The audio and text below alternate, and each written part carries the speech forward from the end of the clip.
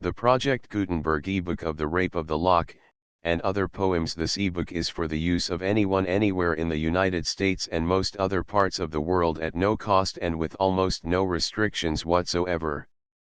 You may copy it, give it away or reuse it under the terms of the Project Gutenberg license included with this ebook or online at www.gutenberg.org. If you are not located in the United States, you will have to check the laws of the country where you are located before using this ebook. Title: The Rape of the Lock, and Other Poems. Author: Alexander Pope. Release date: January 1, 2006. Ebook number 9800. Most recently updated: December 26, 2020. Language: English. Credits: produced by Clyde Siddall, Charles Alderando, Tiffany Fergan, and the online distributed proofreading team. Start of the Project Gutenberg ebook. The Rape of the Lock, and Other Poems. Pope's The Rape of the Lock and Other Poems, edited with introduction and notes by Thomas Mark Parrott. This edition 1906. Table of Contents. Preface. Introduction. Chief dates in Pope's life. The Rape of the Lock, an essay on criticism. Contents: tabulated, an essay on criticism, an essay on man. Epistolae. The design argument of epistolae, tabulated, epistolae. An epistle to Dr. Arbuthnot. Advertisement to the first publication. Epistle to Dr. Arbuthnot. Ode on Solitude. The Descent of Dullness, from the Dunciad, Book 4, Epitaph on Gay. Notes on The Rape of the Lock, an essay on criticism, an essay on man. Epistolae. An epistle to Dr. Arbuthnot. An ode on solitude. The Descent of Dullness. The Epitaph on Gay. Appendix, first edition of The Rape of the Lock. Preface. It has been the aim of the editor in preparing this little book to get together sufficient material to afford a student in one of our high schools or colleges adequate and typical specimens of the vigorous and versatile genius of Alexander Pope. With this purpose he has included, in addition to The Rape of the Lock, the essay on criticism as furnishing the standard by which Pope himself expected his work to be judged, the first epistle of the essay on man as a characteristic example of his didactic poetry, and the epistle to Arbuthnot, both for its exhibition of Pope's genius as a satirist and for the picture it gives of the poet himself. To these are added the famous close of the Dunciad, the Ode to Solitude, a specimen of Pope's infrequent lyric note, and the Epitaph on Gay.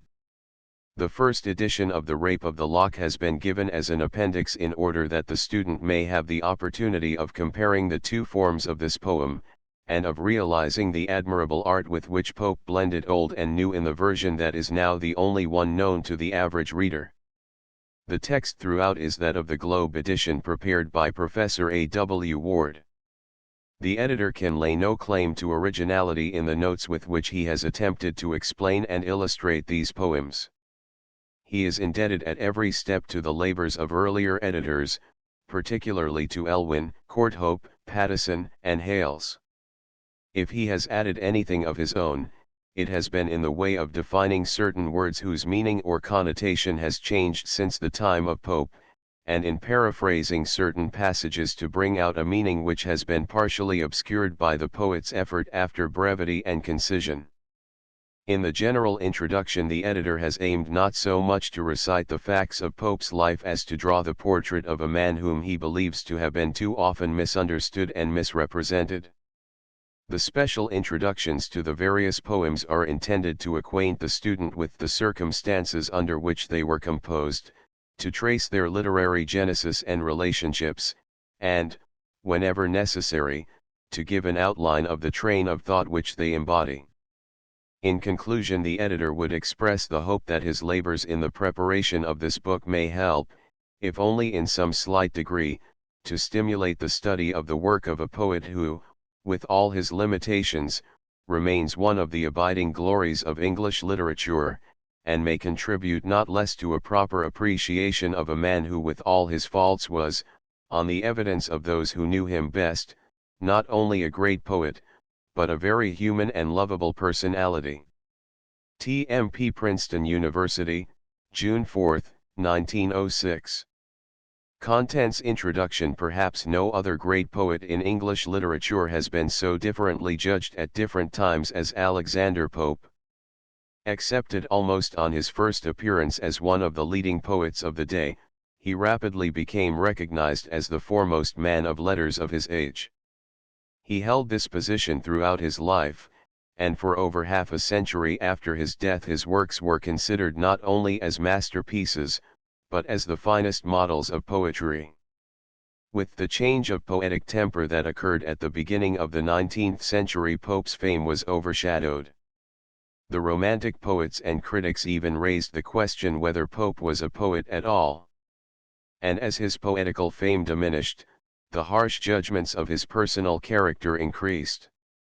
It is almost incredible with what exulting bitterness critics and editors of Pope have tracked out and exposed his petty intrigues, exaggerated his delinquencies, misrepresented his actions, attempted in short to blast his character as a man. Both as a man and as a poet, Pope is sadly in need of a defender today. And a defense is by no means impossible. The depreciation of Pope's poetry springs, in the main, from an attempt to measure it by other standards than those which he and his age recognized.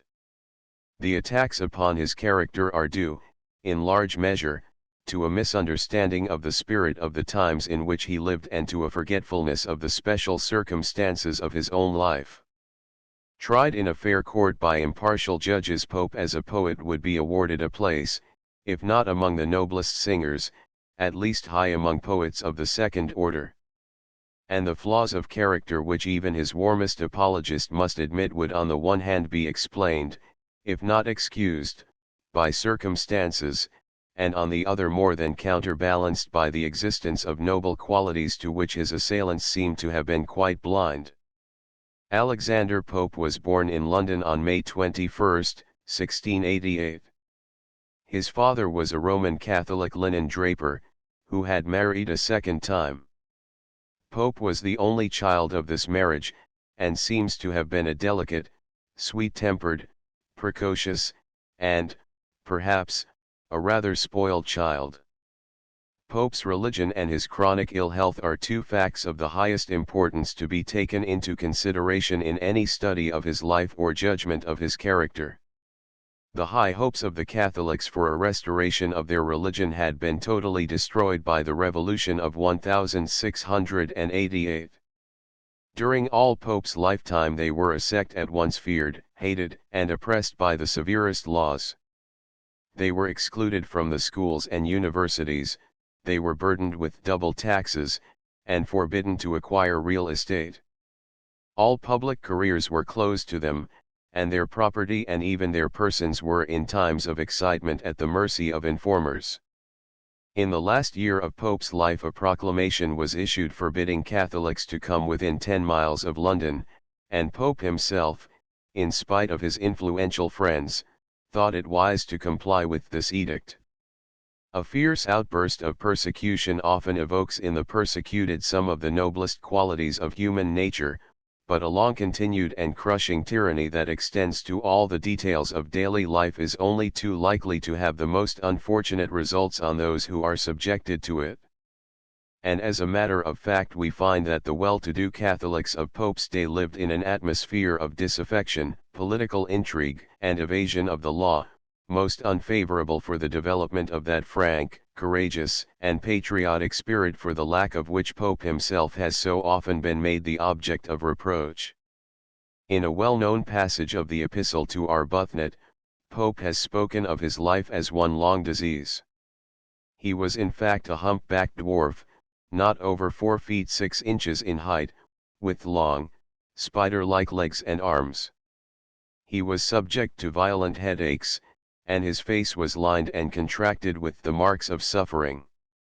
In youth he so completely ruined his health by perpetual studies that his life was despaired of, and only the most careful treatment saved him from an early death. Toward the close of his life he became so weak that he could neither dress nor undress without assistance. He had to be laced up in stiff stays in order to sit erect, and wore a fur doublet and 3 pairs of stockings to protect himself against the cold. With these physical defects he had the extreme sensitiveness of mind that usually accompanies chronic ill health, and this sensitiveness was outraged incessantly by the brutal customs of the age. Pope's enemies made as free with his person as with his poetry, and there is little doubt that he felt the former attacks the more bitterly of the two. Dennis, his first critic, called him a short squab gentleman, the very bow of the god of love, his outward form is downright monkey. A rival poet whom he had offended hung up a rod in a coffee house where men of letters resorted, and threatened to whip Pope like a naughty child if he showed his face there. It is said, though perhaps not on the best authority, that when Pope once forgot himself so far as to make love to Lady Mary Wortley Montagu, the lady's answer was a fit of immoderate laughter. In an appendix to the Dunciad, Pope collected some of the epithets with which his enemies had pelted him: an ape, an ass, a frog, a coward, a fool, a little abject thing. He affected, indeed, to despise his assailants, but there is only too good evidence that their poisoned arrows rankled in his heart. Richardson, the painter, found him one day reading the latest abusive pamphlet. "These things are my diversion," said the poet, striving to put the best face on it, but as he read, his friends saw his features writhen with anguish, and prayed to be delivered from all such diversions as these. Pope's enemies and their savage abuse are mostly forgotten today. Pope's furious retorts have been secured to immortality by his genius. It would have been nobler, no doubt, to have answered by silence only, but before one condemns Pope it is only fair to realize the causes of his bitterness. Pope's education was short and irregular.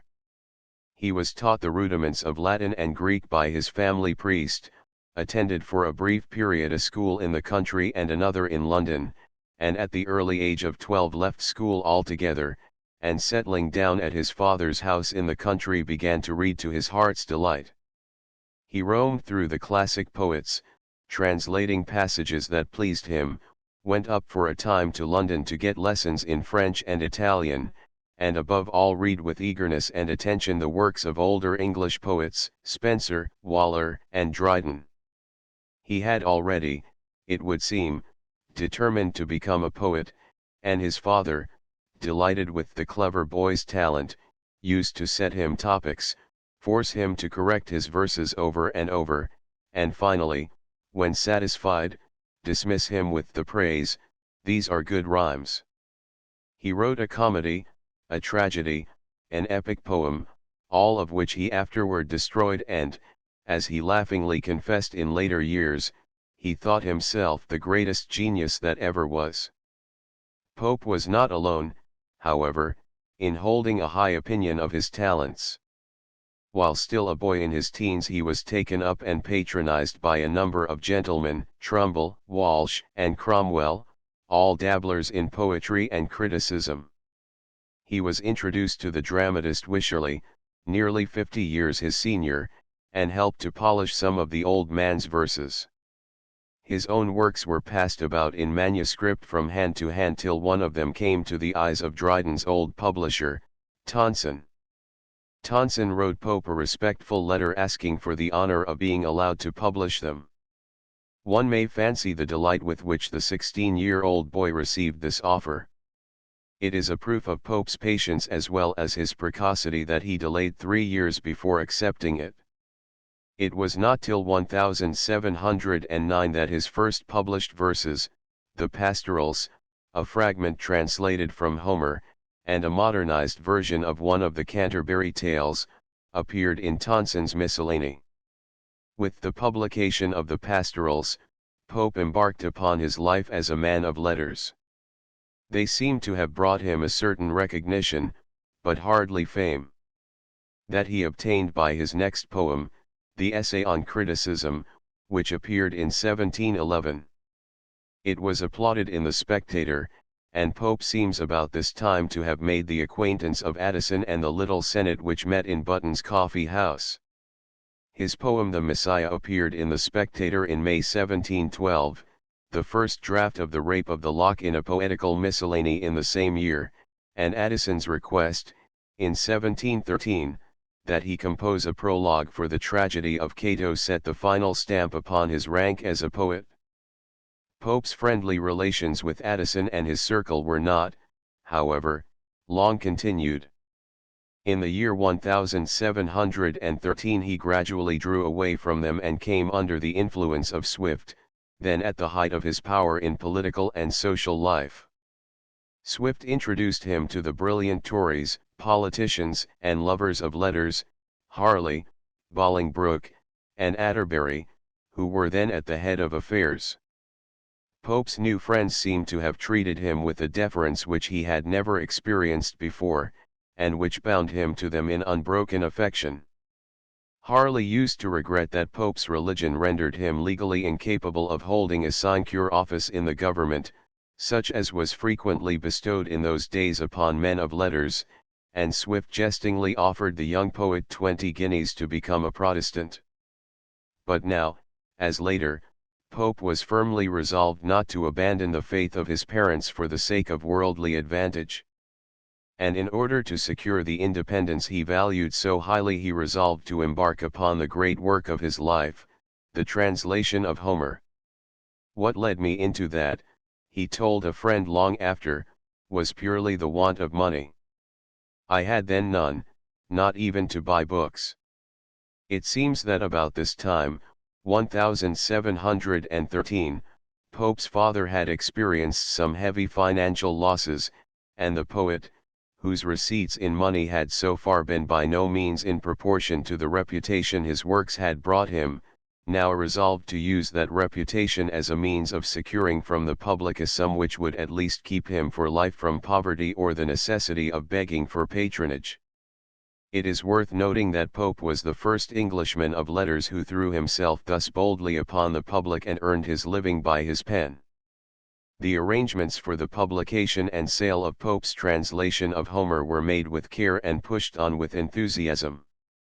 He issued in 1713 his proposals for an edition to be published by subscription, and his friends at once became enthusiastic canvassers. We have a characteristic picture of Swift at this time, bustling about a crowded antechamber, and informing the company that the best poet in England was Mr. Pope, a papist, who had begun a translation of Homer for which they must all subscribe, for, says he, the author shall not begin to print till I have 1,000 guineas for him. The work was to be in 6 volumes, each costing a guinea. Pope obtained 575 subscribers, many of whom took more than one set. Lintot, the publisher, gave Pope £1,200 for the work and agreed to supply the subscription copies free of charge. As a result, Pope made something between £5,000 and £6,000, a sum absolutely unprecedented in the history of English literature, and amply sufficient to make him independent for life. But the sum was honestly earned by hard and wearisome work. Pope was no Greek scholar. It is said, indeed, that he was just able to make out the sense of the original with the translation. And in addition to the 15,000 lines of the Iliad, he had engaged to furnish an introduction and notes. At first the magnitude of the undertaking frightened him. "What terrible moments," he said to Spence, "does one feel after one has engaged for a large work? In the beginning of my translating the Iliad, I wished anybody would hang me 100 times. It sat so heavily on my mind at first that I often used to dream of it and do sometimes still." In spite of his discouragement, however, and of the ill health which so constantly beset him, Pope fell gallantly upon his task, and as time went on came almost to enjoy it. He used to translate 30 or 40 verses in the morning before rising and, in his own characteristic phrase, piddled over them for the rest of the day. He used every assistance possible, drew freely upon the scholarship of friends, corrected and recorrected with a view to obtaining clearness and point, and finally succeeded in producing a version which not only satisfied his own critical judgment, but was at once accepted by the English-speaking world as the standard translation of Homer. The first volume came out in June, 1715, and to Pope's dismay and wrath a rival translation appeared almost simultaneously. Tickell, one of Addison's little senate, had also begun a translation of the Iliad, and although he announced in the preface that he intended to withdraw in favor of Pope and take up a translation of the Odyssey, the poet's suspicions were at once aroused. And they were quickly fanned into a flame by the gossip of the town, which reported that Addison, the recognized authority in literary criticism, pronounced Tickell's version the best that ever was in any language. Rumor went so far, in fact, as to hint pretty broadly that Addison himself was the author, in part, at least, of Tickell's book, and Pope, who had been encouraged by Addison to begin his long task, felt at once that he had been betrayed. His resentment was all the more bitter since he fancied that Addison, now at the height of his power and prosperity in the world of letters and of politics, had attempted to ruin an enterprise on which the younger man had set all his hopes of success and independence, for no better reason than literary jealousy and political estrangement. We know now that Pope was mistaken, but there was beyond question some reason at the time for his thinking as he did, and it is to the bitterness which this incident caused in his mind that we owe the famous satiric portrait of Addison as Atticus. The last volume of the Iliad appeared in the spring of 1720, and in it Pope gave a renewed proof of his independence by dedicating the whole work, not to some lord who would have rewarded him with a handsome present, but to his old acquaintance, Congreve, the last survivor of the brilliant comic dramatists of Dryden's day. And now resting for a time from his long labors, Pope turned to the adornment and cultivation of the little house and garden that he had leased at Twickenham. Pope's father had died in 1717, and the poet, rejecting politely but firmly the suggestion of his friend, Atterbury, that he might now turn Protestant, devoted himself with double tenderness to the care of his aged and infirm mother. He brought her with him to Twickenham, where she lived till 1733, dying in that year at the great age of 91. It may have been partly on her account that Pope pitched upon Twickenham as his abiding place. Beautifully situated on the banks of the Thames, it was at once a quiet country place and yet of easy access to London, to Hampton Court, or to Kew. The 5 acres of land that lay about the house furnished Pope with inexhaustible entertainment for the rest of his life. He twisted and twirled and harmonized his bit of ground till it appeared 2 or 3 sweet little lawns opening beyond one another, the whole surrounded by impenetrable woods. Following the taste of his times in landscape gardening, he adorned his lawns with artificial mounds, a shell temple, an obelisk, and a colonnade. But the crowning glory was the grotto, a tunnel decorated fantastically with shells and bits of looking glass, which Pope dug under a road that ran through his grounds. Here Pope received in state, and his house and garden was for years the centre of the most brilliant society in England. Here Swift came on his rare visits from Ireland, and Bolingbroke on his return from exile. Arbuthnot, Pope's beloved physician, was a frequent visitor, and Peterborough, one of the most distinguished of English soldiers, condescended to help lay out the garden. Congreve came too, at times, and Gay, the laziest and most good-natured of poets. Nor was the society of women lacking at these gatherings. Lady Mary Wortley Montagu, the wittiest woman in England, was often there, until her bitter quarrel with the poet, the grim old Duchess of Marlborough, appeared once or twice in Pope's last years, and the Princess of Wales came with her husband to inspire the leaders of the opposition to the hated Walpole and the miserly king. And from first to last, the good angel of the place was the blue-eyed, sweet-tempered Patty Blount, Pope's best and dearest friend. Not long after the completion of the Iliad, Pope undertook to edit Shakespeare, and completed the work in 1724. The edition is, of course, quite superseded now, but it has its place in the history of Shakespearean studies as the first that made an effort, though irregular and incomplete, to restore the true text by collation and conjecture. It has its place, too, in the story of Pope's life, since the bitter criticism which it received, all the more unpleasant to the poet since it was in the main true, was one of the principal causes of his writing the Dunciad. Between the publication of his edition of Shakespeare, however, and the appearance of the Dunciad, Pope resolved to complete his translation of Homer, and with the assistance of a pair of friends, got out a version of the Odyssey in 1725. Like the Iliad, this was published by subscription, and as in the former case the greatest men in England were eager to show their appreciation of the poet by filling up his lists. Sir Robert Walpole, the great Whig statesman, took 10 copies, and Harley, the fallen Tory leader, put himself, his wife, and his daughter down for 16. Pope made, it is said, about £3,700 by this work. In 1726, Swift visited Pope and encouraged him to complete a satire which he seems already to have begun on the dull critics and hack writers of the day. For one cause or another its publication was deferred until 1728, when it appeared under the title of the Dunciad.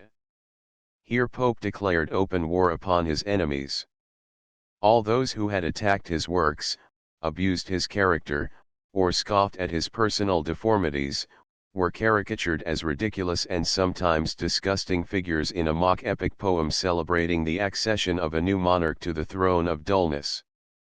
The Dunciad is little read today except by professed students of English letters, but it made, naturally enough, a great stir at the time and vastly provoked the wrath of all the dunces whose names it dragged to light. Pope has often been blamed for stooping to such ignoble combat, and in particular for the coarseness of his abuse, and for his bitter jests upon the poverty of his opponents. But it must be remembered that no living writer had been so scandalously abused as Pope, and no writer that ever lived was by nature so quick to feel and to resent insult. The undoubted coarseness of the work is in part due to the gross license of the times in speech and writing, and more particularly to the influence of Swift, at this time predominant over Pope. And in regard to Pope's trick of taunting his enemies with poverty, it must frankly be confessed that he seized upon this charge as a ready and telling weapon. Pope was at heart one of the most charitable of men. In the days of his prosperity he is said to have given away 1/8 of his income. And he was always quick to succor merit in distress. He pensioned the poet Savage and he tried to secure patronage for Johnson. But for the wretched hack writers of the common press who had barked against him he had no mercy, and he struck them with the first rod that lay ready to his hands. During his work on the Dunciad, Pope came into intimate relations with Bolingbroke, who in 1725 had returned from his long exile in France and had settled at Dawley within easy reach of Pope's villa at Twickenham. Bolingbroke was beyond doubt one of the most brilliant and stimulating minds of his age. Without depth of intellect or solidity of character, he was at once a philosopher, a statesman, a scholar, and a fascinating talker. Pope, who had already made his acquaintance, was delighted to renew and improve their intimacy, and soon came wholly under the influence of his splendid friend. It is hardly too much to say that all the rest of Pope's work is directly traceable to Bolingbroke. The Essay on Man was built up on the precepts of Bolingbroke's philosophy, the imitations of Horace were undertaken at Bolingbroke's suggestion, and the whole tone of Pope's political and social satire during the years from 1731 to 1738 reflects the spirit of that opposition to the administration of Walpole and to the growing influence of the commercial class, which was at once inspired and directed by Bolingbroke. And yet it is exactly in the work of this period that we find the best and with perhaps one exception, the Essay on Man, the most original, work of Pope. he has obtained an absolute command over his instrument of expression. In his hands the heroic couplet sings, and laughs, and chats, and thunders. He has turned from the ignoble warfare with the dunces to satirize courtly frivolity and wickedness in high places. And most important of all to the student of Pope, it is in these last works that his personality is most clearly revealed. It has been well said that the best introduction to the study of Pope, the man, is to get the Epistle to Arbuthnot by heart. Pope gradually persuaded himself that all the works of these years, the Essay on Man, the Satires, Epistles, and Moral Essays, were but parts of one stupendous whole. He told Spence in the last years of his life, I had once thought of completing my ethic work in 4 books. The first, you know, is on the nature of man, the Essay on Man. The second would have been on knowledge and its limits. Here would have come in an essay on education, part of which I have inserted in the Dunciad, i.e. in the 4th book, published in 1742. The third was to have treated of government, both ecclesiastical and civil, and this was what chiefly stopped my going on. I could not have said what I would have said without provoking every church on the face of the earth, and I did not care for living always in boiling water. This part would have come into my Brutus, an epic poem which Pope never completed, which is planned already. The fourth would have been on morality, in 8 or 9 of the most concerning branches of it. It is difficult, if not impossible, to believe that Pope, with his irregular methods of work and illogical habit of thought, had planned so vast and elaborate a system before he began its execution. It is far more likely that he followed his old method of composing on the inspiration of the moment, and produced the works in question with little thought of their relation or interdependence. But in the last years of his life, when he had made the acquaintance of Warburton, and was engaged in reviewing and perfecting the works of this period, he noticed their general similarity in form and spirit, and, possibly under Warburton's influence, conceived the notion of combining and supplementing them to form that greater Essay on Man of which he spoke to Spence, and of which Warburton himself has given us a detailed account. Warburton, a wide-read, pompous, and polemical clergyman, had introduced himself to the notice of Pope by a defense of the philosophical and religious principles of the Essay on Man. In spite of the influence of the free-thinking Bolingbroke, Pope still remained a member of the Catholic Church and sincerely believed himself to be an orthodox, though liberal, Christian, and he had, in consequence, been greatly disconcerted by a criticism of his poem published in Switzerland and lately translated into English. Its author, Pierre de Crousaz, maintained, and with a considerable degree of truth, that the principles of Pope's poem, if pushed to their logical conclusion, were destructive to religion and would rank their author rather among atheists than defenders of the faith. The very word atheist was at that day sufficient to put the man to whom it was applied beyond the pale of polite society, and Pope, who quite lacked the ability to refute in logical argument the attack of de Crousaz, was proportionately delighted when Warburton came forward in his defense, and in a series of letters asserted that Pope's whole intention was to vindicate the ways of God to man, and that de Crousaz had mistaken his purpose and misunderstood his language. Pope's gratitude to his defender knew no bounds. He declared that Warburton understood the essay better than he did himself, he pronounced him the greatest critic he ever knew, secured an introduction to him, introduced him to his own rich and influential friends, in short made the man's fortune for him outright. When the University of Oxford hesitated to give Warburton, who had never attended a university, the degree of D.D., Pope declined to accept the degree of D.C.L. which had been offered him at the same time, and wrote the 4th book of the Dunciad to satirize the stupidity of the university authorities. In conjunction with Warburton he proceeded further to revise the whole poem, for which his new friend wrote notes and a ponderous introduction, and made the capital mistake of substituting the frivolous, but clever, Colley Gibber, with whom he had recently become embroiled, for his old enemy, Theobald, as the hero. and the last year of his life was spent in getting out new editions of his poems accompanied by elaborate commentaries from the pen of Warburton. In the spring of 1744, it was evident that Pope was failing fast. In addition to his other ailments, he was now attacked by an asthmatical dropsy, which no efforts of his physicians could remove.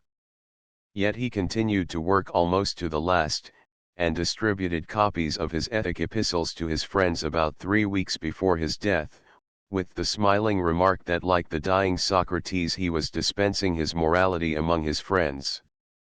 His mind began to wander, he complained that he saw all things as through a curtain, and told Spence once with a smile of great pleasure and with the greatest softness that he had seen a vision. His friends were devoted in their attendance. Bolingbroke sat weeping by his chair, and on Spence's remarking how Pope with every rally was always saying something kindly of his friends, replied, "I never in my life knew a man that had so tender a heart for his particular friends, or a more general friendship for mankind. I have known him these 30 years, and value myself more for that man's love than." Here his head dropped and his voice broke in tears. It was noticed that whenever Paddy Blount came into the room, the dying flame of life flashed up in a momentary glow. At the very end a friend reminded Pope that as a professed Catholic he ought to send for a priest. The dying man replied that he did not believe it essential, but thanked him for the suggestion. When the priest appeared, Pope attempted to rise from his bed that he might receive the sacrament kneeling, and the priest came out from the sick room penetrated to the last degree with the state of mind in which he found his penitent, resigned and wrapped up in the love of God and man. The hope that sustained Pope to the end was that of immortality. "I am so certain of the soul's being immortal," he whispered, almost with his last breath, "that I seem to feel it within me, as it were by intuition." He died on the evening of May 30th, so quietly that his friends hardly knew that the end had come. He was buried in Twickenham Church, near the monument he had erected to his parents, and his coffin was carried to the grave by 6 of the poorest men of the parish. It is plain even from so slight a sketch as this that the common conception of Pope as the wicked wasp of Twickenham, a bitter, jealous, and malignant spirit, is utterly out of accord with the facts of his life. Pope's faults of character lie on the surface, and the most perceptible is that which has done him most harm in the eyes of English-speaking men. He was by nature, perhaps by training also, untruthful. If he seldom stooped to an outright lie, he never hesitated to equivocate, and students of his life have found that it is seldom possible to take his word on any point where his own works or interests were concerned. I have already attempted to point out the probable cause of this defect, and it is, moreover, worthwhile to remark that Pope's manifold intrigues and evasions were mainly of the defensive order. He plotted and quibbled not so much to injure others as to protect himself. To charge Pope with treachery to his friends, as has sometimes been done, is wholly to misunderstand his character. Another flaw, one can hardly call it a vice, in Pope's character was his constant practice of considering everything that came in his way as copy. It was this which led him to reclaim his early letters from his friends, to alter, rewrite, and redate them, utterly unconscious of the trouble which he was preparing for his future biographers. The letters, he thought, were good reading but not so good as he could make them, and he set to work to improve them with all an artist's zeal, and without a trace of a historian's care for facts. It was this which led him to embody in his description of a rich fool's splendid house and park certain unmistakable traces of a living nobleman's estate, and to start in genuine amazement and regret when the world insisted on identifying the nobleman and the fool. And when Pope had once done a good piece of work, he had all an artist's reluctance to destroy it. He kept bits of verse by him for years and inserted them into appropriate places in his poems. This habit it was that brought about perhaps the gravest charge that has ever been made against Pope, that of accepting £1,000 to suppress a satiric portrait of the old Duchess of Marlborough, and yet of publishing it in a revision of a poem that he was engaged on just before his death. The truth seems to be that Pope had drawn this portrait in days when he was at bitter enmity with the Duchess, and after the reconcilement that took place, unwilling to suppress it entirely, had worked it over, and added passages out of keeping with the first design, but pointing to another lady with whom he was now at odds. Pope's behavior, we must admit, was not altogether creditable, but it was that of an artist reluctant to throw away good work, not that of a ruffian who stabs a woman he has taken money to spare. Finally, Pope was throughout his life, and notably in his later years, the victim of an irritable temper and a quick, abusive tongue. His irritability sprang in part, we may believe, from his physical sufferings, even more, however, from the exquisitely sensitive heart which made him feel a coarse insult as others would a blow. And of the coarseness of the insults that were heaped upon Pope no one except the careful student of his life can have any conception. His genius, his morals, his person, his parents, and his religion were overwhelmed in one indiscriminate flood of abuse. Too high-spirited to submit tamely to these attacks, too irritable to laugh at them, he struck back, and his weapon was personal satire which cut like a whip and left a brand like a hot iron.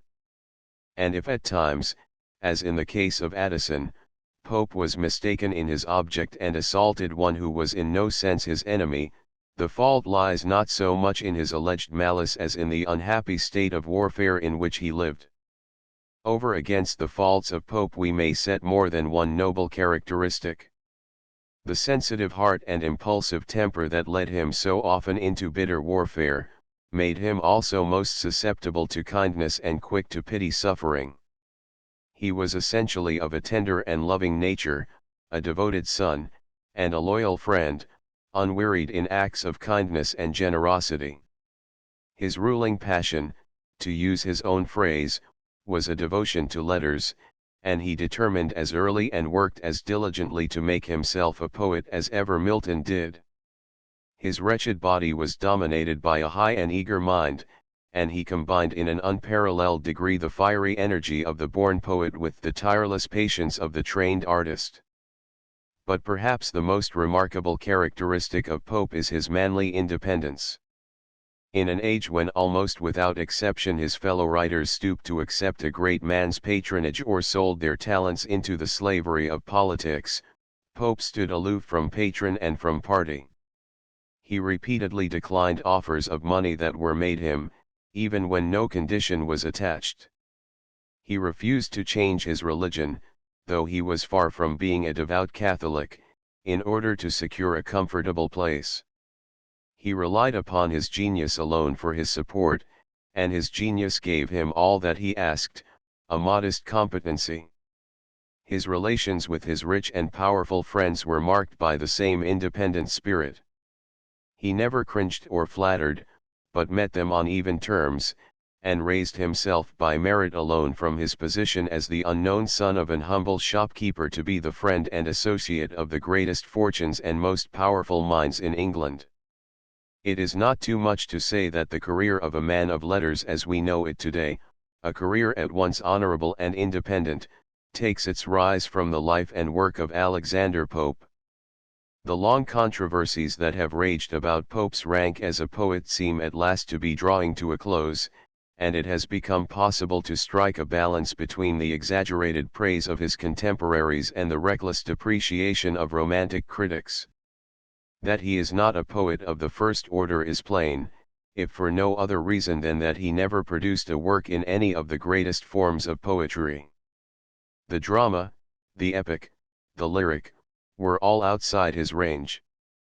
On the other hand, unless a definition of poetry be framed, and Dr. Johnson has well remarked that to circumscribe poetry by a definition will only show the narrowness of the definer, which shall exclude all gnomic and satiric verse, and so debar the claims of Hesiod, Juvenal, and Boileau, it is impossible to deny that Pope is a true poet.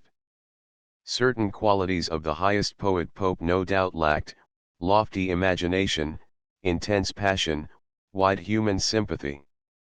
But within the narrow field which he marked out for his own he approaches perfection as nearly as any English poet, and Pope's merit consists not merely in the smoothness of his verse or the polish of separate epigrams, as is so often stated, but quite as much in the vigor of his conceptions and the unity and careful proportion of each poem as a whole.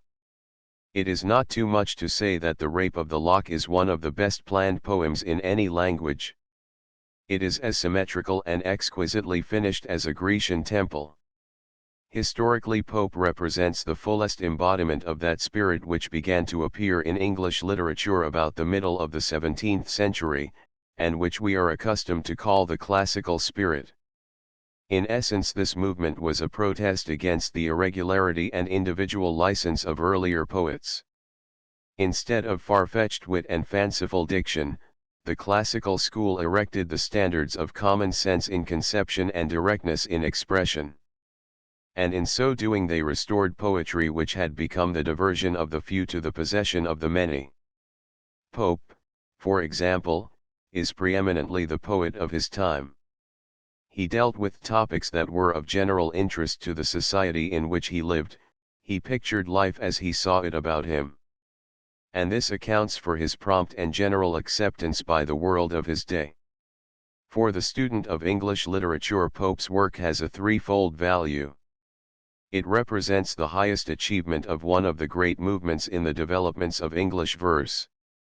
It reflects with unerring accuracy the life and thought of his time, not merely the outward life of Beau and Belle in the days of Queen Anne, but the ideals of the age in art, philosophy, and politics.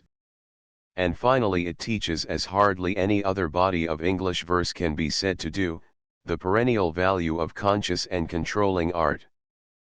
Pope's work lives and will live while English poetry is read, not because of its inspiration, imagination, or depth of thought, but by its unity of design, vigor of expression, and perfection of finish, by those qualities, in short, which show the poet as an artist in verse.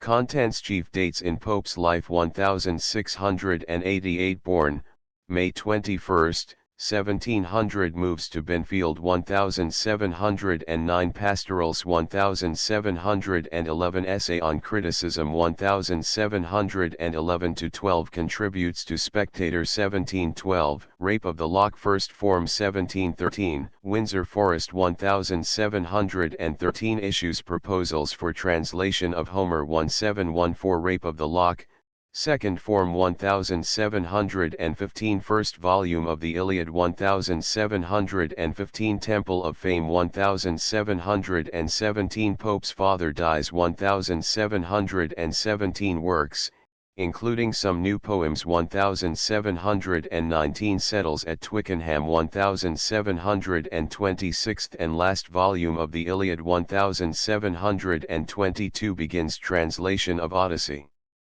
1725 edits Shakespeare. 1726 finishes translation of Odyssey. 1727-8 Miscellanies by Pope and Swift. 1728-9 Dunciad. 1731-2 Moral Essays, of Taste, of the Use of Riches. 1733-4 Essay on Man. 1733-8 Satires and Epistles. 1735 Works. 1735 Letters published by Curll. 1741 Works in Prose, Volume 2. Includes the correspondence with Swift. 1742 Fourth Book of Dunciad. 1742 Revised Dunciad. 1744 Died, May 30, 1751 First collected edition, published by Warburton, 9 volumes. Contents: The Rape of the Lock and Hera, comical poem. Nolioram, Belinda, Tuas violare capillos, set Jovat, hoc praecibus me tribus tuis.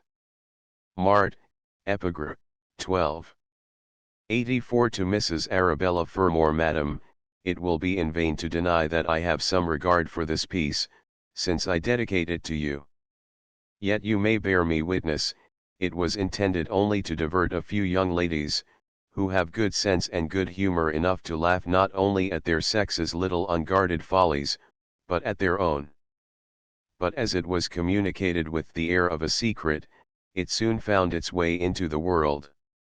An imperfect copy having been offered to a bookseller, you had the good nature for my sake to consent to the publication of one more correct.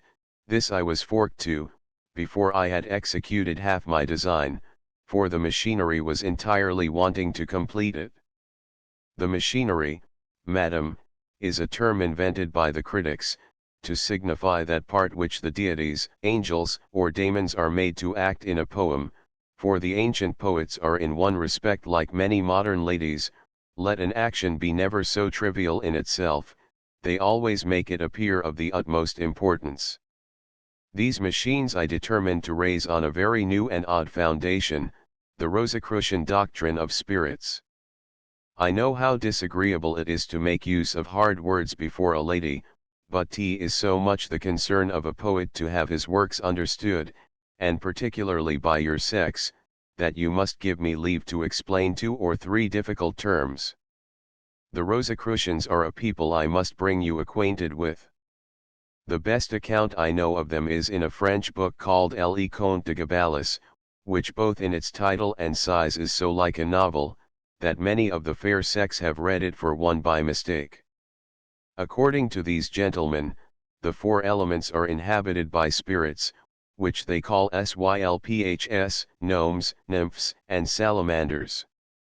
The gnomes or daemons of earth delight in mischief, but the Sylphs, whose habitation is in the air, are the best conditioned creatures imaginable.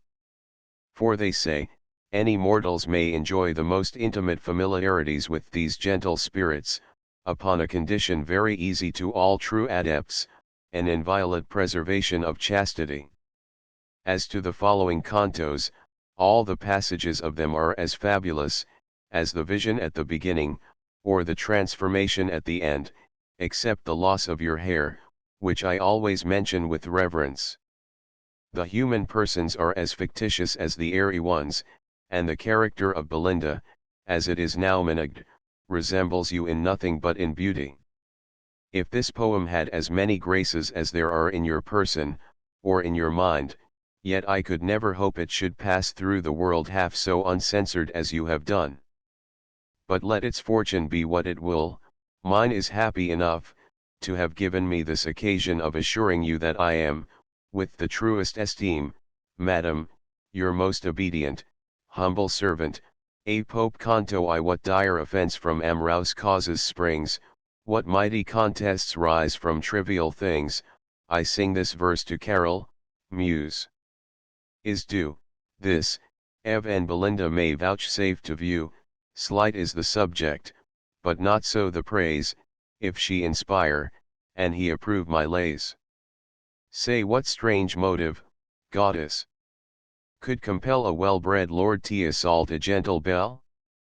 Oh, say what stranger cause, yet unexplored, could make a gentle belle reject a lord?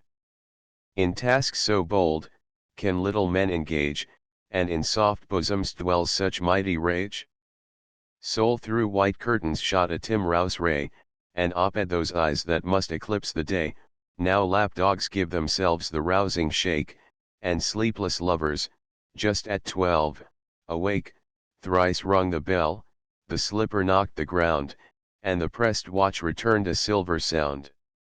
Belinda still her downy pillow pressed, her guardian Sylph prolonged the balmy rest, 'twas he had summoned to her silent bed the morning dream that hovered o'er her head, a youth more glittering than a birthnight bow, that even in slumber caused her cheek to glow, seemed to her ear his winning lips to lay, and thus in whispers said, or seemed to say: Fairest of mortals, thou distinguished care of thousand bright inhabitants of air.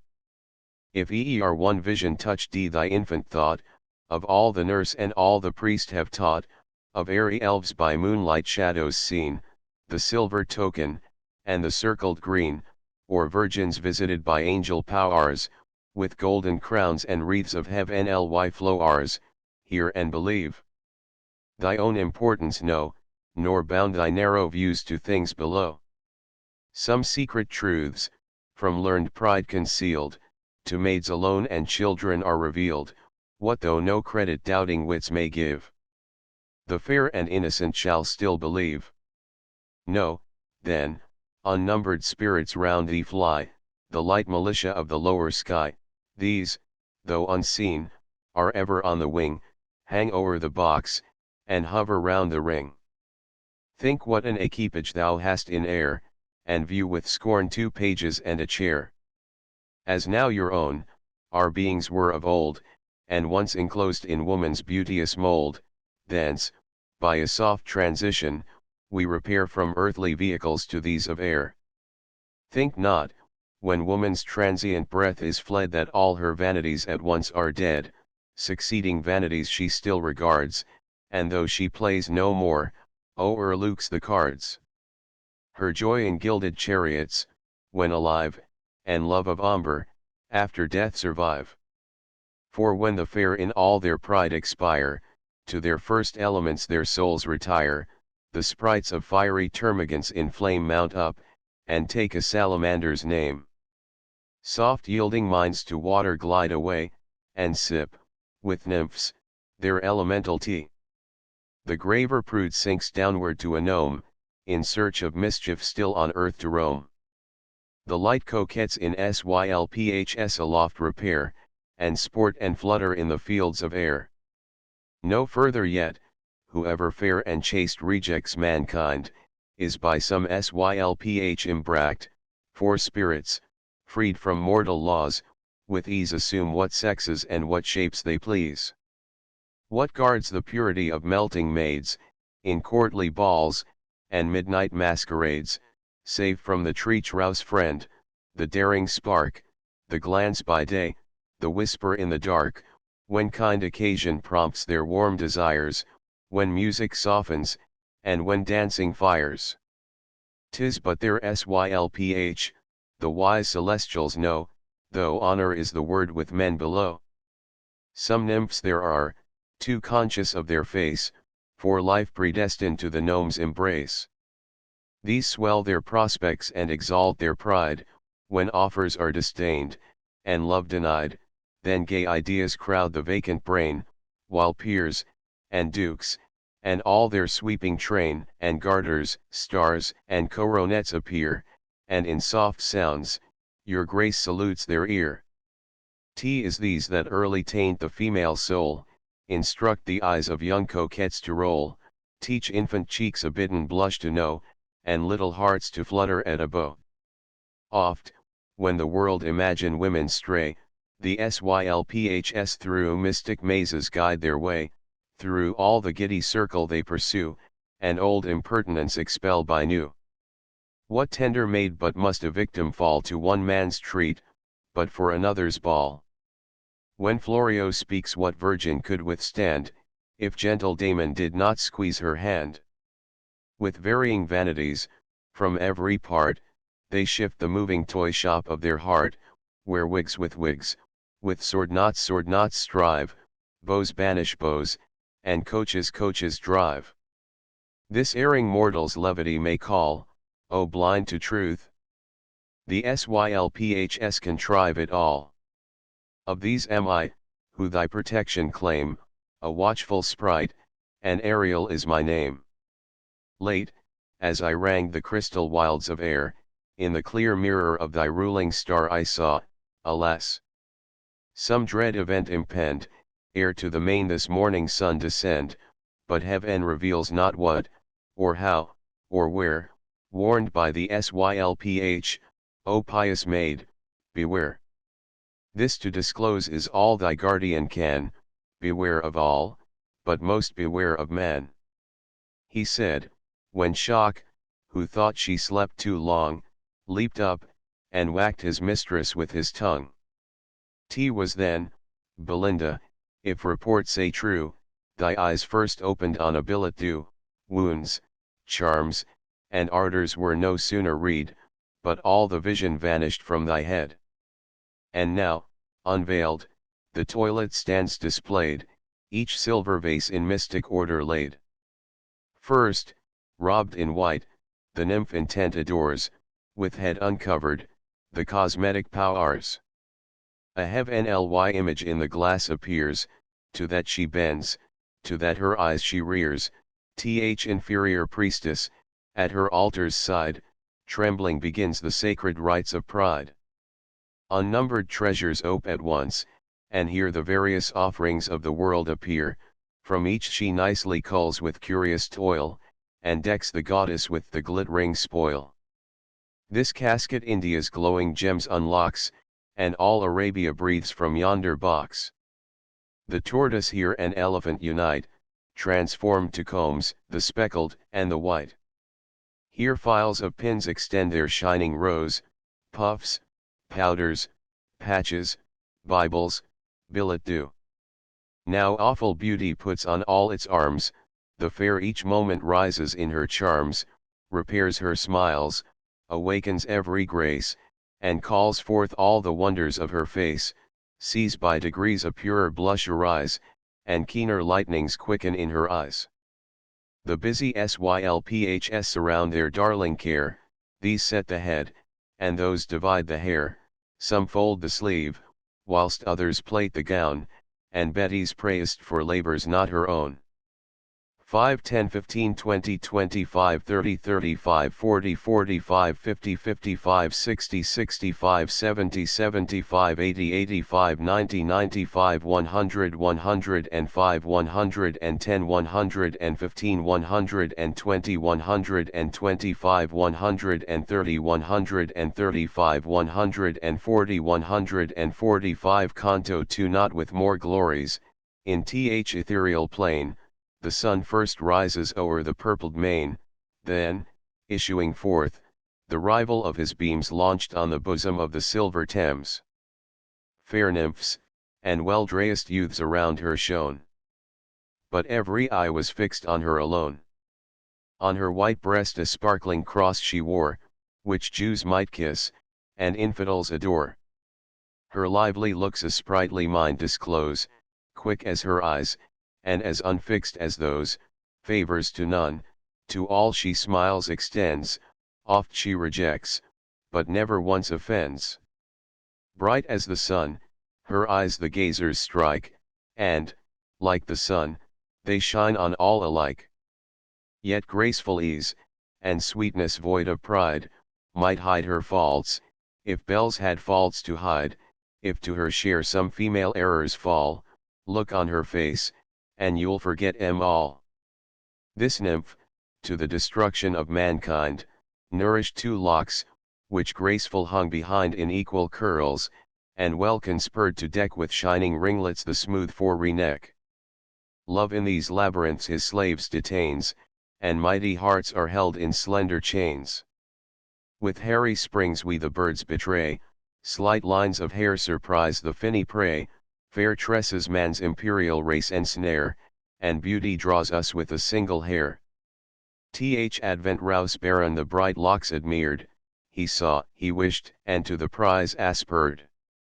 Resolved to win, he meditates the way, by force to ravish, or by fraud betray, for when success a lover's toil attends, few ask, if fraud or force attained his ends. For this, ere Phoebus rose, he had implored propitious heaven, and every power adored, but chiefly loved to love an altar built, of 12 vast French romances, neatly gilt.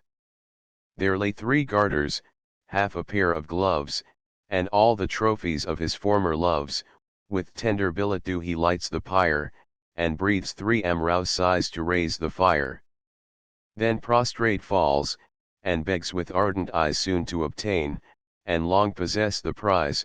The powers gave ear, and granted half his prayer, the rest, the winds dispersed in empty air.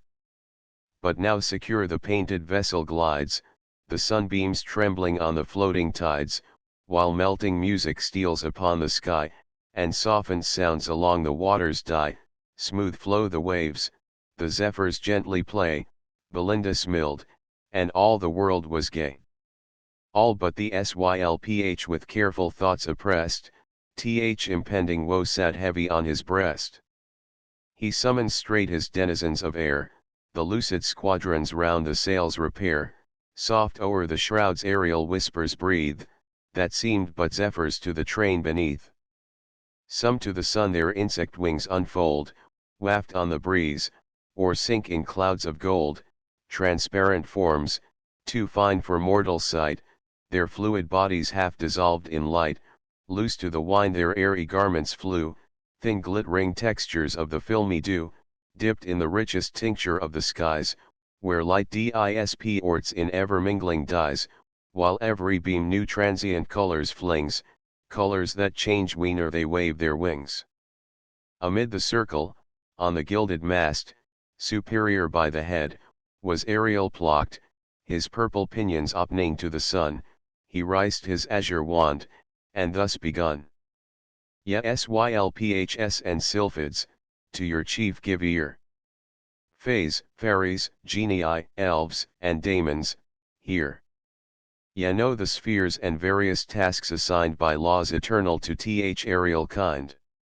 Some in the fields of purest ether play and bask and whiten in the blaze of day. Some guide the course of wandering orbs on high, or roll the planets through the boundless sky. Some less refined, beneath the moon's pale light pursue the stars that shoot athwart the night, or suck the mists in grosser air below, or dip their pinions in the painted bow, or brew fierce tempests on the wintry main, or o'er the glebe distill the kindly rain. Others on earth o'er human race preside, watch all their ways, and all their actions guide, of these the chief the care of nations own, and guard with arms divine the British throne. Our humbler province is to tend the fair, not a less pleasing, though less glorious care, to save the powder from too rude a gale, nor let imprisoned essences exhale, to draw fresh colors from the vernal flow ours, to steal from rainbows they drop in show ours a brighter wash, to curl their waving hairs, assist their blushes, and inspire their airs, nay oft, in dreams, invention we bestow, to change a flounce, or add a furbelow. This day, black omens threat the brightest fair, that served a watchful spirit's care, some dire disaster, or by force, or sleight, but what, or where, the fates have wrapped in night.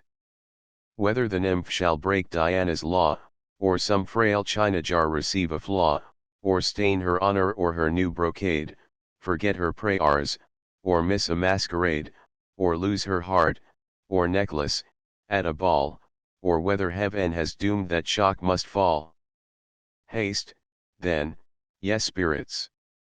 To your charge repair, the fluttering fan be Zephyretta's care, the drops to thee, Brillante, we consign, and, Momentilla, let the watch be thine, do thou, Crispissa, tend her favourite lock, Ariel himself shall be the guard of shock. To 50 chosen Sylphs, of special note, we trust important charge, the petticoat, oft have we known that sevenfold fence to fail, though stiff with hoops, and armed with ribs of whale, form a strong line about the silver bound, and guard the wide circumference around. Whatever spirit, careless of his charge, his post neglects, or leaves the fair at large, shall feel sharp vengeance soon o'ertake his sins, be stopped in vials, or transfixed with pins, or plunged in lakes of bitter washes lie, or wedged whole ages in a bodkin's eye, gums and pomatums shall his flight restrain, while clogged he beats his silken wings in vain, or alum styptics with contracting power shrink his thin essence like a rivelled flower, or, as Ixion fixed, the wretch shall feel the giddy motion of the whirling mill, in fumes of burning chocolate shall glow, and tremble at the sea that froths below.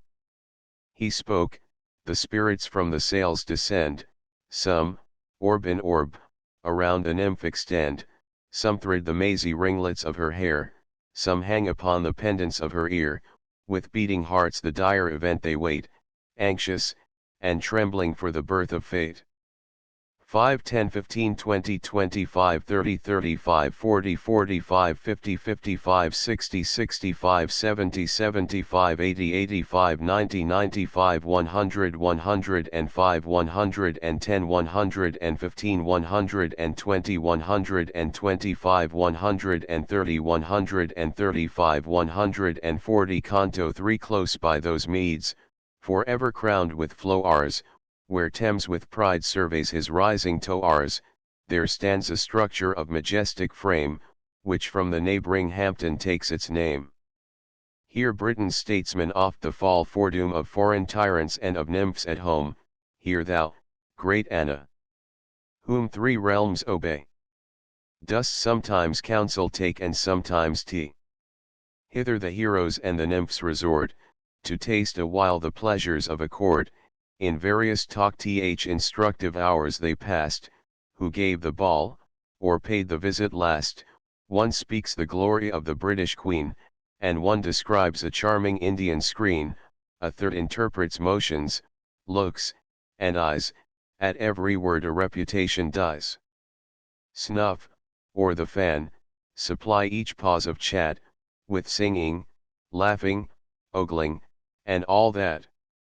Meanwhile, declining from the noon of day, the sun obliquely shoots his burning ray, the hungry judges soon the sentence sign, and wretches hang that jurymen may dine, the merchant from exchange returns in peace, and the long labours of the toilet cease. Belinda now, whom thirst of fame invites, burns to encounter two Advent rouse nights, at Omber singly to decide their doom, and swells her breast with conquests yet to come. Straight the three bands prepare in arms to join, each band the number of the sacred nine.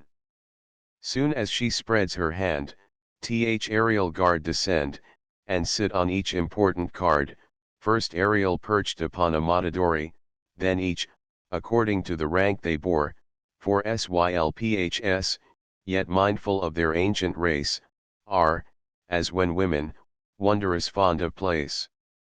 Behold, 4 kings in majesty revered, with hoary whiskers and a forky beard, and 4 fair queens whose hands sustain a flower, expressive emblem of their softer power, 4 knaves in garb succinct, a trusty band, caps on their heads, and halberts in their hand, and party-collared troops, a shining train, draw forth to combat on the velvet plain.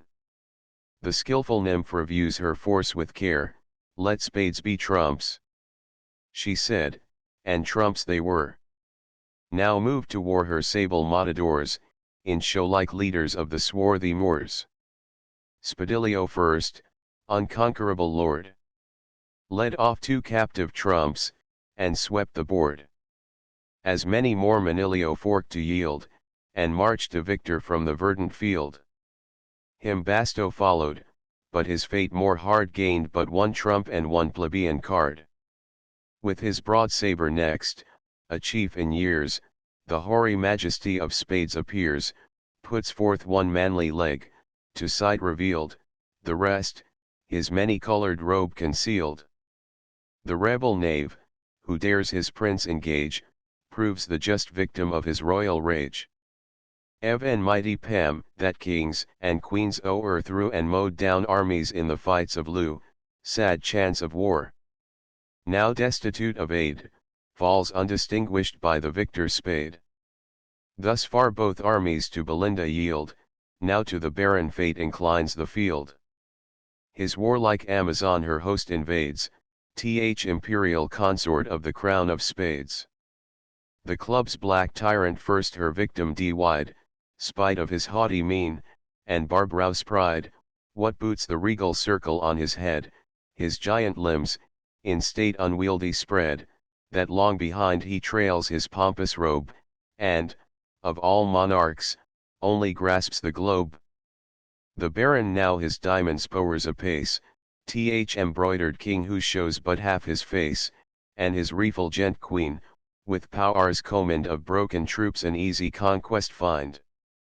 Clubs, diamonds, hearts, in wild disorder seen, with throngs promiscuous strow the level green. Thus when dispersed a routed army runs, of Asia's troops, and Afric's sable sons, with like confusion different nations fly, of various habit, and of various dye, the pirked battalions disunited fall, in heaps on heaps, one fate o'erwhelms them all. The knave of diamonds tries his wily arts, and wins, O shameful chance, the queen of hearts. At this, the blood the virgin's cheek forsook, a livid paleness spreads o'er all her look, she sees, and trembles at th approaching ill, just in the jaws of ruin, and Kodai. And now, as oft in some distempered state, on one nice trick depends the general fate. An ace of hearts steps forth, the king unseen lurked in her hand, and mourned his captive queen, he springs to vengeance with an eager pace, and falls like thunder on the prostrate ace. The nymph exulting fills with shouts the sky, the walls, the woods, and long canals reply. O thoughtless mortals! Ever blind to fate, too soon dejected, and too soon elate. Sudden, these honors shall be snatched away, and cursed forever this victorious day. For lo! the board with cups and spoons is crowned, the berries crackle, and the mill turns round, on shining altars of Japan they raise the silver lamp, the fiery spirits blaze, from silver spouts the grateful liquors glide, while China's earth receives the smoking tide, at once they gratify their scent and taste, and frequent cups prolong the rich repast. Straight hover round the fair her airy band, some, as she sipped, the fuming liquor fanned, some o'er her lap their careful plumes displayed, trembling, and conscious of the rich brocade. Coffee, which makes the politician wise, and see through all things with his half-shut eyes, sent up in vapours to the baron's brain new stratagems, the radiant lock to gain. Ah cease, rash youth! Desist ere tea is too late, fear the just gods, and think of Scylla's fate. Changed to a bird, and sent to flit in air, she dearly pays for Nisus' injured hair. But when to mischief mortals bend their will, how soon they find fit instruments of ill. Just then, Clarissa drew with tempting grace a two-edged weapon from her shining case, so ladies in romance assist their knight, present the spear, and arm him for the fight. He takes the gift with reverence, and extends the little engine on his fingers' ends, this just behind Belinda's neck he spread, as o'er the fragrant steams she bends her head. Swift to the lock 1,000 sprites repair, 8,000 wings, by turns, blow back the hair, and thrice they twitched the diamond in her ear, thrice she looked back, and thrice the foe drew near. Just in that instant, anxious Ariel sought the close recesses of the virgin's thought, as on the nosegay in her breast reclined, he watched th ideas rising in her mind, sudden he viewed, in spite of all her art, an earthly lover lurking at her heart. Amazed, confessed, he found his power expurred, resigned to fate, and with a sigh retired. The peer now spreads the glittering forfex wide, T enclose the lock, now joins it, to divide. Ev and then, before the fatal engine clost, a wretched Sylph fondly interpode, fate urged the shears, and cut the Sylph in twain, but airy substance soon unites again, the meeting points the sacred hair dissever from the fair head, forever, and forever. Then flashed the living lightning from her eyes, and screams of horror rend th affrighted skies. Not louder shrieks to pitying heaven are cast, when husbands, or when lapdogs breathe their last, or when rich china vessels fall and from high, in glittering dust and painted fragments lie. Let wreaths of triumph now my temples twine, the victor cried, the glorious prize is mine. While fish in streams, or birds delight in air, or in a coach and six the British fair, as long as Atalantis shall be read, or the small pillow grace a lady's bed, while visits shall be paid on solemn days, when number-rouse wax lights in bright order blaze, while nymphs take treats, or assignations give, so long my honor, name, and praise shall live. What time would spare, from steel receives its date, and monuments, like men, submit to fate. Steel could the labor of the gods destroy, and strike to dust imperial toars of Troy, steel could the works of mortal pride confound, and hew triumphal arches to the ground.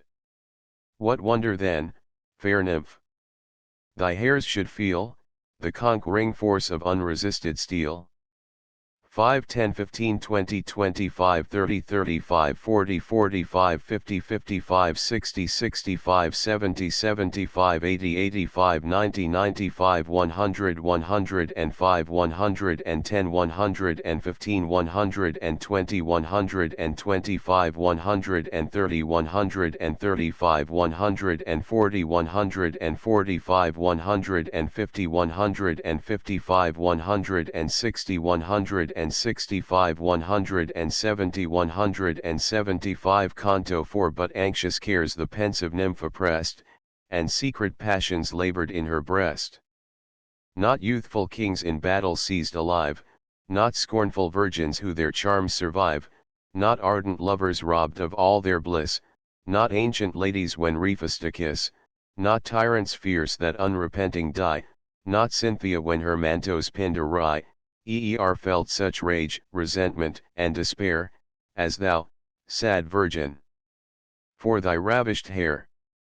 For, that sad moment, when the Sylphs withdrew and Ariel weeping from Belinda flew, Umbriel, a dusky, melancholy sprite, as ever sullied the fair face of light, down to the central earth, his proper scene, repaired to search the gloomy cave of spleen. Swift on his sooty pinions flits the gnome, and in a vapor reached the dismal dome. No cheerful breeze this sullen region knows, the dreaded east is all the wind that blows. Here in a grotto, sheltered close from air, and screened in shades from day's detested glare, she sighs forever on her pensive bed, pain at her side, and megrim at her head. Two handmaids wait the throne, alike in place, but differing far in figure and in face. Here stood ill nature like an ancient maid, her wrinkled form in black and white arrayed, with store of prayers, for mornings, nights, and noons, her hand is filled, her bosom with lampoons. Their affectation, with a sickly mien, shows in her cheek the roses of 18, practised to lisp, and hang the head aside. Faints into airs, and languishes with pride, on the rich quilt sinks with becoming woe, wrapped in a gown, for sickness, and for show. The fair ones feel such maladies as these, when each new night dress gives a new disease. A constant vapor o'er the palace flies, strange phantoms rising as the mists arise, dreadful, as hermits' dreams in haunted shades, or bright, as visions of expiring maids. Now glaring fiends, and snakes on rolling spires, pale spectres, gaping tombs, and purple fires, now lakes of liquid gold, Elysian scenes, and crystal domes, and angels in machines. Unnumbered throngs on every side are seen, of bodies changed to various forms by spleen.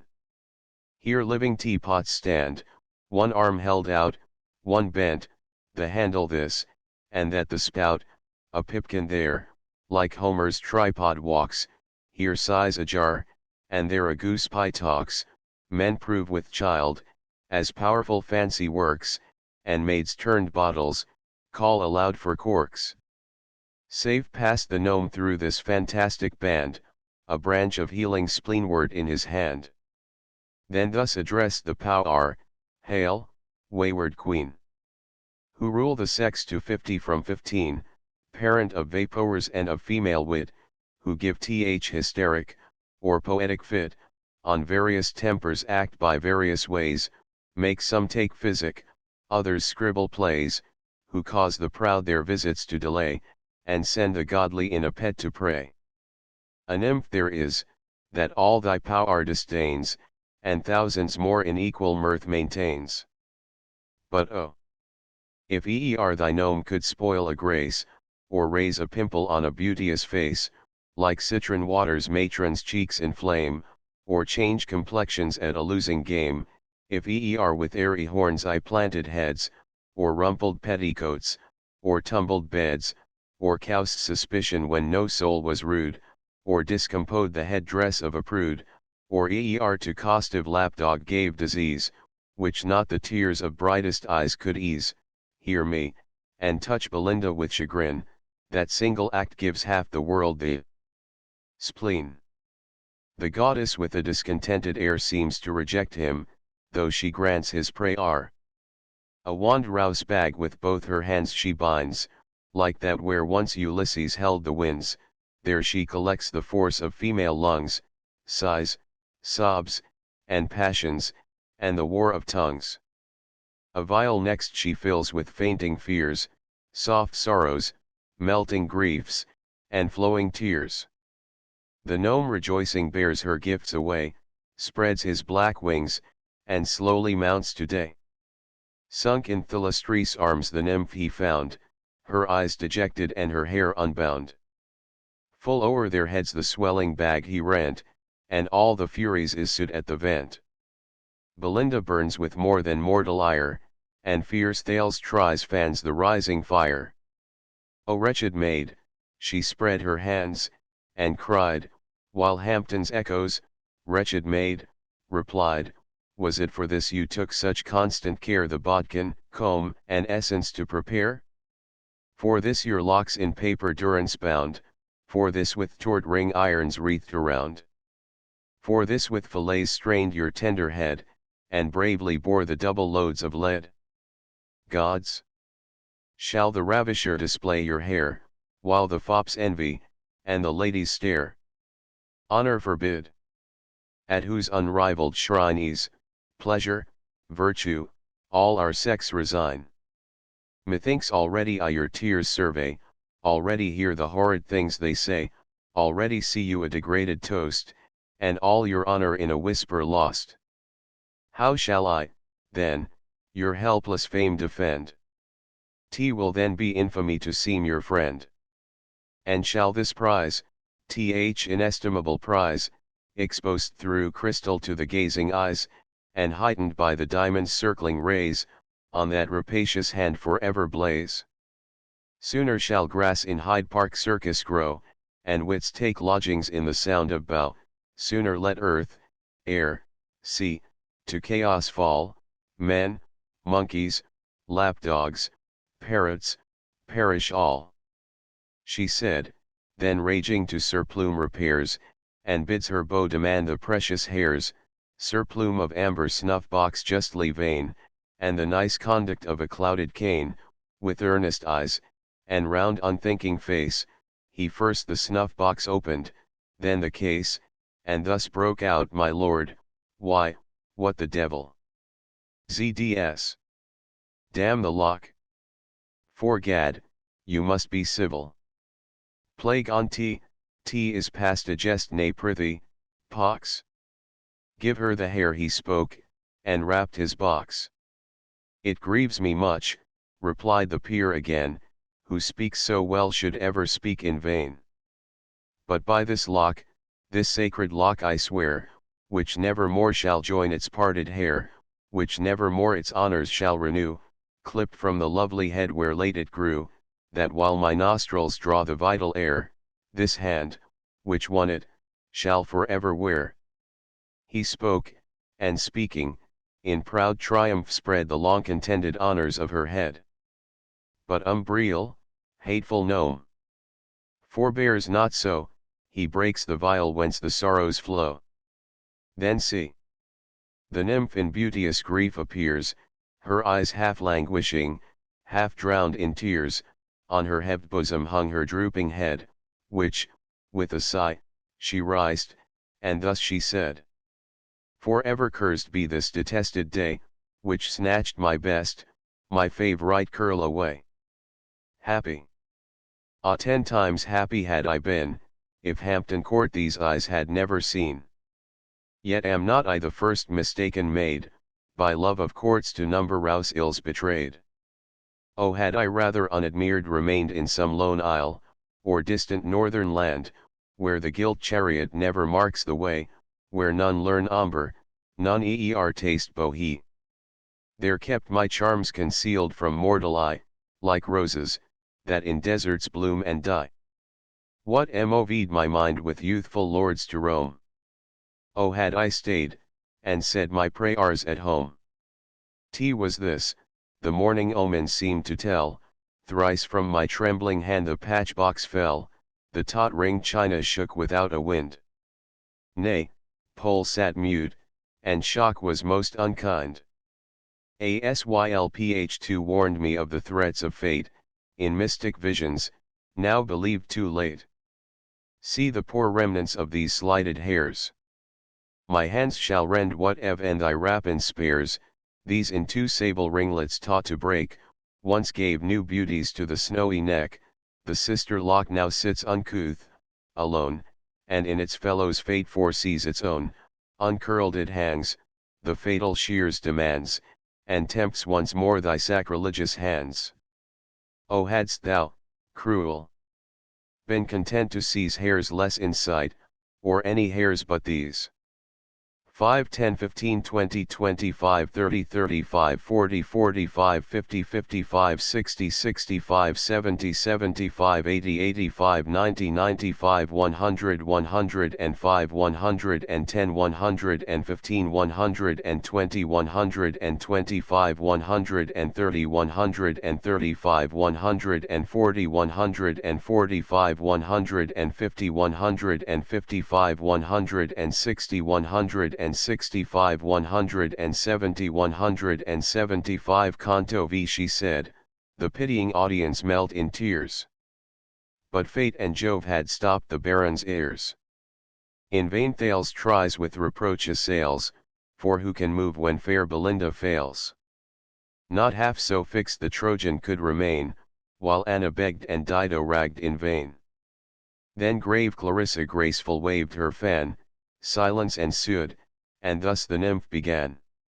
Say, why are beauties praised and honored most, the wise man's passion, and the vain man's toast? Why decked with all that land and sea afford, why angels called, and angel-like adored?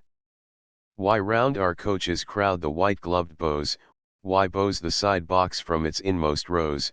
How vain are all these glories, all our pains, unless good sense preserve what beauty gains, that men may say, when we the front box grace, behold the first in virtue as in face.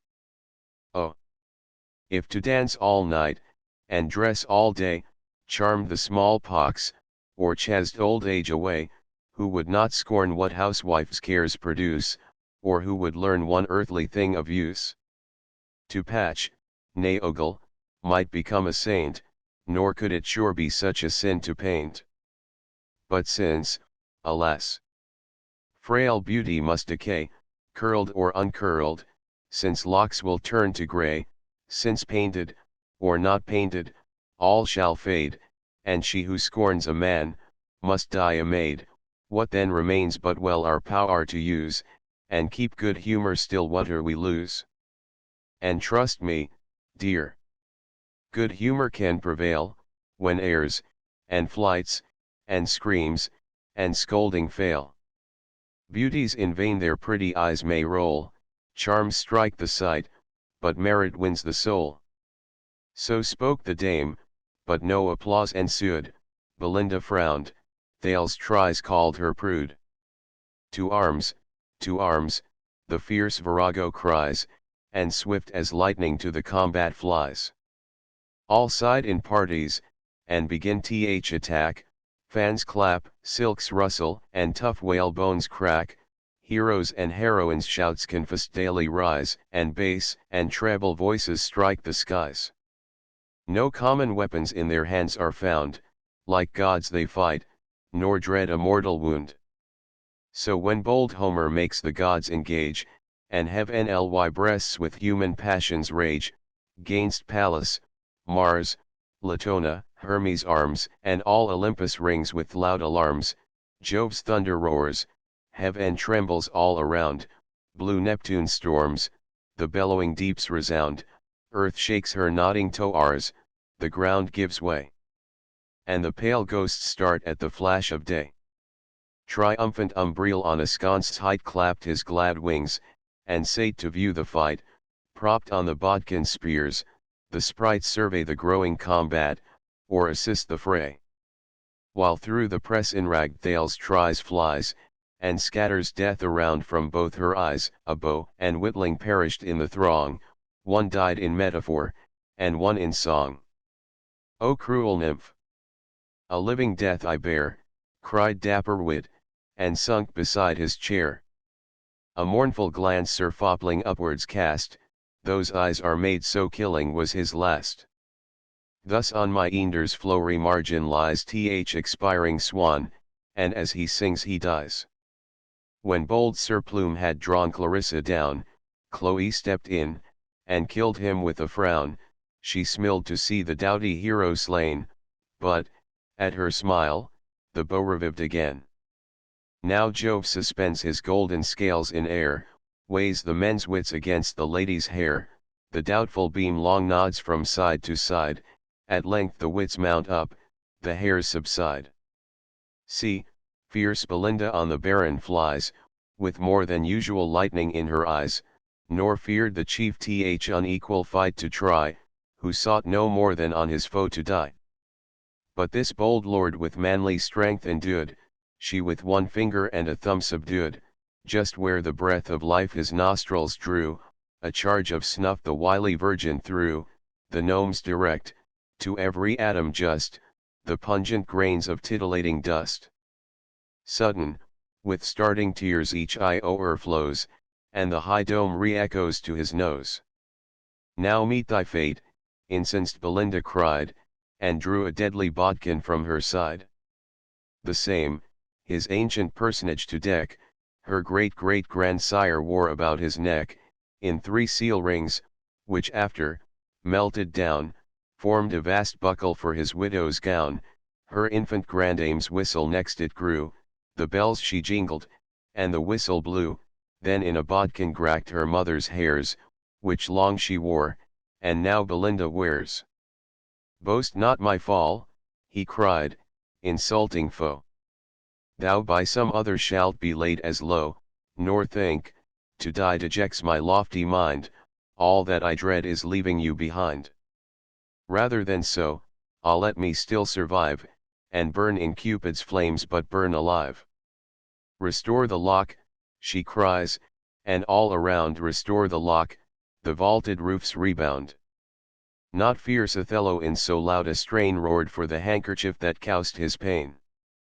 But see how oft ambitious aims are crossed, and chiefs contend till all the prize is lost.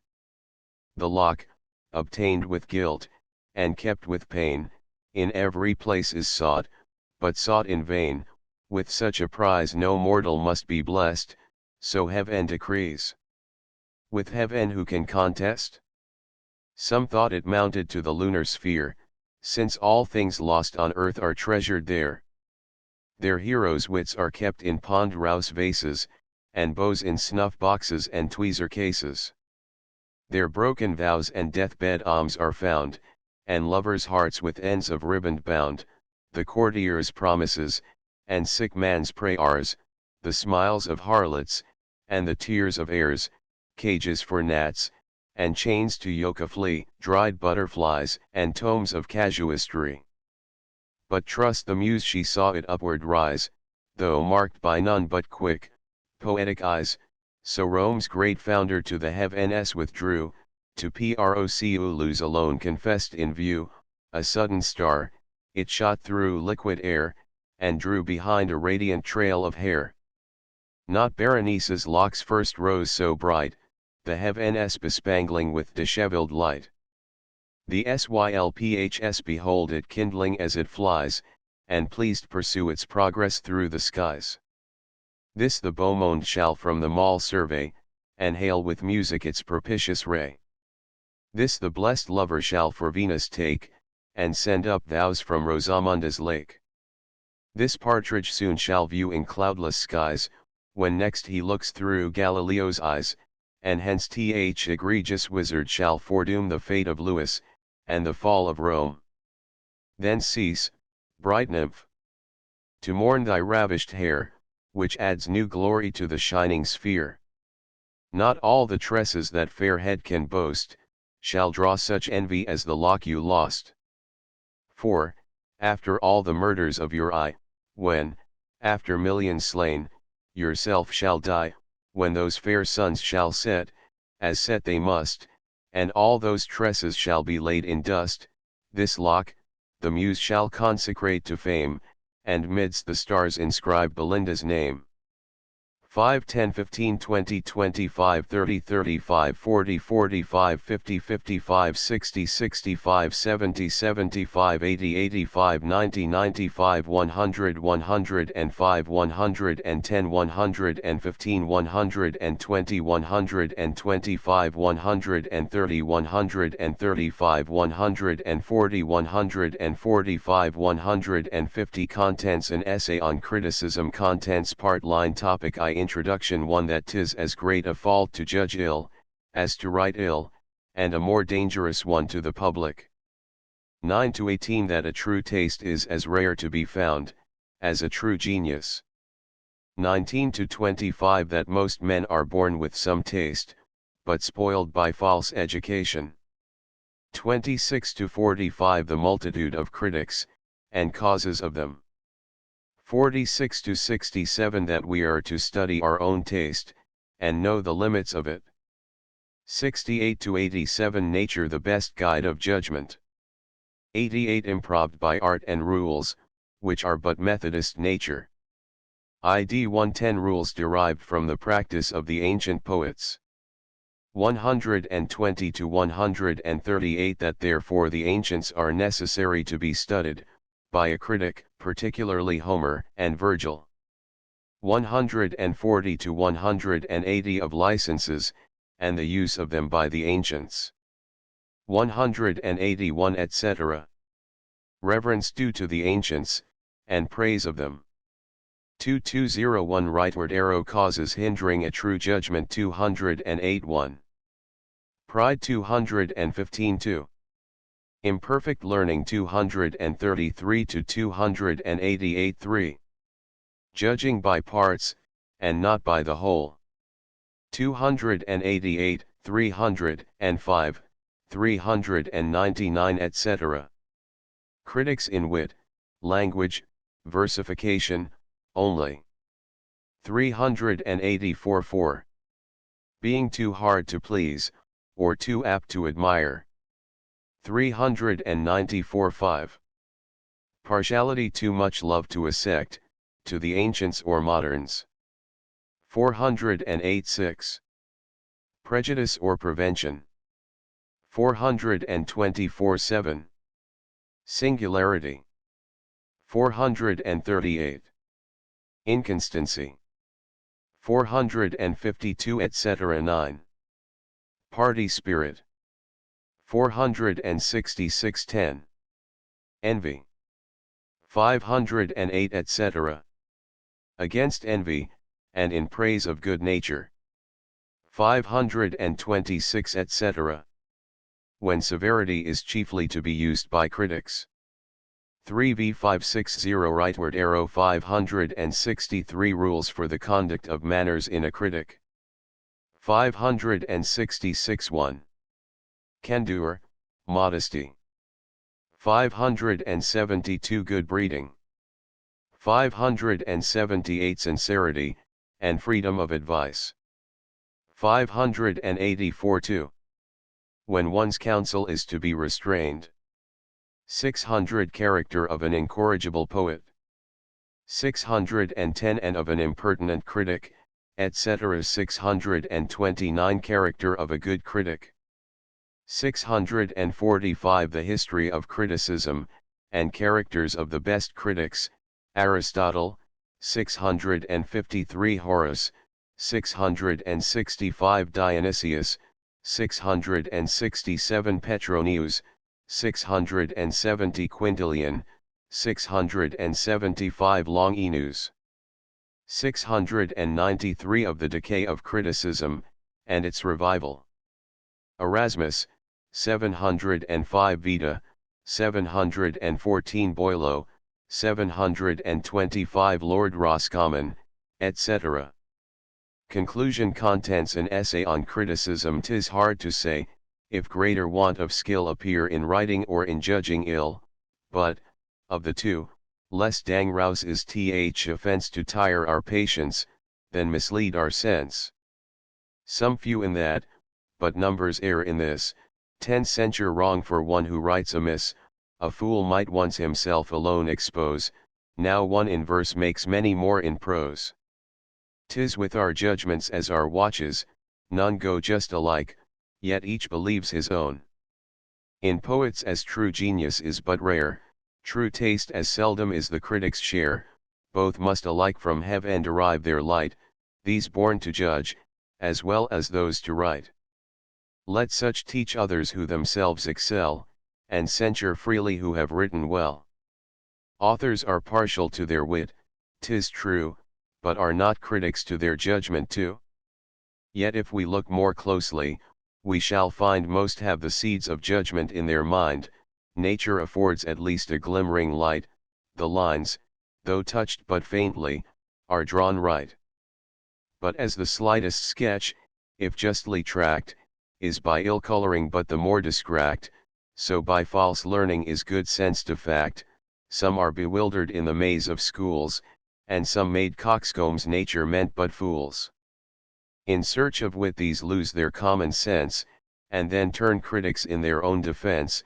Each burns alike, who can, or cannot write, or with the rivals, or an eunuch's spite. All fools have still an itching to deride, and fain would be upon the laughing side. If Mavius scribble in Apollo's spite, there are who judge still worse than he can write. Some have at first for wits, then poets passed, turned critics next, and proved plain fools at last. Some neither can for wits nor critics pass, as heavy mules are neither horse nor ass.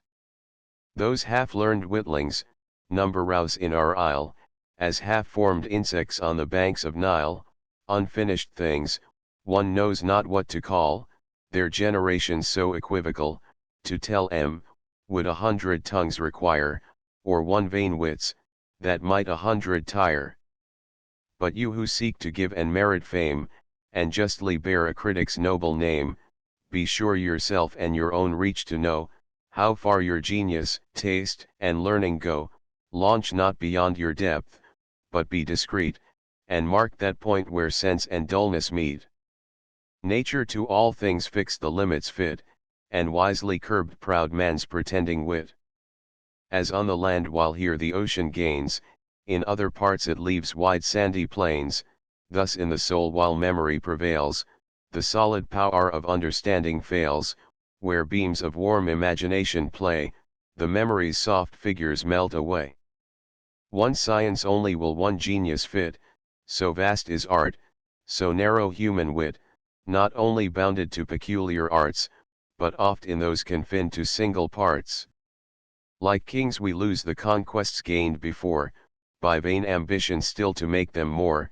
Each might his several province well command, would all but stoop to what they understand. First follow nature, and your judgment frame by her just standard, which is still the same, unerring nature, still divinely bright, one clear, unchanged, and universal light, life, force, and beauty, must to all impart, at once the source and end and test of art.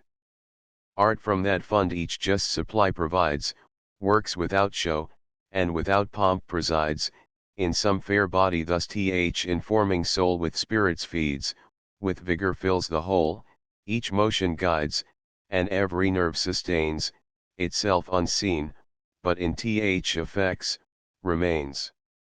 Some, to whom heaven in wit has been profuse, want as much more, to turn it to its use, for wit and judgment often are at strife, though meant each other's aid, like man and wife. Is more to guide, than spur the muse's steed, restrain his fury, than provoke his speed. The winged courser, like a generous horse, shows most true mettle when you check his course. Those rules of old discovered, not devised, are nature still, but nature methodized. Nature, like liberty, is but restrained by the same laws which first herself ordained. Hear how learned Greece her useful rules indites, when to repress, and when indulge our flights. High on Parnassus' top her sons she showed, and pointed out those arduous paths they trod, held from afar, aloft, immortal prize, and urged the rest by equal steps to rise. Just precepts thus from great examples given, she drew from them what they derived from heaven. The generous critic fanned the poet's fire, and taught the world with reason to admire.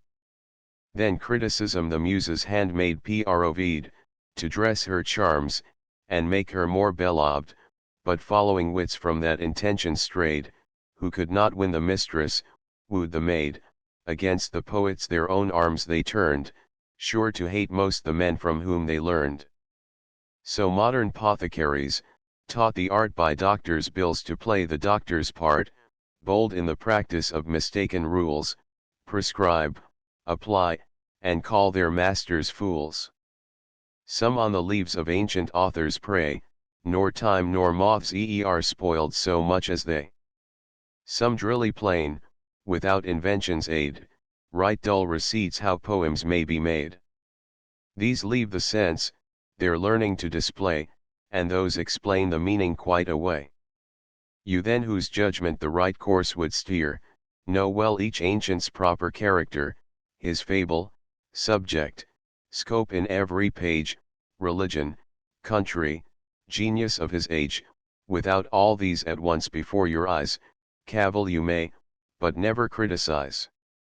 Be Homer's works your study and delight, read them by day, and meditate by night, thence form your judgment, thence your maxims bring, and trace the muses upward to their spring. Still with itself compard, his text peruse, and let your comment be the Mantuan muse. When first young Maro in his boundless mind a work to outlast immortal Rome designed, perhaps he seemed above the critic's law, and but from nature's fountains scorned to draw, but when to examine every part he came, nature and Homer were, he found, the same. Convinced, amazed, he checks the bold design, and rules as strict his labored work confine, as if the Stagirite o'erlooked each line. Learn hence for ancient rules a just esteem, to copy nature is to copy them. Some beauties yet no precepts can declare, for there's a happiness as well as care. Music resembles poetry, in each are nameless graces which no methods teach, and which a master hand alone can reach. If, where the rules not far enough extend, since rules were made but to promote their end, some lucky license answer to the full intent proposed, that license is a rule. Thus Pegasus, a nearer way to take, may boldly deviate from the common track, from vulgar bounds with brave disorder part, and snatch a grace beyond the reach of art, which without passing through the judgment, gains the heart, and all its end at once attains. In prospects thus, some objects please our eyes, which out of nature's common order rise, the shapeless rock, or hanging precipice. Great wits sometimes may gloriously offend, and rise to faults true critics dare not mend. But though the ancients thus their rules invade, as kings dispense with laws themselves have made, moderns, beware. Or if you must offend against the precept, ne'er transgress its end, let it be seldom, and compelled by need, and have, at least, their precedent to plead. The critic else proceeds without remorse, seizes your fame, and puts his laws in force. I know there are, to whose presumptuous thoughts those freer beauties, even in them, seem faults. Some figures monstrous and misshapen appear, considered singly, or beheld too near, which, but proportioned to their light, or place, due distance reconciles to form and grace. A prudent chief not always must display his powers in equal ranks, and fair array. But with occasion and the place comply, conceal his force, nay seem sometimes to fly. Those oft are stratagems which errors seem, nor is it Homer nods, but we that dream. Still green with bays each ancient altar stands, above the reach of sacrilegious hands, secure from flames, from envy's fiercer rage, destructive war, and all-involving age. See, from each clime the learned their incense bring. Here, in all tongues consenting paeans ring. In praise so just let every voice be joined, and fill the general chorus of mankind. Hail, bards triumphant! Born in happier days, immortal heirs of universal praise. Whose honors with increase of ages grow, as streams roll down, enlarging as they flow, nations unborn your mighty names shall sound, and worlds applaud that must not yet be found. O may some spark of your celestial fire, the last, the meanest of your sons inspire, that on weak wings, from far, pursues your flights, glows while he reads, but trembles as he writes, to teach vain wits a science little known, to admire superior sense, and doubt their own. Of all the causes which conspire to blind man's erring judgment, and misguide the mind, what the weak head with strongest bias rules, is pride, the never-failing voice of fools. Whatever nature has in worth denied, she gives in large recruits of needful pride, for as in bodies, thus in souls, we find what wants in blood and spirits, swelled with wind, pride, where wit fails, steps into our defense, and fills up all the mighty void of sense. If once right reason drives that cloud away, truth breaks upon us with resistless day. Trust not yourself, but your defects to know, make use of every friend and every foe. A little learning is a dang rouse thing, drink deep, or taste not the Pyrean spring.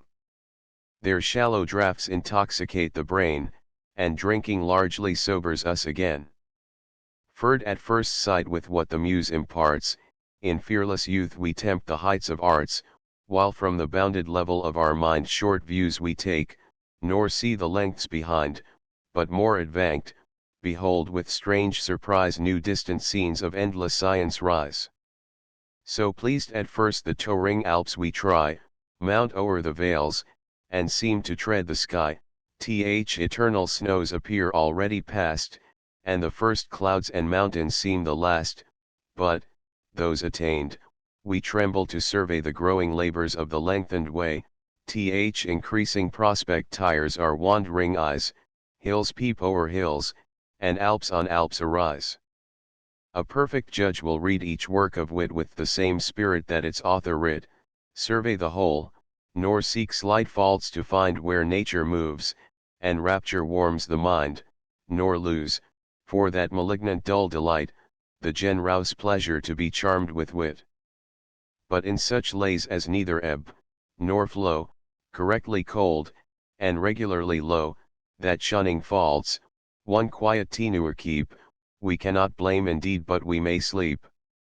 In wit, as nature, what affects our hearts is not exactness of peculiar parts, 'tis not a lip, or eye, we beauty call, but the joint force and full result of all.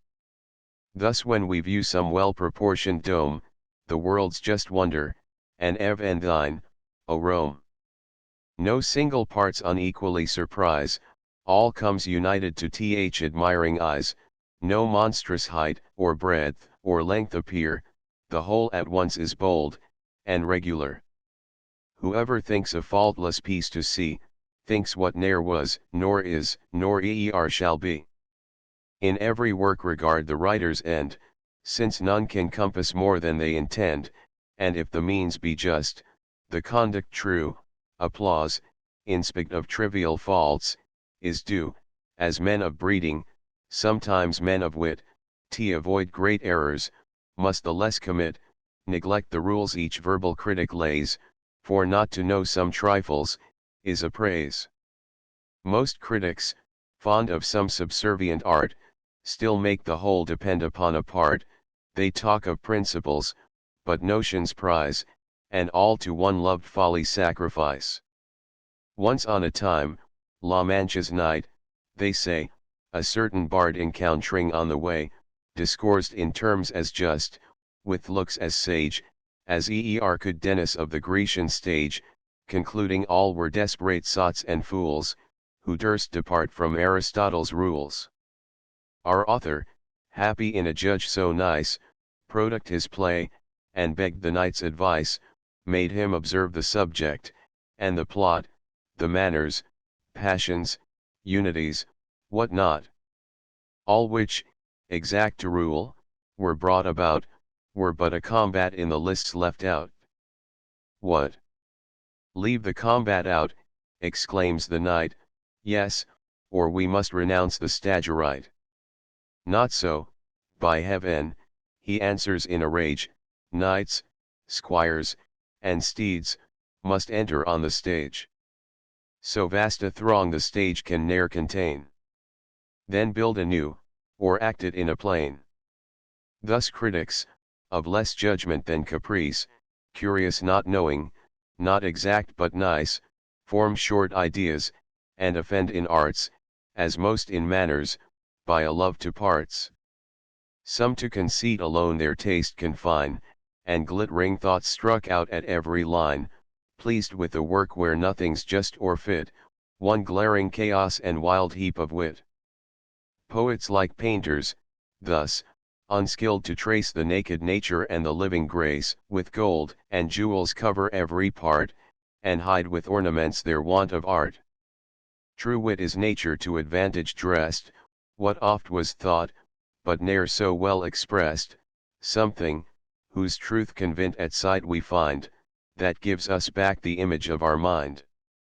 As shades more sweetly recommend the light, so modest plainness sets off sprightly wit. For works may have more wit than does good, as bodies perish through excess of blood. Others for language all their care express, and value books, as women men, for dress, their praise is still the style is excellent, the sense, they humbly take upon content. Words are like leaves, and where they most abound, much fruit of sense beneath is rarely found. False eloquence, like the prismatic glass, its gaudy colors spreads on every place, the face of nature we no more survey, all glares alike, without distinction gay, but true expression, like th unchanging sun, clears and improves whate'er it shines upon, it gilds all objects, but it alters none. Expression is the dress of thought, and still appears more decent, as more suitable, a vile conceit in pompous words expressed, is like a clown in regal purple dressed, for different styles with different subjects sort, as several garbs with country, town, and court. Some by old words to fame have made pretense, ancients in phrase, mere moderns in their sense, such labored nothings, in so strange a style, amaze th unlearned, and make the learned smile. Unlucky, as Fungoso in the play, these sparks with awkward vanity display, what the fine gentleman wore yesterday, and but so mimic ancient wits at best, as apes are grandsires, in their doublets drayest.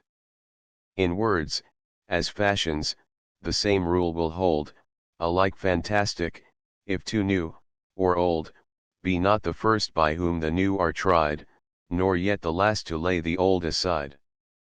But most by numbers judge a poet's song, and smooth or rough, with them is right or wrong, in the bright muse though thousand charms conspire, her voice is all these tuneful fools admire, who haunt Parnassus but to please their ear, not mend their minds, as some to church repair, not for the doctrine, but the music there. These equal syllables alone require, though oft the ear the open vowels tire, while expletives their feeble aid do join, and 10 low words oft creep in one dull line, while they ring round the same unvaried chimes, with sure returns of still expected rhymes, where you find the cooling western breeze, in the next line, it whispers through the trees if crystal streams with pleasing murmurs creep, the readers threatened, not in vain, with sleep then, at the last and only couplet. Fraught with some unmeaning thing they call a thought, a needless Alexandrine ends the song that, like a wounded snake, drags its slow length along. Leave such to tune their own dull rhymes, and know what's roundly smooth or languishingly slow, and praise the easy vigor of a line, where Denham's strength, and Waller's sweetness join. True ease in writing comes from art, not chance, as those move easiest who have learned to dance. 'Tis not enough no harshness gives offense, the sound must seem an echo to the sense, soft is the strain when zephyr gently blows, and the smooth stream in smoother numbers flows, but when loud surges lash the sounding shore, the hoarse, rough verse should like the torrent roar, when Ajax strives some rock's vast weight to throw, the line too labors, and the words move slow, not so, when swift Camilla scours the plain, flies o'er unbending corn, and schemes along the main. Hear how Timotheus varied lays surprise, and bid alternate passions fall and rise. While, at each change, the sun of Libyan Jove now burns with glory, and then melts with love, now his fierce eyes with sparkling fury glow, now sighs steal out, and tears begin to flow, Persians and Greeks like turns of nature found, and the world's victor stood subdued by sound. The power of music all our hearts allow, and what Timotheus was, is Dryden now. Avoid extremes, and shun the fault of such, who still are pleased too little or too much. At every trifle scorn to take offense, that always shows great pride, or little sense, those heads, as stomachs, are not sure the best, which nauseate all, and nothing can digest. Yet let not each gay turn thy rapture move, for fools admire, but men of sense approve, as things seem large which we through mists descry, dullness is ever apt to magnify. Some foreign writers, some our own despise, the ancients only, or the moderns prize. Thus wit, like faith, by each man is applied to one small sect, and all are damned beside. Meanly they seek the blessing to confine, and force that sun but on a part to shine, which not alone the southern wit sublimes, but ripens spirits in cold northern climes, which from the first has shone on ages past, enlights the present, and shall warm the last, though each may feel increases and decays, and see now clearer and now darker days. Regard not then if wit be old or new, but blame the false, and value still the true. Some ne'er advance a judgment of their own, but catch the spreading notion of the town, they reason and conclude by precedent, and own stale nonsense which they ne'er invent. Some judge of authors' names, not works, and then nor praise nor blame the writings, but the men. Of all this servile herd the worst is he that in proud dullness joins with quality, a constant critic at the great man's board, to fetch and carry nonsense for my lord. What woeful stuff this madrigal would be, in some starved hackney sonneteer, or me. But let a lord once own the happy lines, how the wit brightens, how the style refines. Before his sacred name flies every fault, and each exalted stanza teems with thought.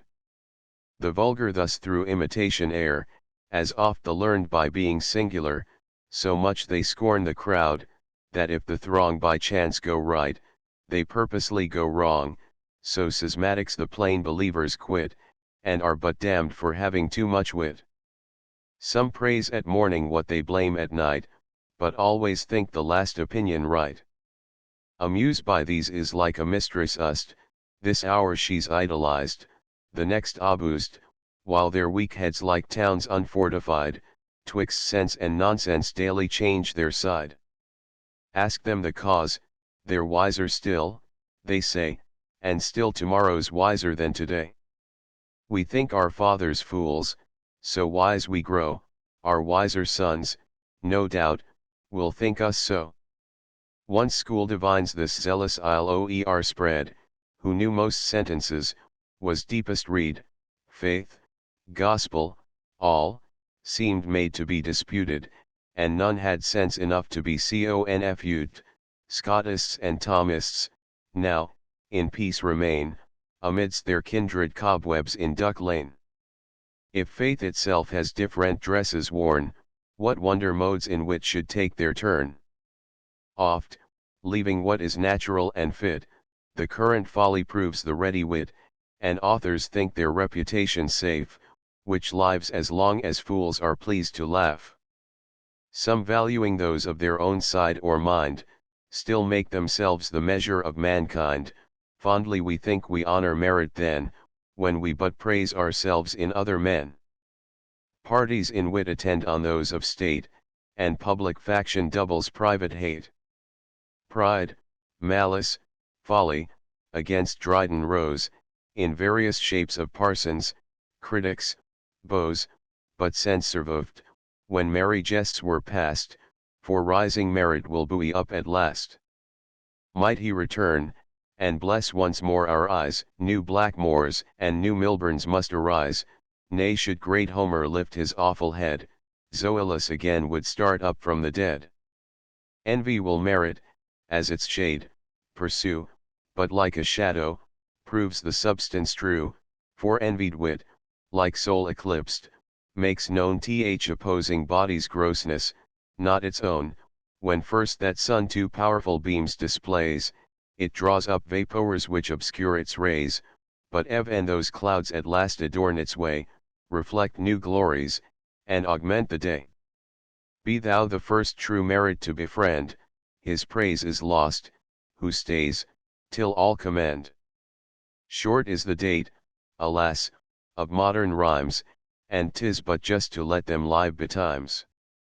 No longer now that golden age appears, when patriarch wits survived 1,000 years, now length of fame, our second life, is lost, and bare 60 is all even that can boast, our sons their fathers' failing language see, and such as Chaucer is, shall Dryden be.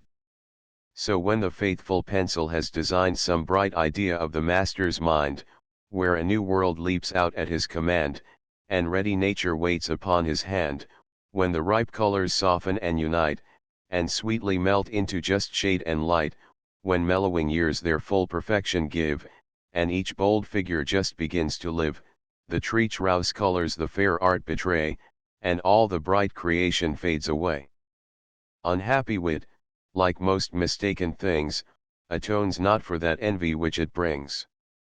In youth alone its empty praise we boast, but soon the short-lived vanity is lost, like some fair flow are the early spring supplies. That gaily blooms, but even in blooming dies. What is this wit, which must our cares employ? The owner's wife, that other men enjoy, then most our trouble still when most admired, and still the more we give, the more required, whose fame with pains we guard, but lose with ease, sure some to vex, but never all to please, 'tis what the vicious fear, the virtuous shun, by fools is hated, and by knaves undone. If wit so much from ign rands undergo, let not learning to commence its foe. Of old, those met rewards who could excel, and such were praised who but endeavored well, though triumphs were to generals only due, crowns were reserved to grace the soldiers too. Now, they who reach Parnassus' lofty crown, employ their pains to spurn some others down, and while self-love each jealous writer rules, contending wits become the sport of fools, but still the worst with most regret commend, for each ill author is as bad a friend. To what base ends, and by what abject ways, are mortals urged through sacred lust of praise? On e'er so dire a thirst of glory boast, nor in the critic let the man be lost. Good nature and good sense must ever join, to err is human, to forgive, divine. But if in noble minds some dregs remain not yet purged off, of spleen and sour disdain, discharge that rage on more provoking crimes, nor fear a dearth in these flagitious times. No pardon vile obscenity should find, though wit and art conspire to move your mind, but dullness with obscenity must prove as shameful sure as impotence in love. In the fat age of pleasure wealth and ease sprung the rank weed, and thrived with large increase, when love was all an easy monarch's care, seldom at council, never in a war, jilts ruled the state, and statesmen farces writ, nay wits had pensions, and young lords had wit, the fair sate panting at a courtier's play, and not a mask went unimproved away, the modest fan was lifted up no more, and virgins smiled at what they blushed before. The following license of a foreign reign did all the dregs of bold Socinus drain, then unbelieving priests reformed the nation, and taught more pleasant methods of salvation, where heaven's free subjects might their rights dispute, lest God himself should seem too absolute, pulpits their sacred satire learned to spare, and vice admired to find a flat rare there. Encouraged thus, wit's titans bribed the skies, and the press groaned with licensed blasphemies. These monsters, critics, with your darts engage, here point your thunder, and exhaust your rage. Yet shun their fault, who, scandalously nice, will needs mistake an author into vice, all seems infected that th infected spy, as all looks yellow to the jaundiced eye. Learn then what morals critics ought to show, for 'tis but half a judge's task, to know. 'Tis not enough, taste, judgment, learning, join, in all you speak, let truth and candor shine, that not alone what to your sense is due all may allow, but seek your friendship too. Be silent always when you doubt your sense, and speak, though sure, with seeming diffidence, some positive, persisting fops we know, who, if once wrong, will needs be always so, but you, with pleasure own your errors past, and make each day a critic on the last. 'Tis not enough, your counsel still be true, blunt truths more mischief than nice falsehoods do, men must be taught as if you taught them not, and things unknown proposed as things forgot. Without good breeding, truth is disapproved, that only makes superior sense beloved. Be niggards of advice on no pretence, for the worst avarice is that of sense. With mean complacence ne'er betray your trust, nor be so civil as to prove unjust. Fear not the anger of the wise to raise, those best can bear reproof, who merit praise. 'Twere well might critics still this freedom take, but a pious reddens at each word you speak, and stares, tremendous, with a threatening eye, like some fierce tyrant in old tapestry. Fear most to tax an honorable fool, whose right it is, uncensored, to be dull. Such, without wit, are poets when they please, as without learning they can take degrees. Leave dang-rouse truths to unsuccessful satires, and flattery to fulsome dedicators, whom, when they praise, the world believes no more, than when they promise to give scribbling o'er. 'Tis best sometimes your censure to restrain, and charitably let the dull be vain, your silence there is better than your spite, for who can rail so long as they can write? Still humming on, their drowsy course they keep, and lashed so long, like tops, are lashed asleep. False steps but help them to renew the race, as, after stumbling, jades will mend their pace. What crowds of these, impenitently bold, in sounds and jingling syllables grown old, still run on poets, in a raging vein, even to the dregs and squeezings of the brain, strain out the last dull droppings of their sense, and rhyme with all the rage of impotence. Such shameless bards we have, and yet 'tis true, there are as mad abandoned critics too. The bookful blockhead, ignorantly read, with loads of learned lumber in his head, with his own tongue still edifies his ears, and always listening to himself appears. All books he reads, and all he reads assails. From Dryden's fables down to Durfey's tales. With him, most authors steal their works, or buy. Garth did not write his own dispensary. Name a new play, and he's the poet's friend, nay showed his faults but when would poets mend? No place so sacred from such fops is barred, nor is Paul's church more safe than Paul's churchyard, nay, fly to altars, there they'll talk you dead, for fools rush in where angels fear to tread.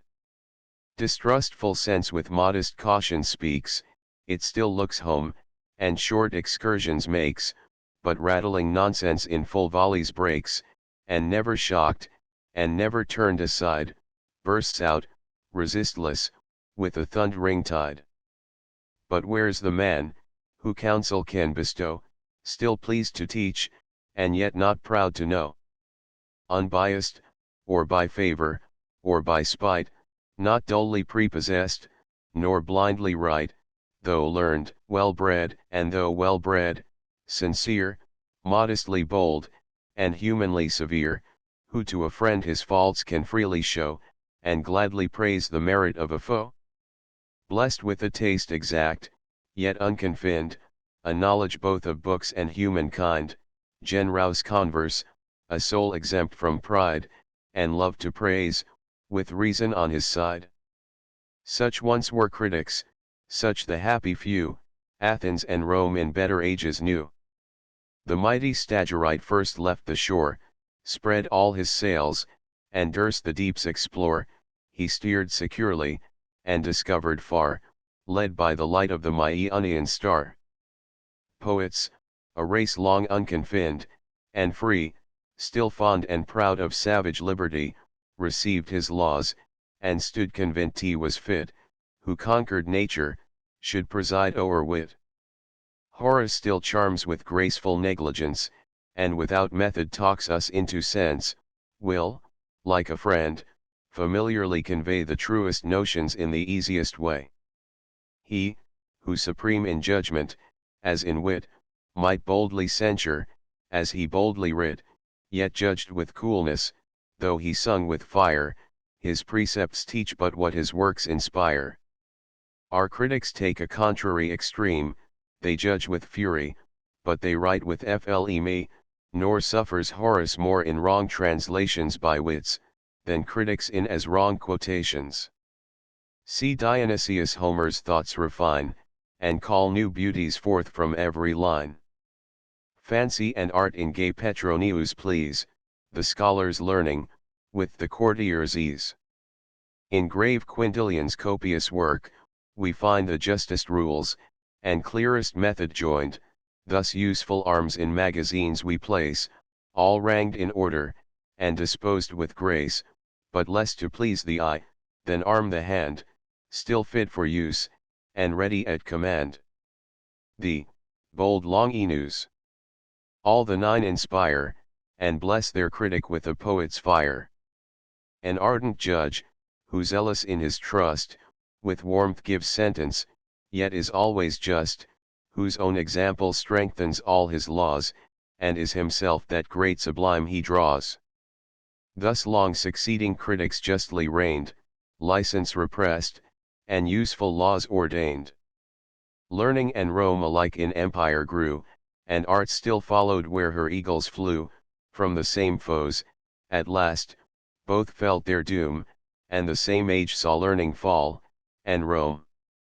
With tyranny, then superstition joined, as that the body, this enslaved the mind, much was believed, but little understood, and to be dull was construed to be good, a second deluge learning thus run, and the monks finished what the Goths begun. At length Erasmus, that great injured name, the glory of the priesthood, and the shame, stemmed the wild torrent of a barbarous age, and drove those holy Vandals off the stage.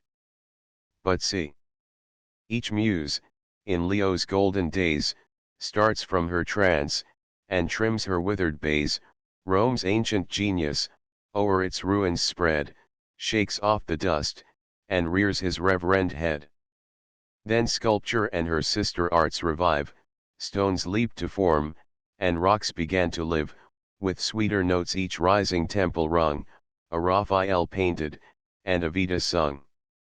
Immortal Vita, on whose honored brow the poet's bays and critic's ivy grow, Cremona now shall ever boast thy name, as next in place to Mantua, next in fame.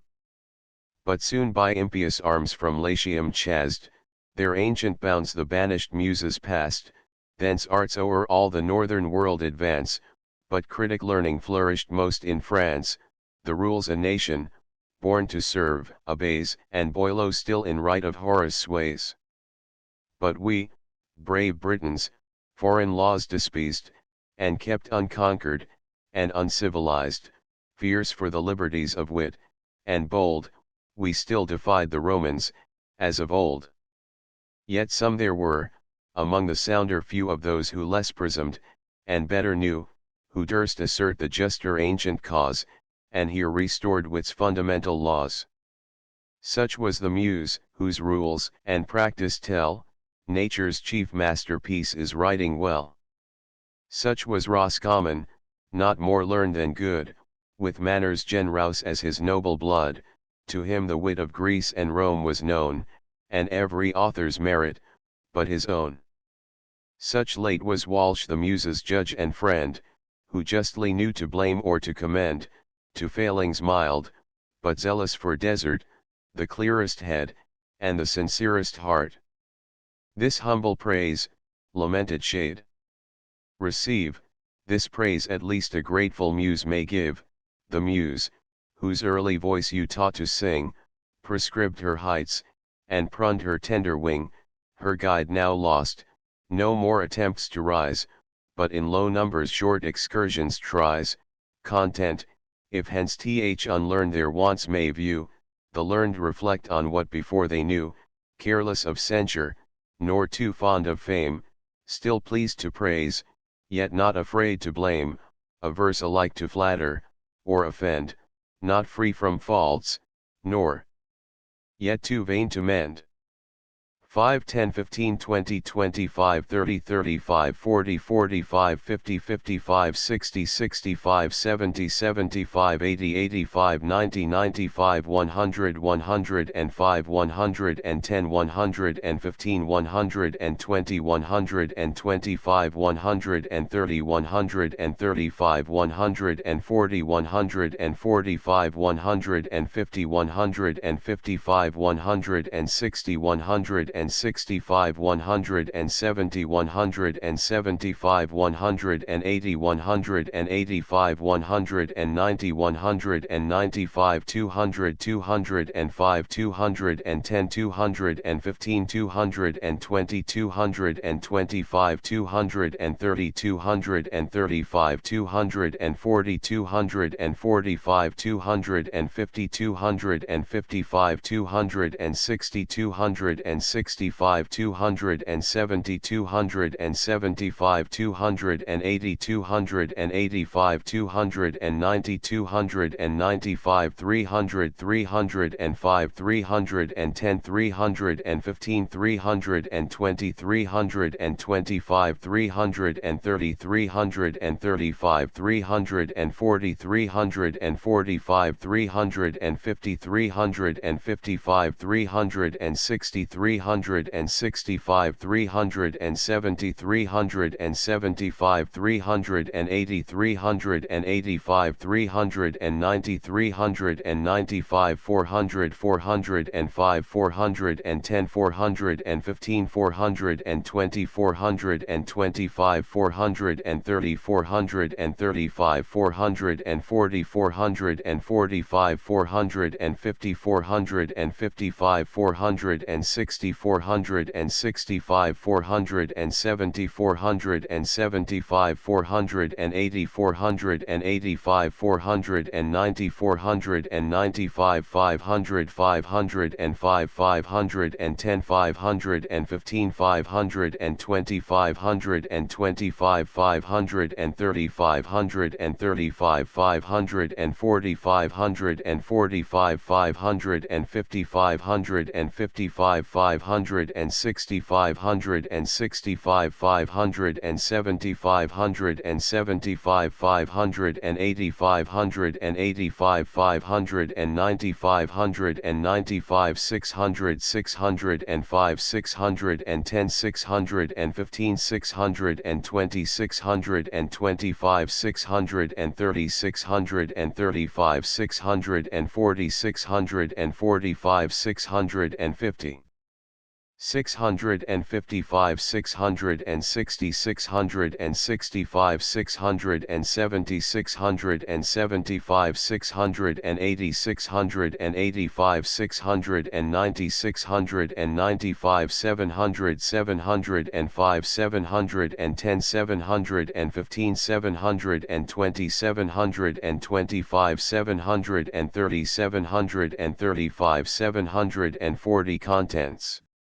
An Essay on Man, Epistle I to H. St. John. Lord Bolingbroke. The design having proposed to write some pieces on human life and manners, such as, to use my Lord Bacon's expression, come home to men's business and bosoms, I thought it more satisfactory to begin with considering man in the abstract, his nature and his state, since, to prove any moral duty, to enforce any moral precept, or to examine the perfection or imperfection of any creature whatsoever, it is necessary first to know what condition and relation it is placed in, and what is the proper end and purpose of its being.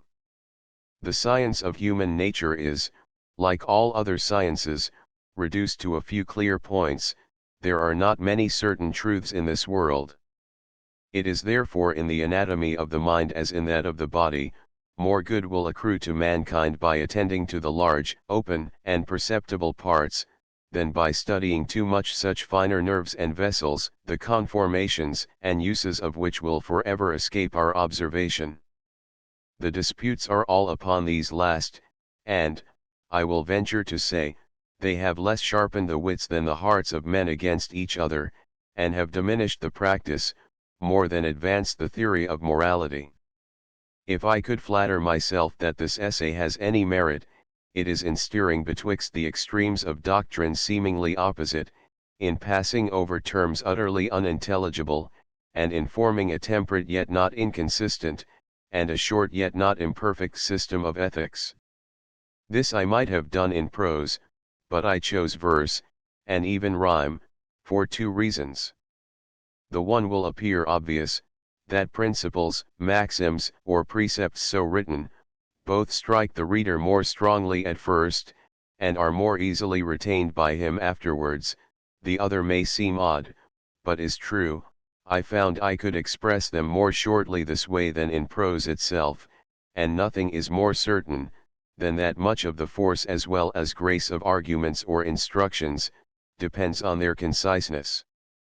I was unable to treat this part of my subject more in detail, without becoming dry and tedious, or more poetically, without sacrificing perspicuity to ornament, without wandering from the precision, or breaking the chain of reasoning.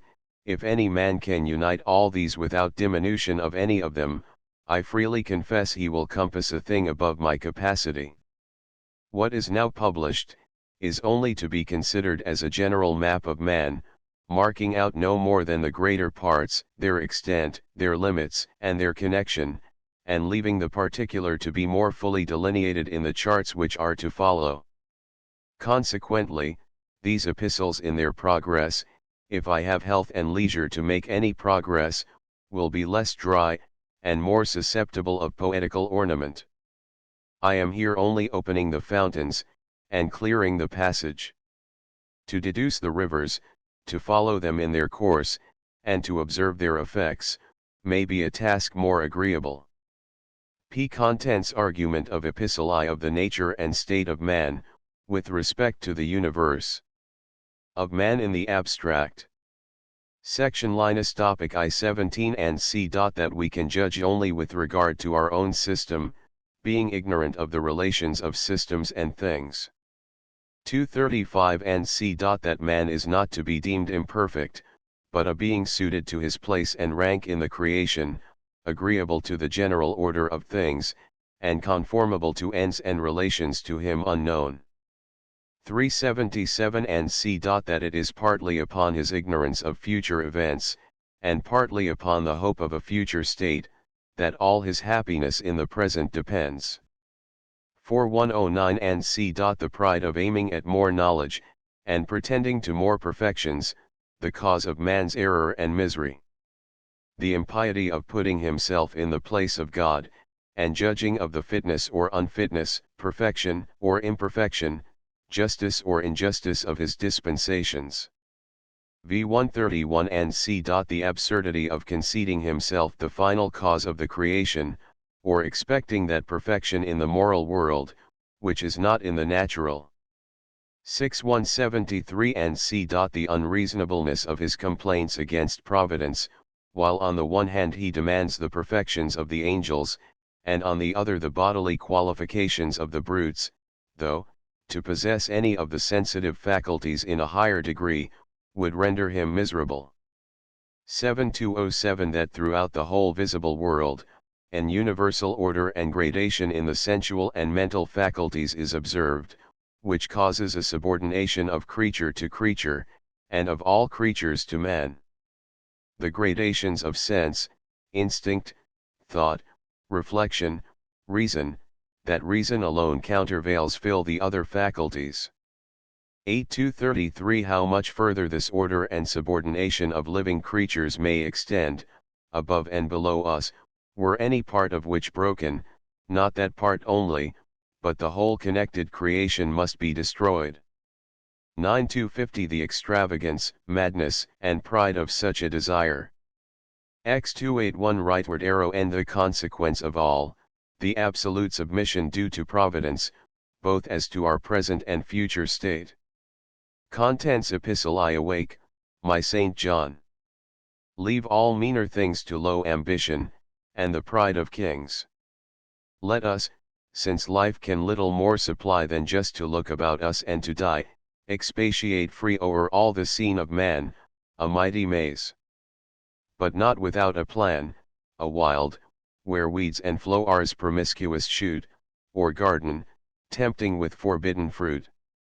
Together let us beat this ample field, try what the open, what the covert yield, the latent tracks, the giddy heights, explore of all who blindly creep, or sightless soar, nature's walks, shoot folly as it flies, and catch the manners living as they rise, laugh where we must, be candid where we can, but vindicate the ways of God to man. 5:10-15 I say first, of God above, or man below, what can we reason, but from what we know?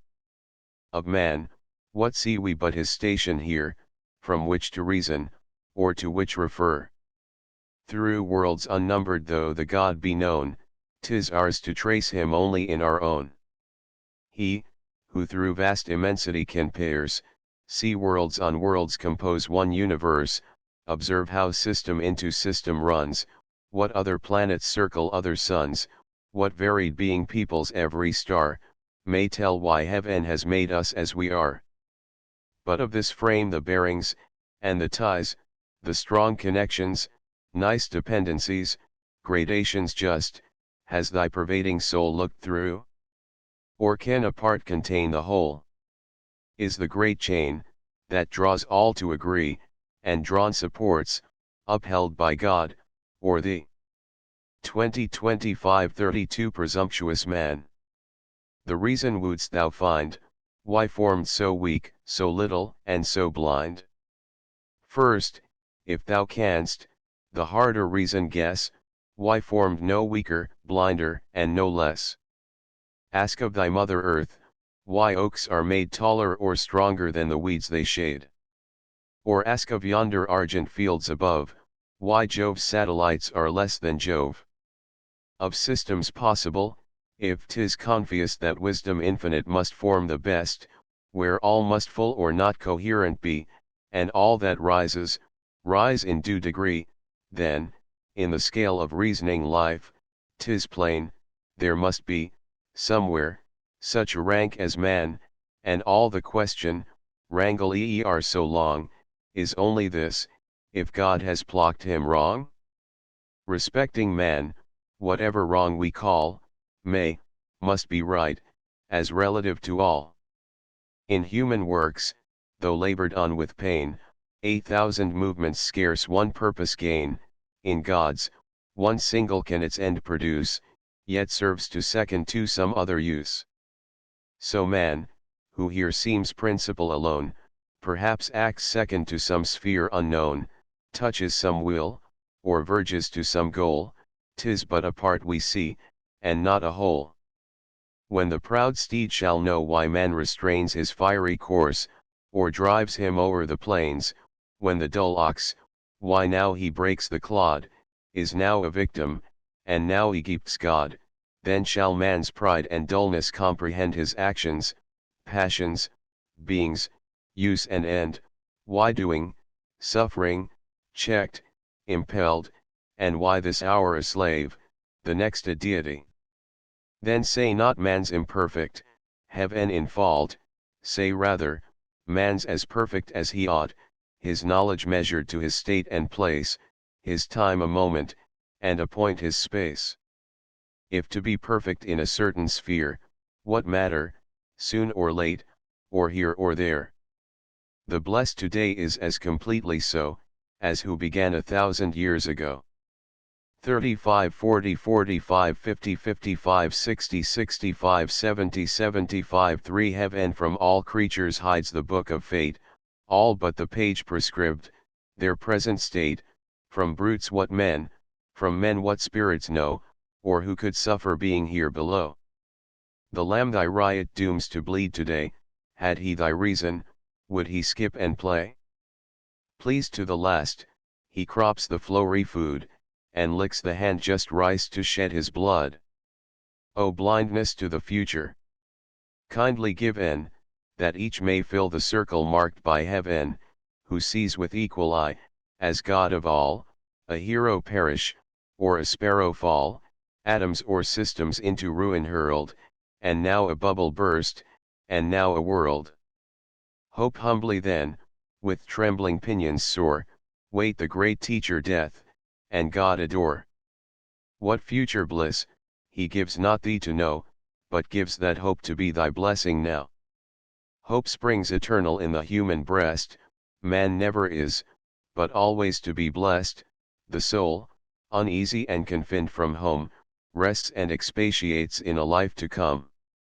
Lo, the poor Indian, whose untutored mind sees God in clouds, or hears him in the wind, his soul, proud science never taught to stray far as the solar walk, or Milky Way, yet simple nature to his hope has given, behind the cloud-topped hill, an humbler heaven, some safer world in depth of woods embracked, some happier island in the watery waste, where slaves once more their native land behold, no fiend's torment, no Christian's thirst for gold. To be, contents his natural desire, he asks no angel's wing, no seraph's fire, but thinks, admitted to that equal sky, his faithful dog shall bear him company. 80 85 90 95 100 105 110 Forego, wiser thou.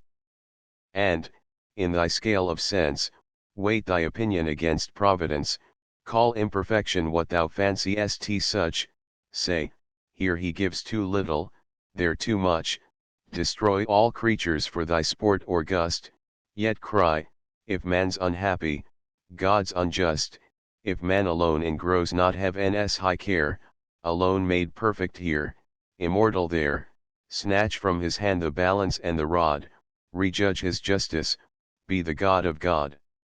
In pride, in reasoning pride, our error lies, all quit their sphere, and rush into the skies. Pride still is aiming at the blessed abodes, men would be angels, angels would be gods. Aspiring to be gods, if angels fell, aspiring to be angels, men rebel, and who but wishes to invert the laws of order, sins against th eternal cause. 115 120 125 130 V ask for what end the heavenly bodies shine, earth for whose use? Pride answers, 'tis for mine, for me kind nature wakes her genial power, suckles each herb, and spreads out every flower, annual for me, the grape, the rose renew the juice nectareous, and the balmy dew, for me, the mine 1,000 treasures brings, for me, health gushes from 1,000 springs, seas roll to waft me, suns to light me rise, my footstool earth, my canopy the skies. But errs not nature from his gracious end, from burning suns when livid deaths descend, when earthquakes swallow, or when tempests sweep towns to one grave, whole nations to the deep. No, 'tis replied, the first almighty cause acts not by partial, but by general laws, exceptions few, some change since all began, and what created perfect. Why then man? If the great end be human happiness, then nature deviates, and can man do less? As much that end a constant course requires of showers and sunshine, as of man's desires, as much eternal springs and cloudless skies, as men forever temperate, calm, and wise. If plagues or earthquakes break not heaven's design, why then a Borgia, or a Catiline?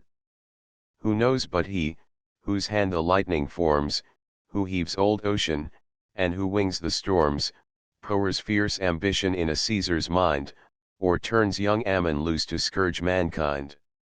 From pride, our very reasoning springs, account for moral, as for natural things, why charge we heaven in these acquit? In both, to reason right is to submit. Better for us, perhaps, it might appear, were there all harmony, all virtue here, that never air or ocean felt the wind, that never passion discomposed the mind. But all subsists by elemental strife, and passions are the elements of life. The general order, since the whole began, is kept in nature, and is kept in man 135 140 145 150 155 160 165 176. What would this man? Now upward will he soar, and little less than angel, would be more, now looking downwards, just as grieved appears to want the strength of bulls, the fur of bears. Made for his use all creatures if he call, say what their use, had he the powers of all? Nature to these, without profusion, kind, the proper organs, proper powers assigned, each seeming want compensated of course, here with degrees of swiftness, there of force, all in exact proportion to the state, nothing to add, and nothing to abate. Each beast, each insect, happy in its own, is heaven unkind to man, and man alone? Shall he alone, whom rational we call, be pleased with nothing, if not blessed with all? The bliss of man, could pride that blessing find, is not to act or think beyond mankind, no powers of body or of soul to share, but what his nature and his state can bear. Why has not man a microscopic eye? For this plain reason, man is not a fly. Say what the use, were finer optics given, inspect a might, not comprehend the heaven? Or touch, if tremblingly alive all o'er, to smart and agonize at every pore? Or quick effluvia darting through the brain, die of a rose in aromatic pain? If nature thundered in his opening airs, and stunned him with the music of the spheres, how would he wish that heaven had left him still the whispering zephyr, and the purling rill?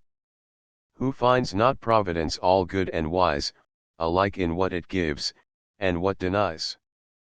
175 180 185 190 195 200 205 7. Far as creation's ample range extends, the scale of sensual, mental powers ascends, mark how it mounts, to man's imperial race, from the green myriads in the peopled grass, what modes of sight betwixt each wide extreme, the mole's dim curtain, and the lynx's beam, of smell, the headlong lioness between, and hound sagacious on the tainted green, of hearing, from the life that fills the flood, to that which warbles through the vernal wood, the spider's touch, how exquisitely fine, feels at each thread, and lives along the line, in the nice bee, what sense so subtly true from poisonous herbs extracts the healing dew?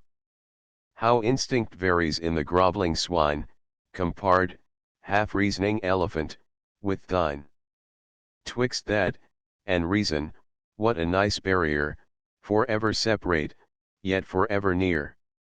Remembrance and reflection how allied, what thin partitions sense from thought divide, and middle natures, how they long to join, yet never pass th insuperable line. Without this just gradation, could they be subjected, these to those, or all to thee? The powers of all subdued by thee alone, is not thy reason all these powers in one? 210 215 220 225 238 See, through this air, this ocean, and this earth, all matter quick, and bursting into birth. Above, how high, progressive life may go. Around, how wide. How deep extend below. Vast chain of being.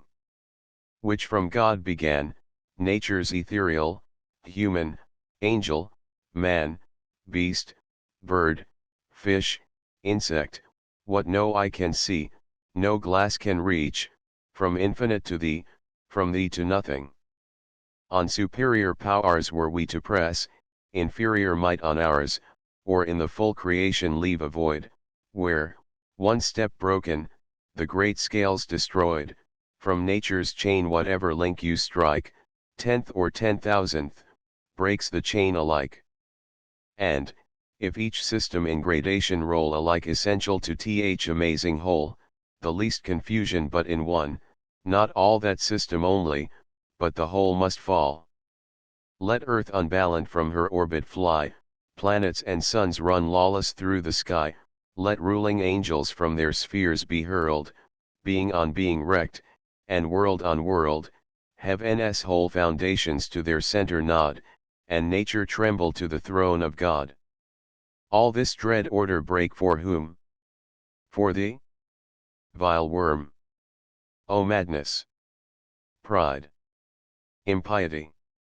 235 240 245 250 255 9 What if the foot, ordain the dust to tread, or hand, to toil, aspired to be the head? What if the head, the eye, or ear repin to serve mere engines to the ruling mind? Just as absurd for any part to claim to be another, in this general frame, just as absurd, to mourn the tasks or pains, the great directing mind of all ordains. All are but parts of one stupendous whole, whose body nature is, and God the soul, that, changed through all, and yet in all the same, great in the earth, as in th ethereal frame, warms in the sun, refreshes in the breeze, glows in the stars, and blossoms in the trees, lives through all life, extends through all extent, spreads undivided, operates unspent, breathes in our soul, informs our mortal part, as full, as perfect, in a hair as hard, as full, as perfect, in vile man that mourns, as the rapt seraph that adores and burns, to him no high, no low, no great, no small, he fills, he bounds, connects, and equals all.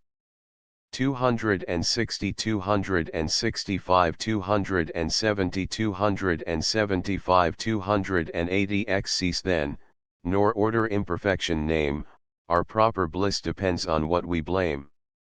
Know thy own point, this kind, this due degree of blindness, weakness, heaven bestows on thee. Submit. In this, or any other sphere, secure to be as blessed as thou canst bear, safe in the hand of one disposing power, or in the natal, or the mortal hour.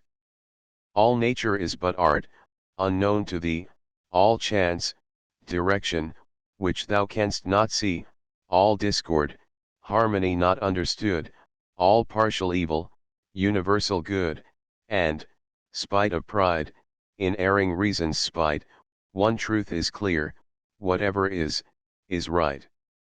285-90 Contents Epistle to drive Arbuthnot advertisement to the first publication of this epistle. This paper is a sort of bill of complaint, begun many years since, and drawn up by snatches, as the several occasions offered. I had no thoughts of publishing it, till it pleased some persons of rank and fortune, the authors of verses to the imitator of Horace, and of an epistle to a doctor of divinity from a nobleman at Hampton Court, to attack, in a very extraordinary manner, not only my writings, of which, being public, the public is judge, but my person, morals, and family, whereof, to those who know me not, a truer information may be requisite. Being divided between the necessity to say something of myself, and my own laziness to undertake so awkward a task, I thought it the shortest way to put the last hand to this epistle. If it have anything pleasing, it will be that by which I am most desirous to please, the truth and the sentiment, and if anything offensive, it will be only to those I am least sorry to offend, the vicious or the ungenerous. Many will know their own pictures in it, there being not a circumstance but what is true, but I have, for the most part, spared their names, and they may escape being laughed at, if they please. I would have some of them know, it was owing to the request of the learned and candid friend to whom it is inscribed, that I make not as free use of theirs as they have done of mine. However, I shall have this advantage, and honor, on my side, that whereas, by their proceeding, any abuse may be directed at any man, no injury can possibly be done by mine, since a nameless character can never be found out, but by its truth and likeness. P. Contents Epistle to Dr. Arbuthnot. P. Shut the door, good John. Fatigue good, I said, tie up the knocker, say I'm sick, I'm dead. The dog star rages.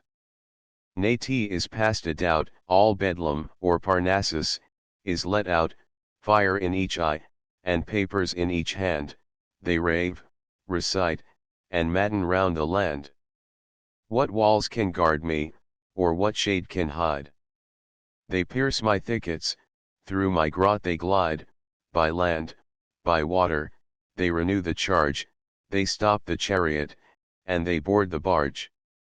No place is sacred, not the church is free, Ev and Sunday shines no Sabbath day to me, then from the mint walks forth the man of rhyme, happy to catch me just at dinner time. Is there a parson, much beamest in beer, a maudlin poetess, a rhyming peer, a clerk, foredoomed his father's soul to cross, who pens a stanza, when he should engross? Is there, who, locked from ink and paper, scrawls with desperate charcoal round his darkened walls? All fly to Twitnam, and in humble strain apply to me, to keep them mad or vain. Arthur, whose giddy son neglects the laws, imputes to me and my damned works the cause. Poor Corna sees his frantic wife elope, and curses wit, and poetry, and Pope. Friend to my life, which did not you prolong, the world had wanted many an idle song, what drop or nostrum can this plague remove? Or which must end me, a fool's wrath or love? A dire dilemma. Either way I'm sped, if foes, they write, if friends, they read me dead. Seized and tied down to judge, how wretched I! Who can't be silent, and who will not lie? To laugh, were want of goodness and of grace, and to be grave, exceeds all power of face. I sit with sad civility, I read with honest anguish, and an aching head, and drop at last, but in unwilling ears, this saving counsel, keep your peace 9 years. 9 years, cries he, who high in Drury Lane, lulled by soft zephyrs through the broken pane, rhymes ere he wakes, and prints before term ends, obliged by hunger, and request of friends, the peace, you think, is incorrect? Why, take it, I'm all submission, what you'd have it, make it. 3 things another's modest wishes bound, my friendship, and a prologue, and £10. Pytholian sends to me, you know his grace I want a patron, ask him for a place. Pytholian libelled me, but here's a letter informs you, sir, T was when he knew no better. Dare you refuse him? Curl invites to dine, he'll write a journal, or he'll turn divine. Bless me. A packet. 'Tis a stranger sues, a virgin tragedy, an orphan muse. If I dislike it, furies, death and rage. If I approve, commend it to the stage. There, thank my stars, my whole commission ends, the players and I are, luckily, no friends, for that the house reject him, 's death I'll print it, and shame the fools your interest, sir, with Lintot. Lintot, dull rogue. Will think your price too much not, sir, if you revise it, and retouch. All my demurs but double his attacks, at last he whispers, do, and we go snacks. Glad of a quarrel, straight I clap the door, sir, let me see your works and you know more. 'Tis sung, when Midas' ears began to spring, Midas, a sacred person and a king, his very minister who spied them first, some say his queen, was forked to speak, or burst. And is not mine, my friend, a sorrow case, when every coxcomb perks them in my face? A good friend, forbear. You deal in dang rouse things. I'd never name queens, ministers, or kings, keep close to heirs, and those let asses prick, 'tis nothing p. Nothing. If they bite and kick, out with it, Dunciad. Let the secret pass, that secret to each fool, that he's an ass, the truth once told, and wherefore should we lie? The queen of Midas slept, and so may I. You think this cruel? Take it for a rule, no creature smarts so little as a fool. Let peals of laughter, Codrus, round thee break, thou unconcerned canst hear the mighty crack, pit, box, and gallery in convulsions hurled, thou standest unshook amidst a bursting world. Who shames a scribbler? Break one cobweb through, he spins the slight, self-pleasing thread anew, destroy his fib or sophistry, in vain, the creature's at his dirty work again, throned in the center of his thin designs, proud of a vast extent of flimsy lines. Whom have I hurt? Has poet yet, or peer lost the arched eyebrow, or Parnassian sneer? Asterisk asterisk asterisk asterisk asterisk does not one table Bavius still admit? Still to one Bishop Philip seem a wit? Still Sappho a hold? For God's sake ull offend, no names. Be calm. Learn prudence of a friend. I too could write, and I am twice as tall, but foes like these p. One flatterer's worse than all. Of all mad creatures, if the learned are right, it is the slaver kills, and not the bite. A fool quite angry is quite innocent, alas. 'Tis 10 times worse when they repent. One dedicates in high heroic prose, and ridicules beyond 100 foes, one from all Grub Street will my fame defend, and more abusive, calls himself my friend. This prints my letters, that expects a bribe, and others roar aloud, subscribe, subscribe. There are, who to my person pay their court, I cough like Horace, and, though lean, am short, Ammon's great son one shoulder had too high, such Ovid's nose, and sir, you have an eye go on, obliging creatures, make me see all that distract my betters, met in me.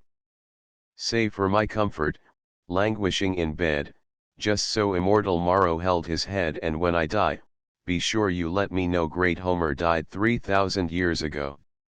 Why did I write?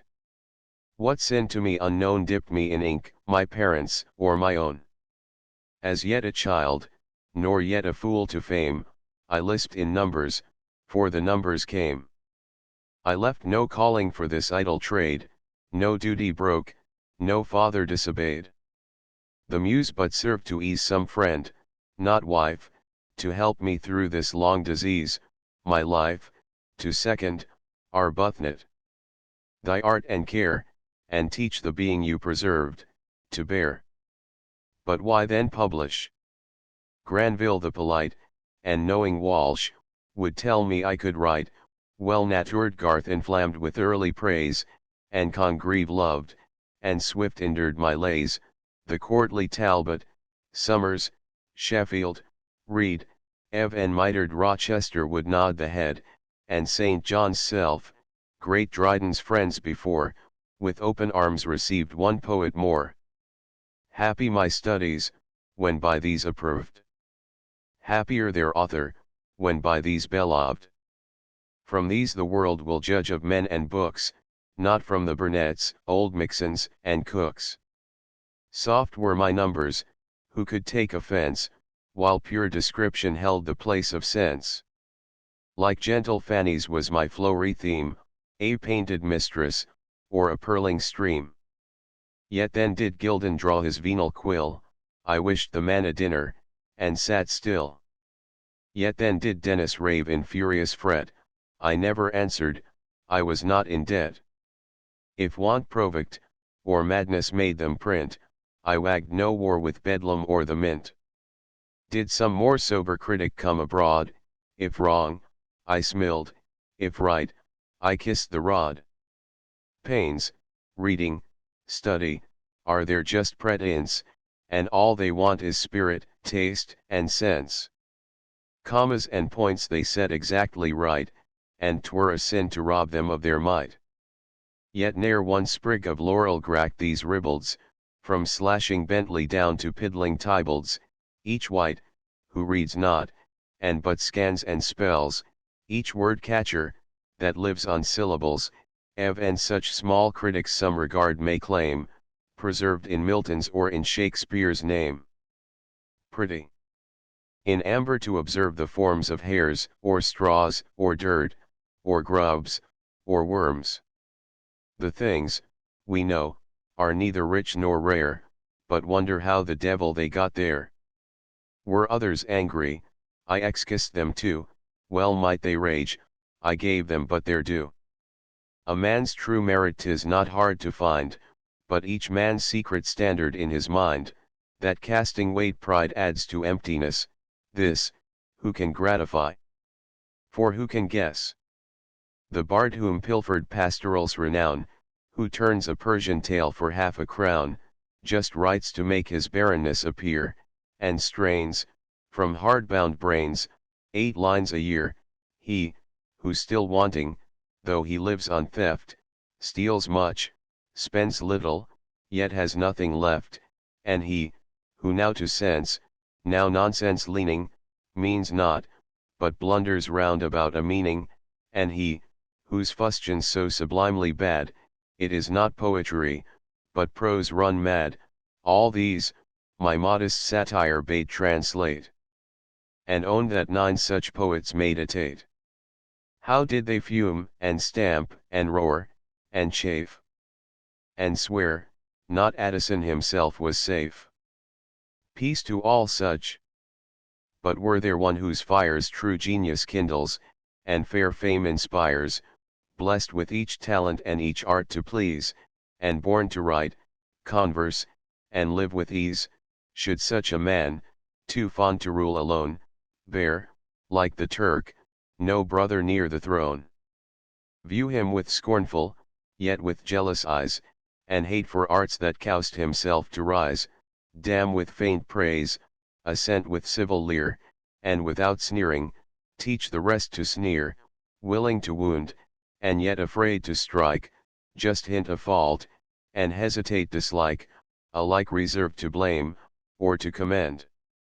A timorous foe, and a suspicious friend, dreading Ev and fools, by flatterers besieged, and so obliging, that he ne'er obliged, like Cato, give his little senate laws, and sit attentive to his own applause, while wits and templars every sentence raise, and wonder with a foolish face of praise, who but must laugh, if such a man there be? Who would not weep, if Atticus were he? What though my name stood rubric on the walls or plastered posts, with claps, in capitals? Or smoking forth, 100 hawkers load 5 on wings of winds came flying all abroad. I sought no homage from the race that right, I kept, like Asian monarchs, from their sight, poems I heeded, now brhym'd so long, no more than thou, great George. A birthday song. I ne'er with wits or witlings passed my days, to spread about the itch of verse and praise, nor like a puppy, daggled through the town, to fetch and carry sing-song up and down, nor at rehearsals sweat, and mouthed, and cried, with handkerchief and orange at my side, but sick of fops, and poetry, and prate, to Buffo left the whole Castalian state. Proud as Apollo on his forked hill, sat full-blown Buffo, puffed by every quill, fed with soft dedication all day long. Horace and he went hand in song. His library, where busts of poets dead and a true Pindar stood without a head, received of wits an undistinguished race, who first his judgment asked, and then a place, much they extolled his pictures, much his seat, and flattered every day, and some days eat, till grown more frugal in his riper days, he paid some bards with port, and some with praise, to some a dry rehearsal saw assigned, and others, harder still, he paid in kind. Dryden alone, what wonder, came not nigh, Dryden alone escaped this judging eye, but still the great have kindness in reserve, he helped to bury whom he helped to starve. May some choice patron bless each grey goose quill. May every Bavius have his Buffo still. So, when a statesman wants a day's defense, or envy holds a whole week's war with sense, or simple pride for flattery makes demands, may dunce by dunce be whistled off my hands. Blessed be the great. For those they take away. And those they left me, for they left me gay, left me to see neglected genius bloom, neglected die, and tell it on his tomb, of all thy blameless life the sole return my verse, and Queen Brie weeping o'er thy urn. Oh, let me live my own, and die so too. To live and die is all I have to do. Maintain a poet's dignity and ease, and see what friends, and read what books I please, above a patron, though I condescend sometimes to call a minister my friend. I was not born for courts or great affairs, I pay my debts, believe, and say my prayers, can sleep without a poem in my head, nor know, if Dennis be alive or dead. Why am I asked what next shall see the light? Heavens! Was I born for nothing but to write? Has life no joys for me? Or, to be grave, have I no friend to serve, no soul to save? I found him close with Swift indeed. No doubt, cries prating Balbus, something will come out. 'Tis all in vain, deny it as I will. No, such a genius never can lie still, and then for mine obligingly mistakes the first lampoon Sir Will, or Buffo makes. Poor guiltless I! And can I choose but smile, when every coxcomb knows me by my style? Cursed be the verse, how well soe'er it flow, that tends to make one worthy man my foe, give virtue scandal, innocence a fear, or from the soft-eyed virgin steal a tear. But he who hurts a harmless neighbor's peace, insults fall and worth, or beauty in distress, who loves a lie, lame slander helps about, who writes a libel, or who copies out, that fop, whose pride affects a patron's name, yet absent, wounds an author's honest fame, who can your merit selfishly approve, and show the sense of it without the love, who has the vanity to call you friend, yet wants the honor, injured, to defend, who tells whate'er you think, whate'er you say, and, if he lie not, must at least betray, who to the dean, and silver bell can swear, and sees at cannons what was never there, who reads, but with a lust to misapply, make satire a lampoon, and fiction, lie. A lash like mine no honest man shall dread, but all such babbling blockheads in his stead. Let Sporus tremble, eh? What? That thing of silk, Sporus, that mere white curd of ass's milk? Satire or sense, alas! Can Sporus feel? Who breaks a butterfly upon a wheel? Yet let me flap this bug with gilded wings, this painted child of dirt, that stinks and stings, whose buzz the witty and the fair annoys, yet wit ne'er tastes, and beauty ne'er enjoys, so well-bred spaniels civilly delight in mumbling of the game they dare not bite. Eternal smiles his emptiness betray, as shallow streams run dimpling all the way. Whether in florid impotence he speaks, and, as the prompter breathes, the puppet squeaks, or at the ear of Eve, familiar toad, half froth, half venom, spits himself abroad, in puns, or politics, or tales, or lies, or spite, or smut, or rhymes, or blasphemies. His wit all seesaw, between that and this, now high, now low, now master up, now miss, and he himself one vile antithesis. Amphibious thing. That acting either part, the trifling head or the corrupted heart, fop at the toilet, flat rare at the board, now trips a lady, and now struts a lord. Eve's tempter thus the rabbins have expressed, a cherub's face, a reptile all the rest, beauty that shocks you, parts that none will trust, wit that can creep, and pride that licks the dust. Not fortune's worshipper, nor fashion's fool, not lucre's madman, nor ambition's tool, not proud, nor servile, be one poet's praise, that, if he pleased by manly ways, that flattery, even to kings, he held a shame, and thought a lie in verse or prose the same. That not in fancy's maze he wandered long, but stooped to truth, and moralized his song, that not for fame, but virtue's better end, he stood the furious foe, the timid friend, the damning critic, half approving wit, the coxcomb hit, or fearing to be hit, laughed at the loss of friends he never had, the dull, the proud, the wicked, and the mad, the distant threats of vengeance on his head, the blow unfelt, the tear he never shed, the tale revived, the lie so oft o'erthrown, imputed trash. And dullness not his own, the morals blackened when the writings scape, the libelled person, and the pictured shape, abuse, on all he loved, or loved him, spread, a friend in exile, or a father, dead, the whisper, that to greatness still too near, perhaps, yet vibrates on his sovereign's ear, welcome for thee, fair virtue. All the past, for thee, fair virtue. Welcome Eve and the last. But why insult the poor, affront the great?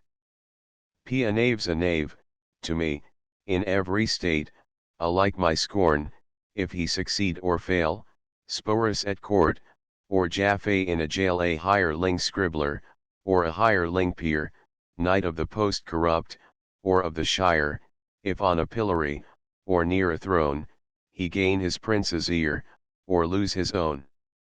Yet soft by nature, more a dupe than wit, Sappho can tell you how this man was bit, this dreaded satirist Denis will confess foe to his pride, but friend to his distress, so humble, he has knocked at Tybald's door, has drunk with Cibber, nay has rhym'd for more. Full 10 years slandered, did he once reply. 3,000 sons went down on Wellstead's lie. To please a mistress one aspersed his life, he lashed him not, but let her be his wife. Let Budgel charge Low Grub Street on his quill, and write whate'er he pleased, except his will, let the two curls of town and court, abuse his father, mother, body, soul, and muse. Yet why? That father held it for a rule, it was a sin to call our neighbor fool, that harmless mother thought no wife a whore, hear this, and spare his family, James Moore. Unspotted names, and memorable long. If there be force in virtue, or in song, of gentle blood, part shed in honor's cause. While yet in Britain honor had applause, each parent sprung a what fortune, pray? P. Their own, and better got, than bestias from the throne.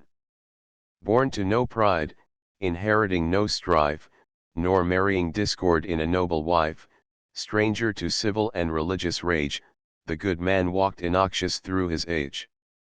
Nor courts he saw, no suits would ever try, nor dared an oath, nor hazard the lie. Unlearned, he knew no schoolman's subtle art, no language, but the language of the heart. By nature honest, by experience wise, healthy by temperance, and by exercise, his life, though long, to sickness passed unknown, his death was instant, and without a groan. O grant me, thus to live, and thus to die. Who sprung from kings shall know less joy than I, O friend. May each domestic bliss be thine. Be no unpleasing melancholy mine, me, let the tender office long engage, to rock the cradle of reposing age, with lenient arts extend a mother's breath, make languor smile, and smooth the bed of death, explore the thought, explain the asking eye, and keep a while one parent from the sky. On cares like these if length of days attend, may heaven, to bless those days, preserve my friend, preserve him social, cheerful, and serene, and just as rich as when he served a queen. Whether that blessing be denied or given, thus far was right, the rest belongs to heaven. 5, 10, 15, 20, 25, 30, 35, 40, 45, 50, 55, 60, 65, 70, 75, 80, 85, 90, 95, 100, 105, 110, 115, 120, 125, 130, 135, 140, 145, 150, 155, 160, 165, 170, 175, 180, 185, 190, 195, 200, 205, 210, 215, 220, 225, 230, 235, 240, 245, 250, 255, 260, 265, 270, 275, 280, 285, 290, 295, 300, 305, 310, 315, 320, 325, 330, 335, 340, 345, 350, 355, 360, 365, 370, 375, 380, 385, 390, 395, 400, 405, 410, 415. Contents Ode on Solitude. Happy the man whose wish and care a few paternal acres bound, content to breathe his native air, in his own ground. Whose herds with milk, whose fields with bread, whose flocks supply him with attire, whose trees in summer yield him shade, in winter fire. Blessed, who can unconcerned daily find hours, days, and years slide soft away, in health of body, peace of mind, quiet by day, sound sleep by night, study and ease, together mixed, sweet recreation, and innocence, which most does please with meditation. Thus let me live, unseen, unknown, thus unlamented let me die, steal from the world, and not a stone tell where I lie. 5, 10, 15, 20. Contents The Descent of Dullness from the Dunciad, Book 4. In vain, in vain the all-composing hour resistless falls, the muse obeys the power. She comes. She comes. The sable throne behold of night primeval and of chaos old. Before her, fancy's gilded clouds decay, and all its varying rainbows die away.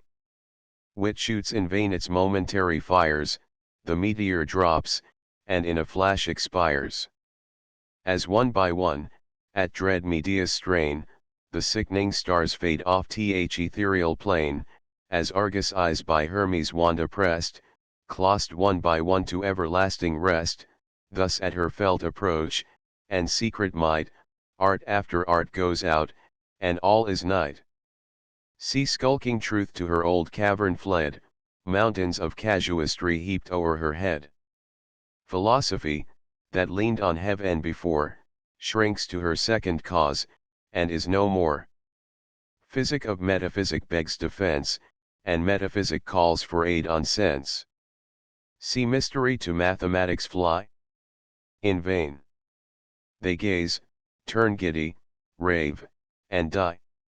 Religion blushing veils her sacred fires, and unawares morality expires. For public flame, nor private, dares to shine, nor human spark is left, nor glimpse divine. Lo!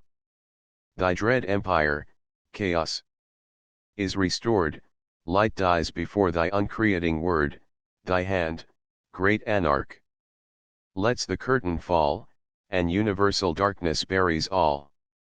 5 10 15 20 25 30 Contents Epitaph on Gay in Westminster Abbey, 1732 Of manners gentle, of affections mild, in wit, a man, simplicity, a child, with native humor tempering virtuous rage, formed to delight at once and lash the age, above temptation, in a low estate, and uncorrupted, even among the great, a safe companion, and an easy friend, unblamed through life, lamented in thy end. These are thy honors. Not that here thy bust is mixed with heroes, or with kings thy dust, but that the worthy and the good shall say, striking their pensive bosoms, here lies Gay. 510 Contents Notes on the Rape of the Lock. Introduction. In 1711 Pope, who had just published his essay on criticism, was looking about for new worlds to conquer. A fortunate chance threw in his way a subject exactly suited to his tastes and powers. He seized upon it, dashed off his first sketch in less than a fortnight, and published it anonymously in a miscellany issued by Lintot in 1712. But the theme had taken firm root in his mind. Dissatisfied with his first treatment of it, he determined, against the advice of the best critic of the day, to recast the work, and lift it from a mere society jeu d'esprit into an elaborate mock-heroic poem. He did so and won a complete success. Even yet, however, he was not completely satisfied, and from time to time he added a touch to his work until he finally produced the finished picture which we know as The Rape of the Lock. As it stands, it is an almost flawless masterpiece, a brilliant picture and light-hearted mockery of the gay society of Queen Anne's day, on the whole the most satisfactory creation of Pope's genius, and, perhaps, the best example of the mock-heroic in any literature. The occasion which gave rise to The Rape of the Lock has been so often related that it requires only a brief restatement. Among the Catholic families of Queen Anne's day, who formed a little society of their own, Miss Arabella Fermor was a reigning belle. In a youthful frolic which overstepped the bounds of propriety, Lord Petter, a young nobleman of her acquaintance, cut off a lock of her hair. The lady was offended, the two families took up the quarrel, a lasting estrangement, possibly even a duel, was threatened. At this juncture a common friend of the two families, a Mr. Caryll, nephew of a well-known Jacobite exile for whom he is sometimes mistaken, suggested to Pope to write a poem to make a jest of it, and so kill the quarrel with laughter. Pope consented, wrote his first draft of The Rape of the Lock, and passed it about in manuscript. Pope says himself that it had its effect in the two families, certainly nothing more is heard of the feud. How Miss Fermor received the poem is a little uncertain. Pope complains in a letter written some months after the poem had appeared in print that the celebrated lady is offended. According to Johnson, she liked the verses well enough to show them to her friends, and a niece of hers said years afterward that Mr. Pope's praise had made her aunt very troublesome and conceited. It is not improbable that Belinda was both flattered and offended. Delighted with the praise of her beauty, she may nonetheless have felt called upon to play the part of the offended lady when the poem got about and the ribald wits of the day began to read into it double meanings which reflected upon her reputation. To soothe her ruffled feelings, Pope dedicated the second edition of the poem to her in a delightful letter in which he thanked her for having permitted the publication of the first edition to forestall an imperfect copy offered to a bookseller, declared that the character of Belinda resembled her in nothing but in beauty, and affirmed that he could never hope that his poem should pass through the world half so uncensured as she had done. It would seem that the modern critics who have undertaken to champion Miss Fermor against what they are pleased to term the revolting behavior of the poet are fighting a needless battle. A pretty girl who would long since have been forgotten sat as an unconscious model to a great poet. He made her the central figure in a brilliant picture and rendered her name immortal. That is the whole story, and when carping critics begin to search the poem for the improprieties of conduct to which they say Pope alluded, one has but to answer in Pope's own words. If to her share some female errors fall, look on her face, and you'll forget 'em all. Pope's statement in the dedication that he had been forced into publishing the first draft of the poem before his design of enlarging it was half executed is probably to be taken, like many of his statements, with a sufficient grain of salt. Pope had a curious habit of protesting that he was forced into publishing his letters, poems, and other trifles, merely to forestall the appearance of unauthorized editions. It is more likely that it was the undoubted success of The Rape of the Lock in its first form which gave him the idea of working up the sketch into a complete mock-heroic poem. Examples of such a poem were familiar enough to Pope. Not to go back to the pseudo-Homeric mock epic which relates the battle of the frogs and mice, Vita in Italy and Boileau in France, with both of whom Pope, as the essay on criticism shows, was well acquainted, had done work of this kind. Vita's description of the game of chess in his Scotia-Luta certainly gave him the model for the game of Ombre in the third canto of The Rape of the Lock. Boileau's Lutrin probably suggested to him the idea of using the mock-heroic for the purposes of satire. Now it was a dogma of the critical creed of the day, which Pope devoutly accepted, that every epic must have a well-recognized machinery. Machinery, as he kindly explained to Miss Fermor, was a term invented by the critics to signify that part which the deities, angels, or demons are made to act in a poem, in short for the whole supernatural element. Such machinery was quite wanting in the first draft of The Rape.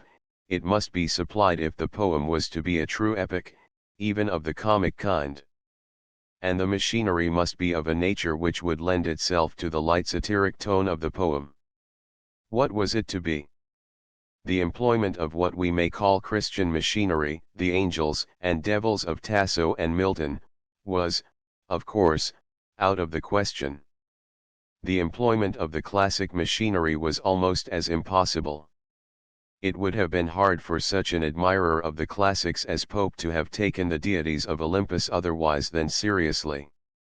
And even if he had been able to treat them humorously, the humor would have been a form of burlesque quite at variance with what he had set out to accomplish. For Pope's purpose, springing naturally from the occasion which set him to writing The Rape, was not to burlesque what was naturally lofty by exhibiting it in a degraded light, but to show the true littleness of the trivial by treating it in a grandiose and mock-heroic fashion, to make the quarrel over the stolen lock ridiculous by raising it to the plane of the epic contest before the walls of Troy. In his perplexity a happy thought, little less in fact than an inspiration of genius, came to Pope. He had been reading a book by a clever French abbé treating in a satiric fashion of the doctrines of the so-called Rosicrucians, in particular of their ideas of elemental spirits and the influence of these spirits upon human affairs. Here was the machinery he was looking for made to his hand. There would be no burlesque in introducing the Rosicrucian Sylphs and gnomes into a mock-heroic poem, for few people, certainly not the author of the Conte de Gabalis, took them seriously. Yet the widespread popularity of this book, to say nothing of the existence of certain Rosicrucian societies, had rendered their names familiar to the society for which Pope wrote. He had but to weave them into the action of his poem, and the brilliant little sketch of society was transformed into a true mock epic. The manner in which this interweaving was accomplished is one of the most satisfactory evidences of Pope's artistic genius. He was proud of it himself. The making the machinery, and what was published before, hit so well together, is, he told Spencer, I think, one of the greatest proofs of judgment of anything I ever did. And he might well be proud. Macaulay, in a well-known passage, has pointed out how seldom in the history of literature such a recasting of a poem has been successfully accomplished. But Pope's revision of The Rape of the Lock was so successful that the original form was practically done away with. No one reads it now but professed students of the literature of Queen Anne's time. And so artfully has the new matter been woven into the old that if the recasting of The Rape of the Lock were not a commonplace even in school histories of English literature, not one reader in 100 would suspect that the original sketch had been revised and enlarged to more than twice its length. It would be an interesting task for the student to compare the two forms printed in this edition, to note exactly what has been added, and the reasons for its addition, and to mark how Pope has smoothed the junctures and blended the old and the new. Nothing that he could do would admit him more intimately to the secrets of Pope's mastery of his art. A word must be said in closing as to the merits of The Rape of the Lock and its position in English literature. In the first place, it is an inimitable picture of one phase, at least, of the life of the time, of the gay, witty, heartless society of Queen Anne's day. Slowly recovering from the licentious excesses of the Restoration, society at this time was perhaps unmoral rather than immoral. It was quite without ideals, unless indeed the conventions of good form may be dignified by that name. It lacked the brilliant enthusiasm of Elizabethan times as well as the religious earnestness of the Puritans and the devotion to patriotic and social ideals which marked a later age. Nothing, perhaps, is more characteristic of the age than its attitude toward women. It affected indeed a tone of high-flown adoration which thinly veiled a cynical contempt. It styled woman a goddess and really regarded her as little better than a doll. The passion of love had fallen from the high estate it once possessed and become the mere relaxation of the idle moments of a man of fashion. In the comedies of Congreve, for example, a lover even if honestly in love thinks it as incumbent upon him to make light of his passion before his friends as to exaggerate it in all the forms of affected compliment before his mistress. In The Rape of the Lock Pope has caught and fixed forever the atmosphere of this age. It is not the mere outward form and circumstance, the manners and customs, the patching, powdering, ogling, gambling, of the day that he has reproduced, though his account of these would alone suffice to secure the poem immortality as a contribution to the history of society. The essential spirit of the age breathes from every line. No great English poem is at once so brilliant and so empty, so artistic, and yet so devoid of the ideals on which all high art rests. It is incorrect, I think, to consider Pope in The Rape of the Lock as the satirist of his age. He was indeed clever enough to perceive its follies, and witty enough to make sport of them, but it is much to be doubted whether he was wise enough at this time to raise his eyes to anything better. In the social satires of Pope's great admirer, Byron, we are at no loss to perceive the ideal of personal liberty which the poet opposes to the conventions he tears to shreds. Is it possible to discover in the Rape of the Lock any substitute for Belinda's fancies and the Baron's freaks? The speech of Clarissa, which Pope inserted as an afterthought to point the moral of the poem, recommends Belinda to trust to merit rather than to charms. But merit is explicitly identified with good humor, a very amiable quality, but hardly of the highest rank among the moral virtues. And the avowed end and purpose of merit is merely to preserve what beauty gains, the flattering attentions of the other sex, surely the lowest ideal ever set before womankind. The truth is, I think, that the Rape of the Lock represents Pope's attitude toward the social life of his time in the period of his brilliant youth. He was at once dazzled, amused, and delighted by the gay world in which he found himself. The apples of pleasure had not yet turned to ashes on his lips, and it is the poet's sympathy with the world he paints which gives to the poem the air, most characteristic of the age itself, of easy, idle, unthinking gaiety. We would not have it otherwise. There are sermons and satires in abundance in English literature, but there is only one Rape of the Lock. The form of the poem is in perfect correspondence with its spirit. There is an immense advance over the essay on criticism in ease, polish, and balance of matter and manner. And it is not merely in matters of detail that the supremacy of the latter poem is apparent. The Rape of the Lock is remarkable among all Pope's longer poems as the one complete and perfect whole. It is no mosaic of brilliant epigrams, but an organic creation. It is impossible to detach any one of its witty paragraphs and read it with the same pleasure it arouses when read in its proper connection. Philistre's call to arms and Clarissa's moral reproof are integral parts of the poem. And as a result, perhaps, of its essential unity, the Rape of the Lock bears witness to the presence of a power in Pope that we should hardly have suspected from his other works, the power of dramatic characterization. Elsewhere he has shown himself a master of brilliant portraiture, but Belinda, the Baron, and Thales Tries are something more than portraits. They are living people, acting and speaking with admirable consistency. Even the little sketch of Sir Plume is instinct with life. Finally, the Rape of the Lock, in its limitations and defects, no less than in its excellencies, represents a whole period of English poetry, the period which reaches with but few exceptions from Dryden to Wordsworth. The creed which dominated poetic composition during this period is discussed in the introduction to the essay on criticism, and is admirably illustrated in that poem itself.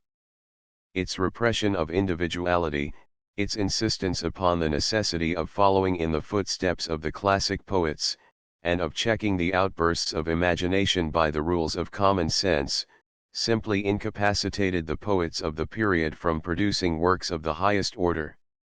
And its insistence upon man as he appeared in the conventional, urban society of the day as the one true theme of poetry, its belief that the end of poetry was to instruct and improve either by positive teaching or by negative satire, still further limited its field. One must remember in attempting an estimate of the Rape of the Lock that it was composed with an undoubting acceptance of this creed and within all these narrowing limitations. And when this is borne in mind, it is hardly too much to say that the poem attains the highest point possible. In its treatment of the supernatural it is as original as a poem could be at that day. The brilliancy of its picture of contemporary society could not be heightened by a single stroke. Its satire is swift and keen, but never ill-natured. And the personality of Pope himself shines through every line. Johnson advised authors who wished to attain a perfect style to give their days and nights to a study of Addison.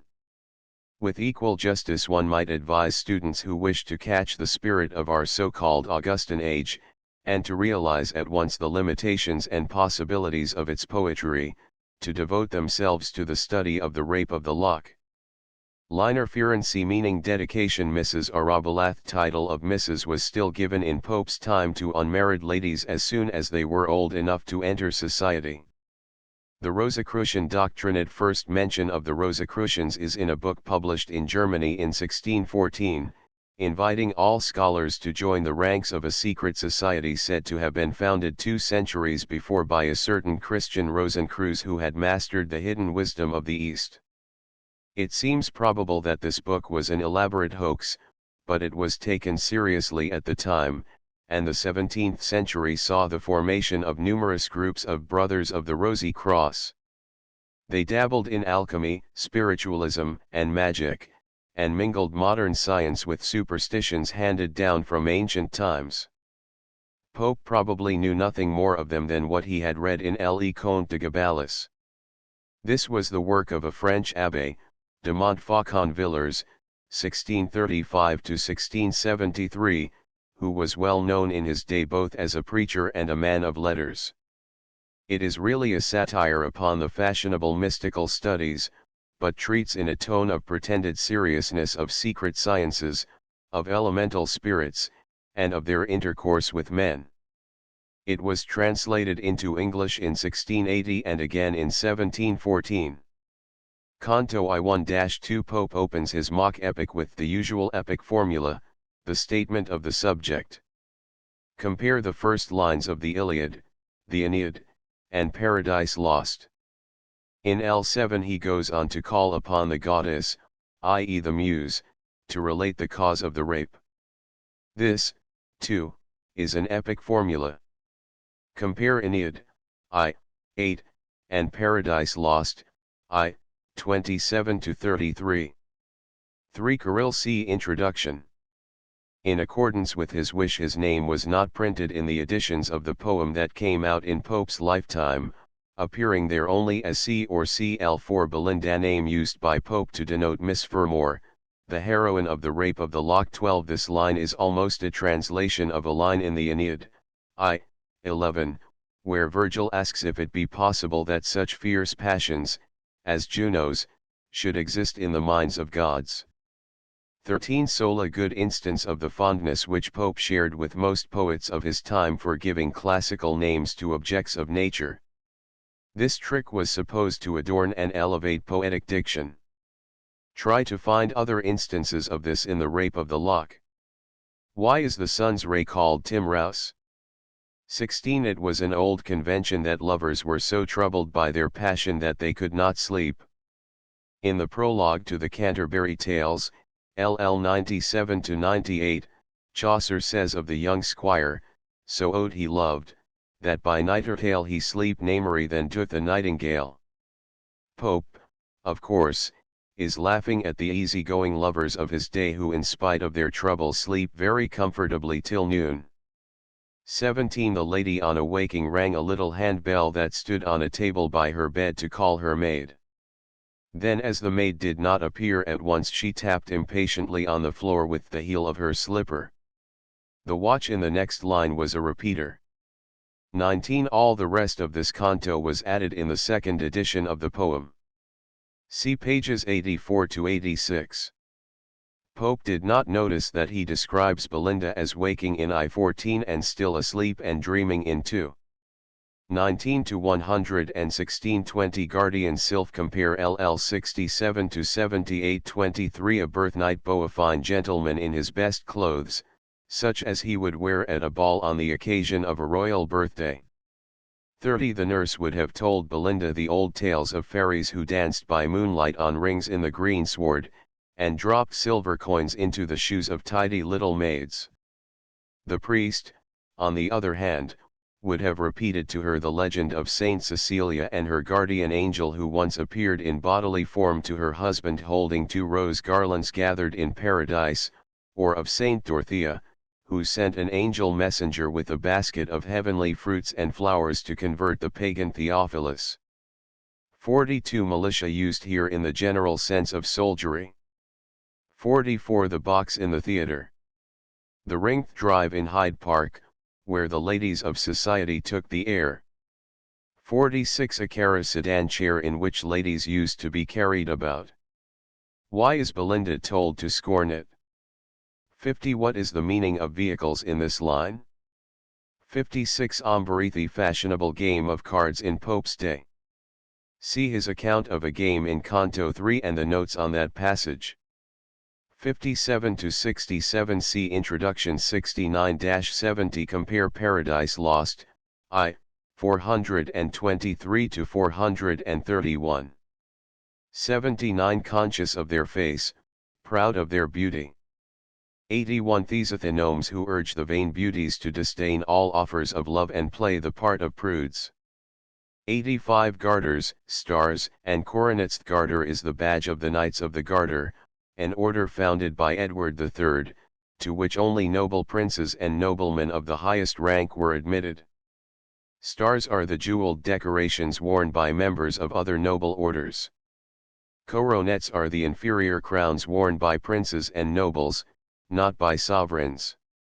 86. Your Grace. The title bestowed in England on a duchess. The idea in this passage, LL 83 to 86, is that the gnomes fill the girls' minds with hopes of a splendid marriage and so induce them to deny love. 94. Impertinence. Purposeless flirtation. 97-98. Florio. Damon. Poetic names for fine gentlemen, no special individuals are meant. 100. Why is a woman's heart called a toy shop? 101. Sword knots. Tassels worn at the hilts of swords. In Pope's day every gentleman carried a sword, and these sword knots were often very gay. 105. Who thy protection claim. What is the exact meaning of his phrase? 108. Thy ruling star. The star that controls thy destinies, a reference to the old belief in astrology. 115. Shock. Belinda's pet dog. His name would seem to show that he was a rough-haired terrier. 118. Does this line mean that Belinda had never seen a billet-doux before? 119. Wounds, charms, and ardors. The usual language of a love letter at this time. 124. The cosmetic powers. Deities that preside over a lady's toilet. Note the playful satire with which Pope describes Belinda's toilet as if it were a religious ceremony. Who is th inferior priestess in L 127? 131. Nicely carefully. 134. Arabia famous for its perfumes. 145. Set the head. Arrange the headdress. 147. Betty. Belinda's maid. Canto 2-4. Launched. Embarked. 25. Springs. Snares. 26. The finiprid. A characteristic instance of Pope's preference or circumlocution to a direct phrase. 35. 36. A regular formula in classical epics. In Virgil, 11, 794 to 795, Phoebus grants part of the prayer of Aruns, the other part he scatters to the light winds. 38. Vast French romances. These romances were the customary reading of society in Pope's day when there were as yet no English novels. Some of them were of enormous length. Addison found several of them in a typical lady's library, great folio volumes, finely bound in gilt. Spectator, 37. 58. All but the Sylph. So in Homer, 1-25, while all the rest of the army is sleeping, Agamemnon is disturbed by fear of the doom impending over the Greeks at the hands of Hector. 60. Waft. Wave, or flutter. 70. Superior by the head. So in Homer, Iliad, 3, 225-227, Ajax is described as towering over the other Greeks by head and shoulders. 73. Sylphid. Sa. Feminine form of Sylphs. 74. This formal opening of Ariel's address to his followers is a parody of a passage in Paradise Lost, v. 600-601. 75. Spheres. Either worlds or in a more general sense regions. 79. What are the wandering orbs, and how do they differ from planets in L80? 97. A wash. A lotion for the complexion. 105. Diana, the virgin huntress, was in a peculiar sense the goddess of chastity. 106. China jar. Taste for collecting old china was comparatively new in England at this time. It had been introduced from Holland by Queen Anne's sister, Queen Mary, and was eagerly caught up by fashionable society. 113. The drops. The diamond earrings. 118. The petticoat. Huge hoop skirt which had recently become fashionable. Addison, in a humorous paper in the Tatler, number 116, describes one as about 24 yards in circumference. 128 Botkin a large needle. 133 Riveld an obsolete riment of Obreveld. 133 Ixion. According to classical mythology, Ixion was punished for his sins by being bound forever upon a whirling wheel. 134 Mill, the mill in which cakes of chocolate were ground up preparatory to making the beverage. 138 Orban concentric circles. 139 Thread, a variant form of thread. Canto 3 a structure Hampton Court, a palace on the Thames, a few miles above London. It was begun by Wolsey, and much enlarged by William III. Queen Anne visited it occasionally, and cabinet meetings were sometimes held there. Pope insinuates, L6, that the statesmen who met in these councils were as interested in the conquest of English ladies as of foreign enemies. Tea was still in Queen Anne's day a luxury confined to the rich. It cost, in 1710, from 12 to 28 shillings per pound. 9 The Heroes and the Nymphs, the boating party which started for Hampton Court in Canto 2. 17 Snuff-taking had just become fashionable at this time. The practice is said to date from 1702, when an English admiral brought back 50 tons of snuff found on board some Spanish ships which he had captured in Vigo Bay. In the Spectator for August 8, 1711, a mock advertisement is inserted professing to teach the exercise of the snuff box according to the most fashionable airs and motions, and in the number for April 4, 1712, Steele protests against an impertinent custom the fine women have lately fallen into of taking snuff. 22 Dine at usual dinner hour in Queen Anne's reign was about 3 p.m. Fashionable people dined at 4, or later. This allowed the fashionable lady who rose at noontime to do a little shopping and perform the long labors of the toilet. 26 2. Knight zone of these was the Baron, cl 66. 27 Hombre, a game of cards invented in Spain. It takes its name from the Spanish phrase originally used by the player who declared trumps, Yo soy el hombre, i.e., I am the man. It could be played by 3, 5, or 9 players, but the usual number was 3 as here.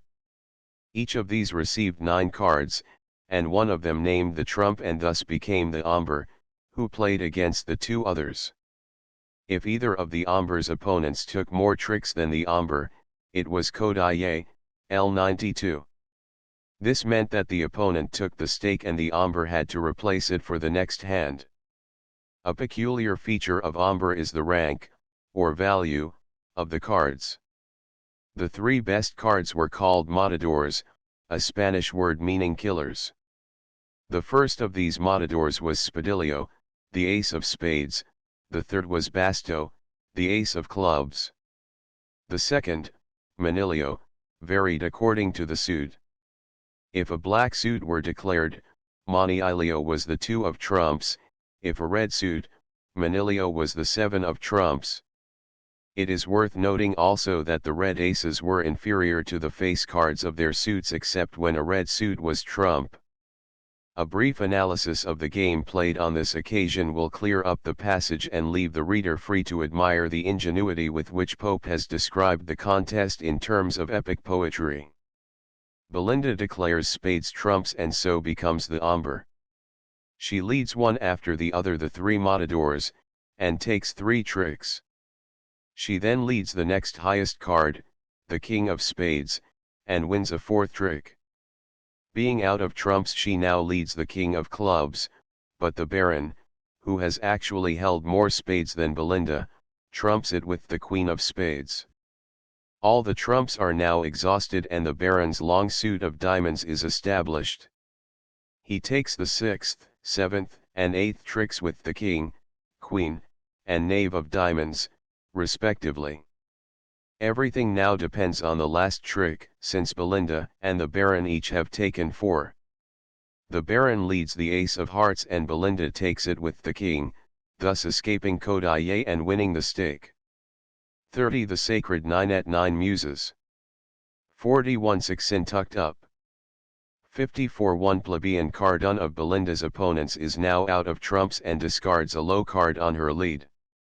61 Palma term applied to the knave of clubs, which was always the highest card in Loo, another popular game of that day. 74 The globed jeweled ball, which forms one of the regalia of a monarch. The aspect of playing cards has changed not a little since Pope's day, but the globe is still to be seen on the king of clubs. 79 Clubs, diamonds, hearts. These are the losing cards played by Belinda and the third player on the barons winning diamonds. 99 Pope's old enemy, Dennis, objected to the impropriety of Belinda's filling the sky with exulting shouts, and some modern critics have been foolish enough to echo his objection. The whole scene is a masterpiece of the mock heroic. The game is a battle, the cards are warriors, and Belinda's exclamations of pleasure at winning are in the same fashion magnified into the cheers of a victorious army. 100 Long canals. The canals which run through the splendid gardens of Hampton Court, laid out by William III in the Dutch fashion. 106 The berries crackle. It would seem from this phrase that coffee was at that time roasted as well as ground in the drawing room. In a letter written shortly after the date of this poem, Pope describes Swift as roasting coffee with his own hands in an engine made for that purpose. Coffee had been introduced into England about the middle of the 17th century. In 1657 a barber who had opened one of the first coffee houses in London was indicted for making and selling a sort of liquor called coffee, as a great nuisance and prejudice of the neighbourhood. In Pope's time there were nearly 3,000 coffee houses in London. The Mill. The coffee mill. 107 Altars of Japan. Japan stands for the lamps. 117-118 The parenthesis in these lines contains a hit at the would-be omniscient politicians who haunted the coffee houses of Queen Anne's day, and who professed their ability to see through all problems of state with their eyes half shut. Pope jestingly attributes their wisdom to the inspiring power of coffee. 122 Scylla, the daughter of King Nisus in Grecian legends. Nisus had a purple hair, and so long as it was untouched he was unconquerable. Scylla fell in love with one of his enemies and pulled out the hair while Nisus slept. For this crime she was turned into a bird.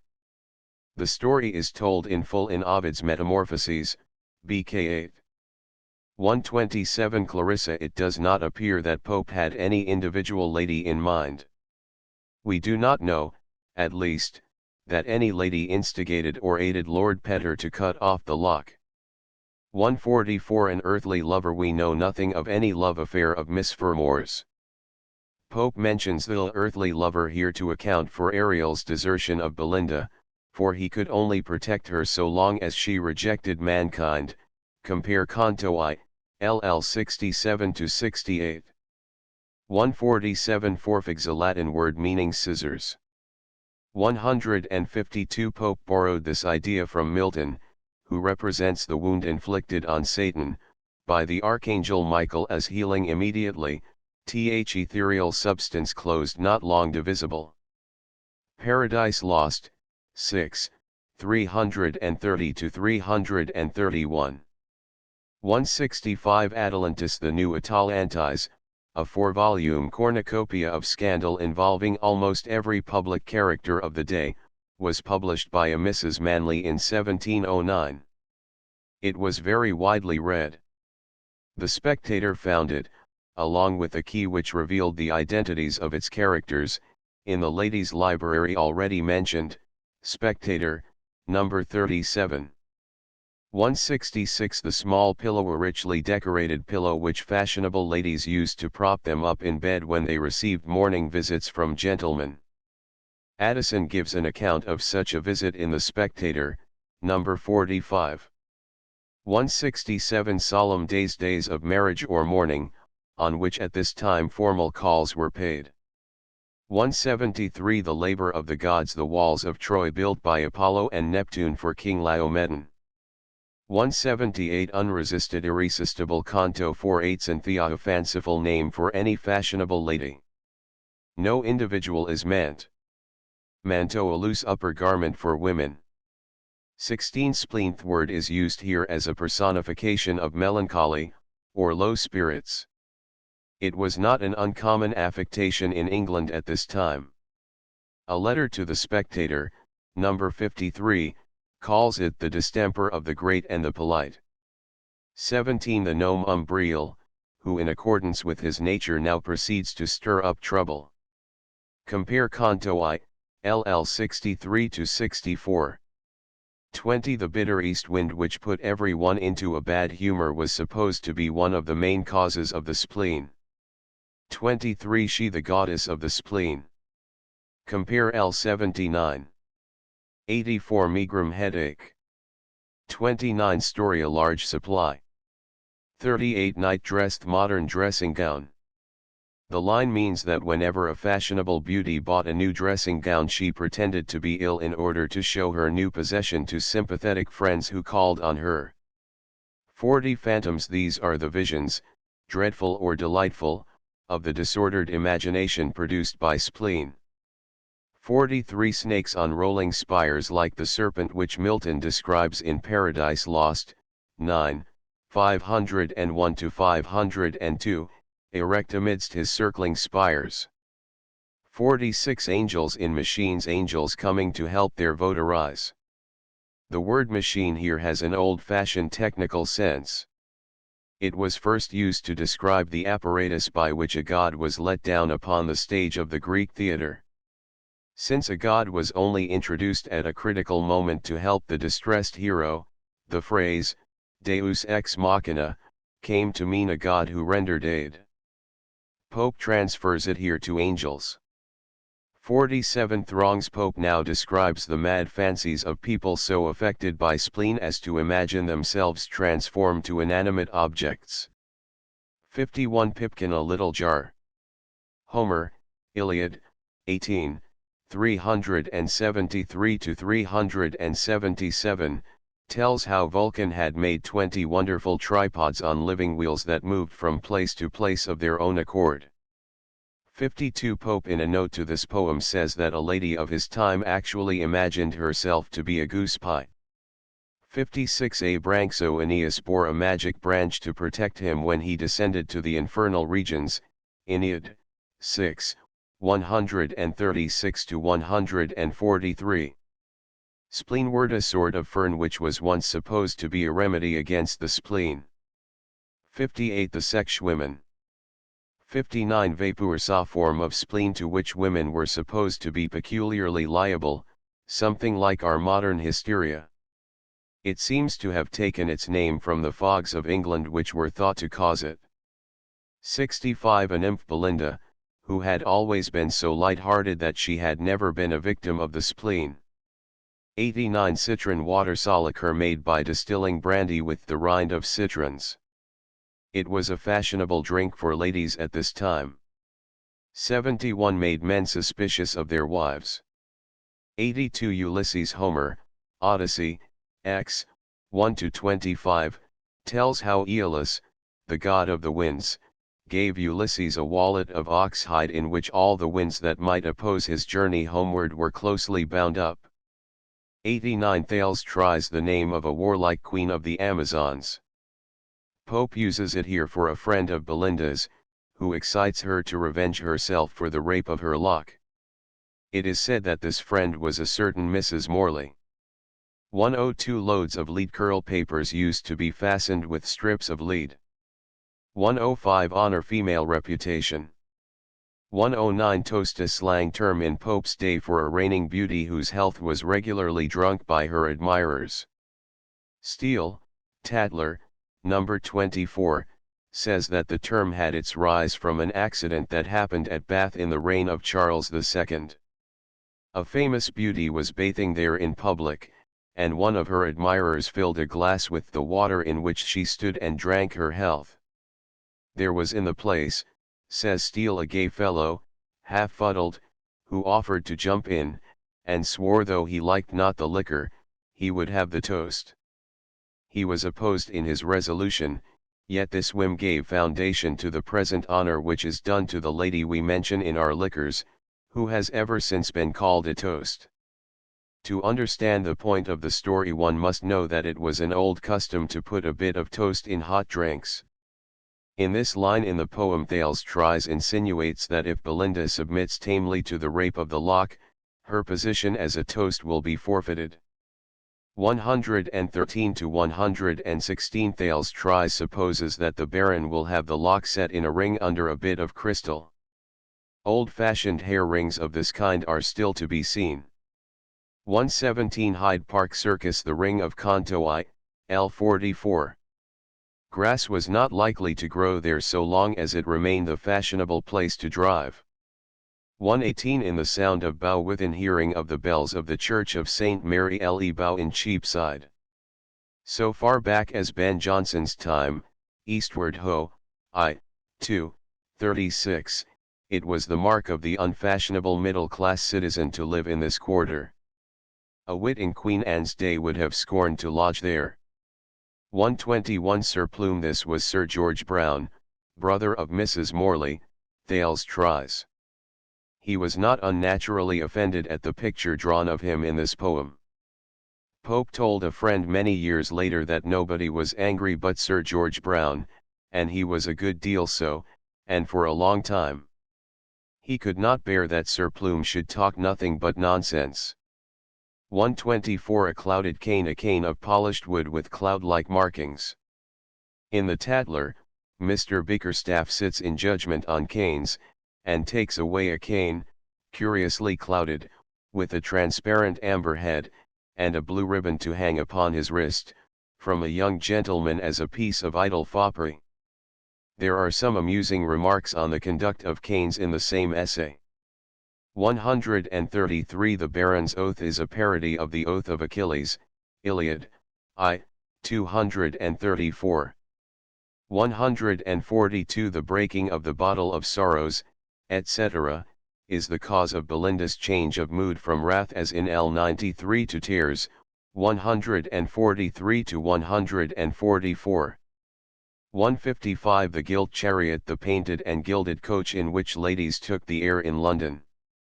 156 Bohea, the name comes from a range of hills in China where a certain kind of tea was grown. 162 The patch box The box which held the little bits of black sticking plaster with which ladies used to adorn their faces.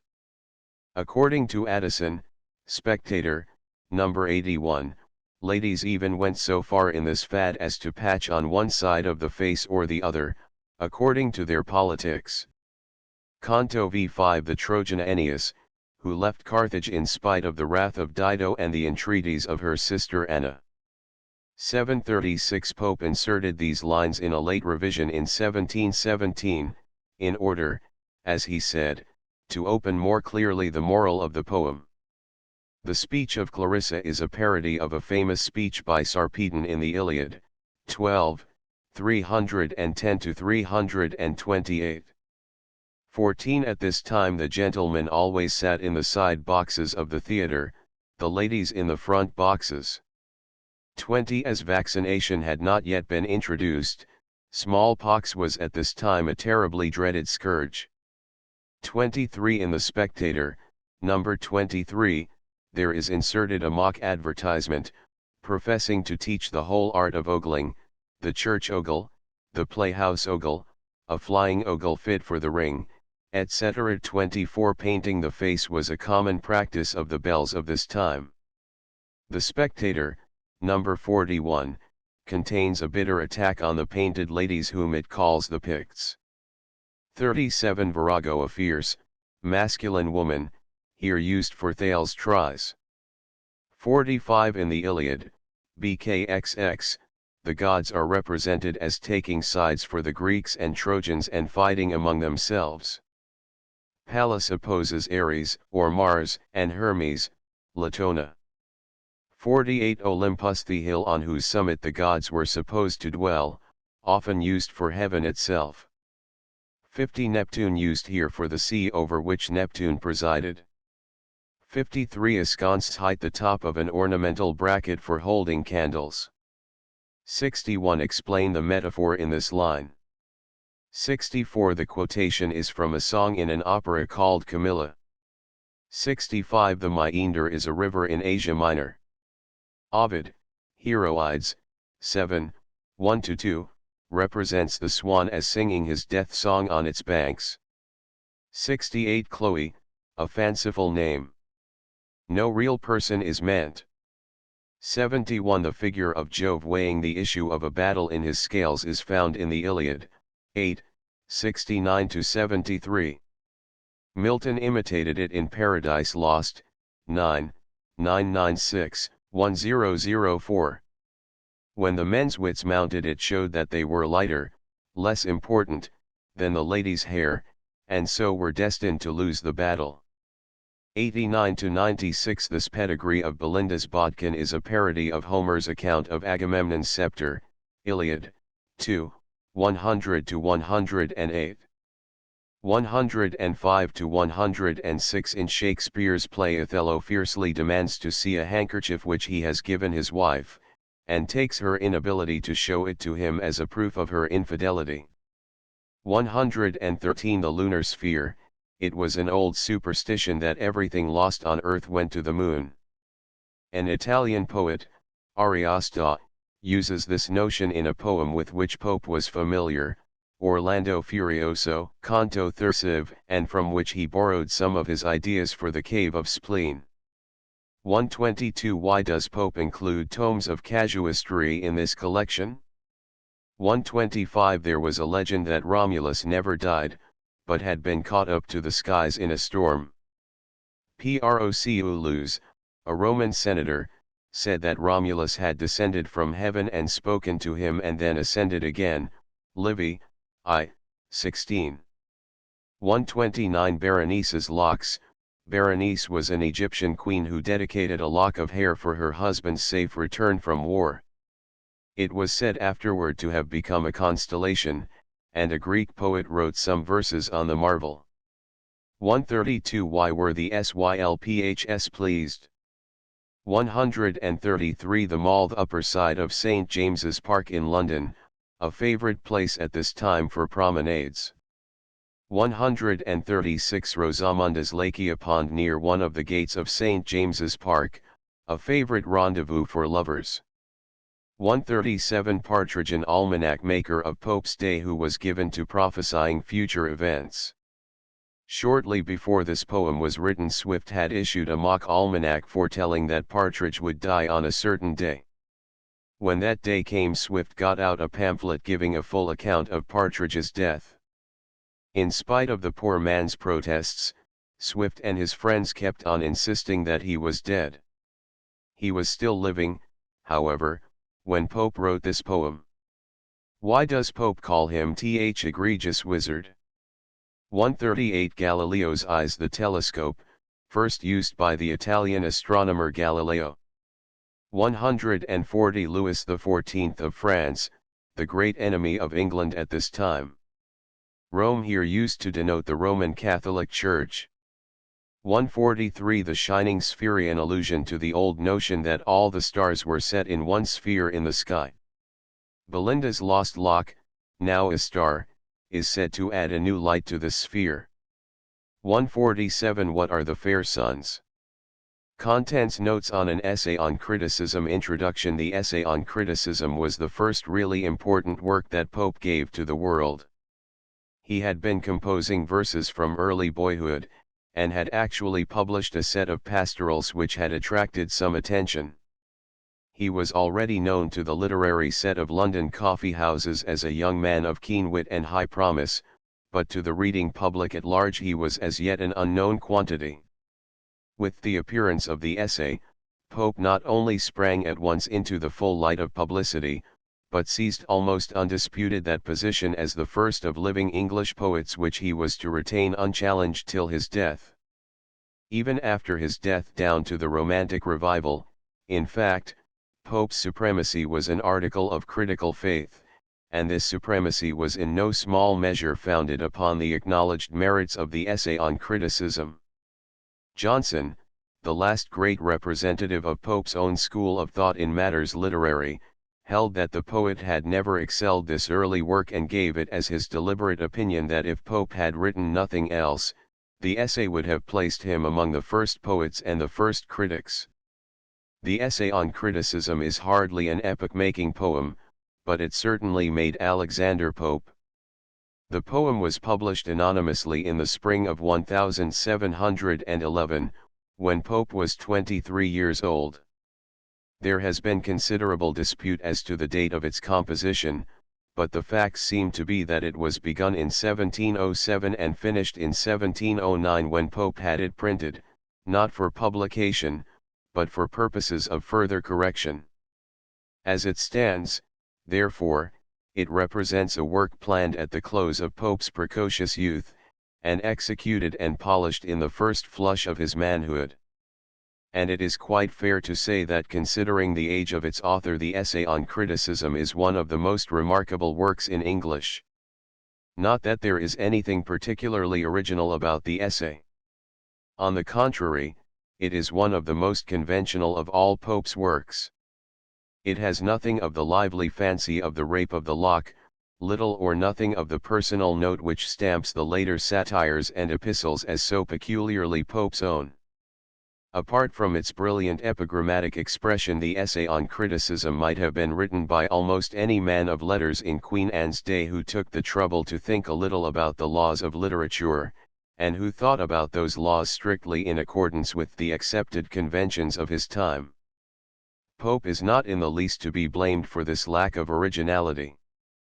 Profound original criticism is perhaps the very last thing to be expected of a brilliant boy, and Pope was little more when he planned this work.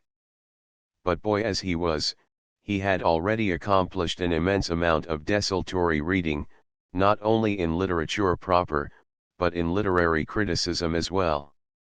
He told Spence in later years that in his youth he had gone through all the best critics, naming especially Quintilian, Rapin, and Bossuet. A mere cursory reading of the essay shows that he had also studied Horace, Vida, and Boileau. Before he began to write he had, so he told Spence, digested all the matter of the poem into prose. In other words, then, the essay on criticism is at once the result of Pope's early studies, the embodiment of the received literary doctrines of his age, and, as a consecutive study of his poems shows, the program in accordance with which, making due allowance for certain exceptions and inconsistencies, he evolved the main body of his work.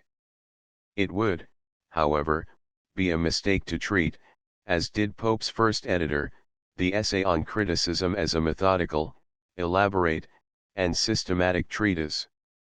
Pope, indeed, was flattered to have a scholar of such recognized authority as Warburton to interpret his works, and permitted him to print a commentary upon the essay, which is quite as long and infinitely duller than the original. But the true nature of the poem is indicated by its title. It is not an art of poetry such as Boileau composed, but an essay. And by the word essay, Pope meant exactly what Bacon did, a tentative sketch, a series of detached thoughts upon a subject, not a complete study or a methodical treatise.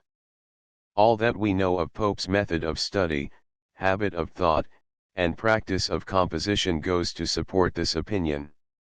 He read widely but desultorily, thought swiftly and brilliantly, but illogically and inconsistently, and composed in minute sections, on the backs of letters and scraps of waste paper, fragments which he afterward united, rather than blended, to make a complete poem, a mosaic, rather than a picture.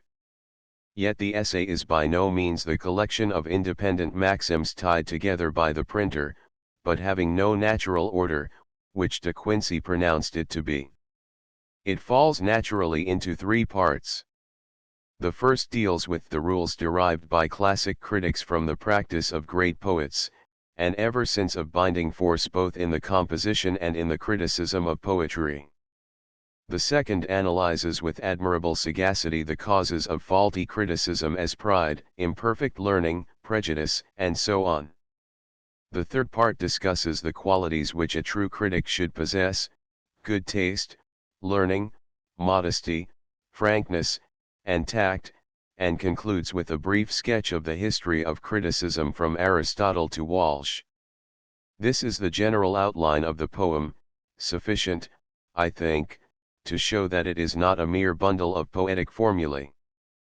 But within these broad limits the thought of the poem wanders freely, and is quite rambling, inconsistent, and illogical enough to show that Pope is not formulating an exact and definitely determined system of thought.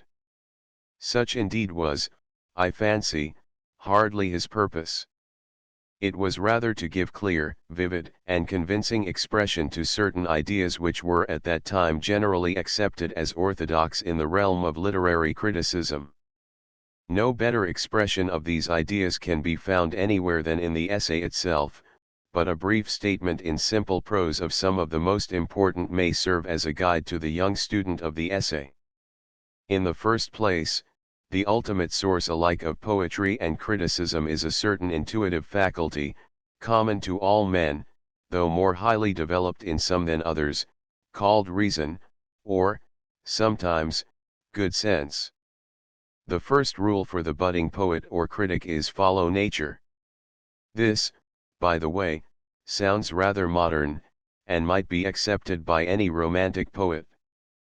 But by nature was meant not at all the natural impulses of the individual, but those rules founded upon the natural and common reason of mankind which the ancient critics had extracted and codified from the practice of the ancient poets.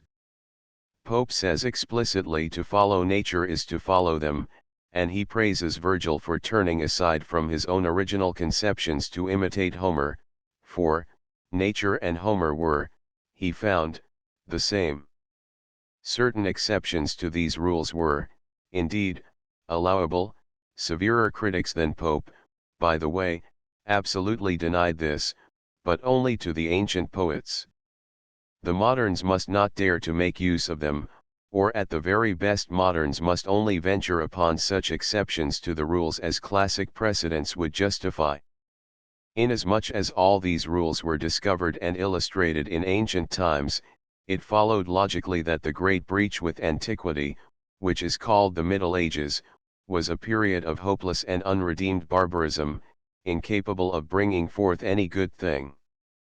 The light of literature began to dawn again with the revival of learning at the Renaissance, but the great poets of the Renaissance, Spenser and Shakespeare, for example, were irregular, that is, they trusted too much to their individual powers and did not accept with sufficient humility the orthodox rules of poetry. This dogma, by the way, is hardly touched upon in the essay, but is elaborated with great emphasis in Pope's later utterance on the principles of literature, the well-known Epistle to Augustus. Finally, with the establishment of the reign of reason in France under Louis XIV, and in England a little later, the full day had come, and literary sins of omission and commission that might be winked at in such an untutored genius as Shakespeare were now unpardonable. This last dogma explains the fact that in the brief sketch of the history of criticism which concludes the essay, Pope does not condescend to name an English poet or critic prior to the reign of Charles II. It would be beside the purpose to discuss these ideas today or to attempt an elaborate refutation of their claims to acceptance. Time has done its work upon them, and the literary creed of the wits of Queen Anne's day is as antiquated as their periwigs and knee breeches. Except for purposes of historical investigation, it is quite absurd to take the essay on criticism seriously. And yet it has even for us of today a real value. Our age absolutely lacks a standard of literary criticism, and of all standards the one least likely to be accepted is that of Pope and his fellow believers. Individual taste reigns supreme in this democratic age, and one man's judgment is as good as, perhaps a little better than, another's.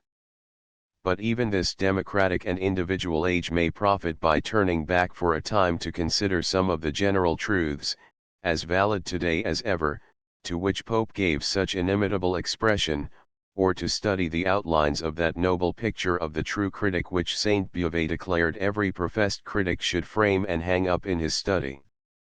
An age which seems at times upon the point of throwing classical studies overboard as useless lumber might do far worse than listen to the eloquent tribute which the poet pays to the great writers of antiquity.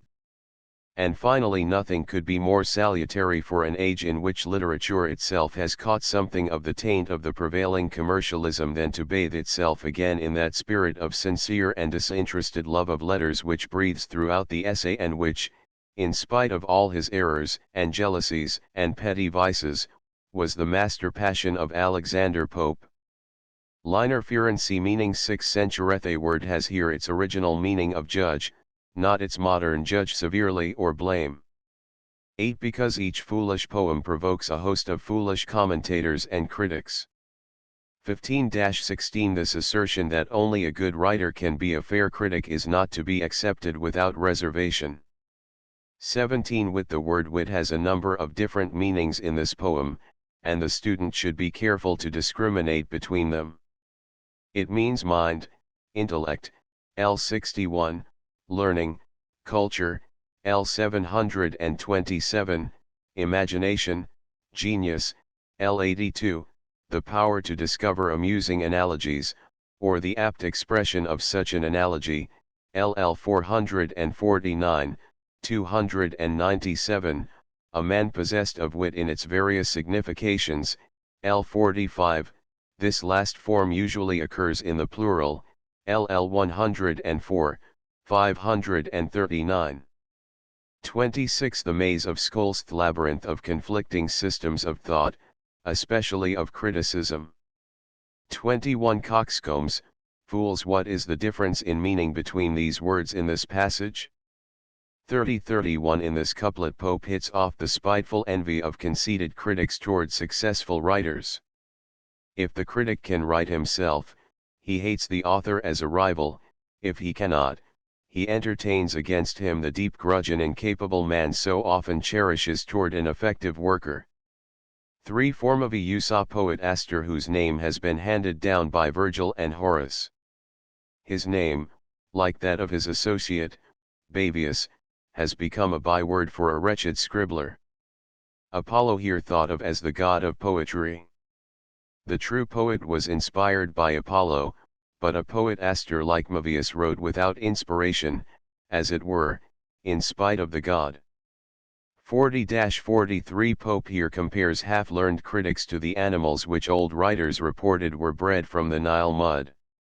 In Antony and Cleopatra, for example, Lepidus says, "Your serpent of Egypt is bred now of your mud by the operation of your son, so is your crocodile." Pope thinks of these animals as in the unformed stage, part kindled into life, part a lump of mud. So these critics are unfinished things for which no proper name can be found. Equivocal generation is the old term used to denote spontaneous generation of this sort. Pope applies it here to critics without proper training who spring spontaneously from the mire of ignorance. 44 Tell count 45 The idea is that a vain wit's tongue could out-talk 100 ordinary men's. 53 Pretending wit, presuming, or ambitious mind. 56-58 Memory, understanding, imagination. This is the old threefold division of the human mind. Pope means that where one of these faculties is above the average in any individual, another of them is sure to fall below. Is this always the case? 63 Peculiar arts, special branches of knowledge. 73 In what sense can nature be called the source, the end, and the test of art? 76 Informing soul explanation. 80-81 What two meanings are attached to wit in this couplet? 84 'Tis more right is more important. The Muses' steed Pegasus, the winged horse of Greek mythology, was supposed to be the horse of the Muses and came to be considered a symbol of poetic genius. 86 Generaus hybrid. 88 What is the difference between discovered and devised? 94 Parnassus top. The Muses were supposed to dwell on the top of Parnassus, a mountain in Greece. Great poets are here thought of as having climbed the mountain to dwell with the Muses. 96 What is, cf. text, the immortal prize? 99 Shai learned Greece, especially Greek criticism, which obtained the rules of poetry from the practice of great poets, and, as it were, systematized their inspiration. 104 Following Wit's later scholars. 105 What is meant by the mistress and the maid in this line? 109 Doctor's bills prescriptions. 112 These are the prosy commentators on great poets, whose dreary notes often disgust readers with the original. 120 Faba a plot. 123 What is the difference between cavil and criticize? 129 The Mantuan Musethe poetry of Virgil, which Pope thinks the best commentary on Homer. In what sense is this to be understood? 130 Maro Virgil, whose full name was Publius Virgilius Maro, Pope here praises Virgil's well-known imitation of Homer. Since nature and Homer were the same, a young poet like Virgil could do nothing better than copy Homer. 138 The Stagirite Aristotle, a native of Stagira, was the first and one of the greatest of literary critics. His rules were drawn from the practice of great poets, and so, according to Pope, to imitate Homer was to obey the ancient rules. 141 There are some beauties in poetry which cannot be explained by criticism. 142 Happiness used here to express the peculiar charm of spontaneous poetic expression as contrasted with care, i.e. the art of revising and improving, which can be taught. 152 Vulgar bounced limitations imposed upon ordinary writers. 157 Out of, rise surpass the ordinary scenes of nature. 159 Great wits poets of real genius. 160 Fall cheer used in the sense of irregularities, exceptions to the rules of poetry. When these are justified by the poet's genius, true critics do not presume to correct them. In many editions this couplet comes after L151. This was Pope's first arrangement, but he later shifted it to its present position. 162 As King's steward, kings claimed the right to dispense with laws, that is, to set them aside in special instances. In 1686 11 out of 12 English judges decided in a test case that it is a privilege inseparably connected with the sovereignty of the king to dispense with penal laws, and that according to his own judgment. The English people very naturally felt that such a privilege opened the door to absolute monarchy, and after the fall of James II, Parliament declared in 1689 that the pretended power of suspending of laws, without the consent of Parliament, is illegal. 164 Its nth purpose of every law of poetry, namely, to please the reader. This purpose must not be transgressed, i.e. forgotten by those who wish to make exceptions to these laws. 166 Their precedent example of classic poets. 179 Stratagems, error things in the classic poets which to carping critics seem faults are often clever devices to make a deeper impression on the reader. 180 Homer nods Horace in his art of poetry used this figure to imply that even the greatest poets sometimes made mistakes. Pope very neatly suggests that it may be the critic rather than the poet who is asleep. 181 Each ancient altar used here to denote the works of the great classic writers. The whole passage down to L200 is a noble outburst of enthusiasm for the poets whom Pope had read so eagerly in early youth. 186 Consenting Paeans unanimous hymns of praise. 194 Must, founder not destined to be discovered till some future time. 196 Who is the last, the meanest of your sons? 203 Bias mental bent, or inclination. 208 This line is based upon physiological theories which are now obsolete. According to these, wind or air supplied the lack of blood or of animal spirits in imperfectly constituted bodies. To such bodies Pope compares those ill-regulated minds where a deficiency of learning and natural ability is supplied by self-conceit. 216 The Pierian spring of the Muses, who were called Pierides in Greek mythology. It is used here as a symbol for learning, particularly for the study of literature.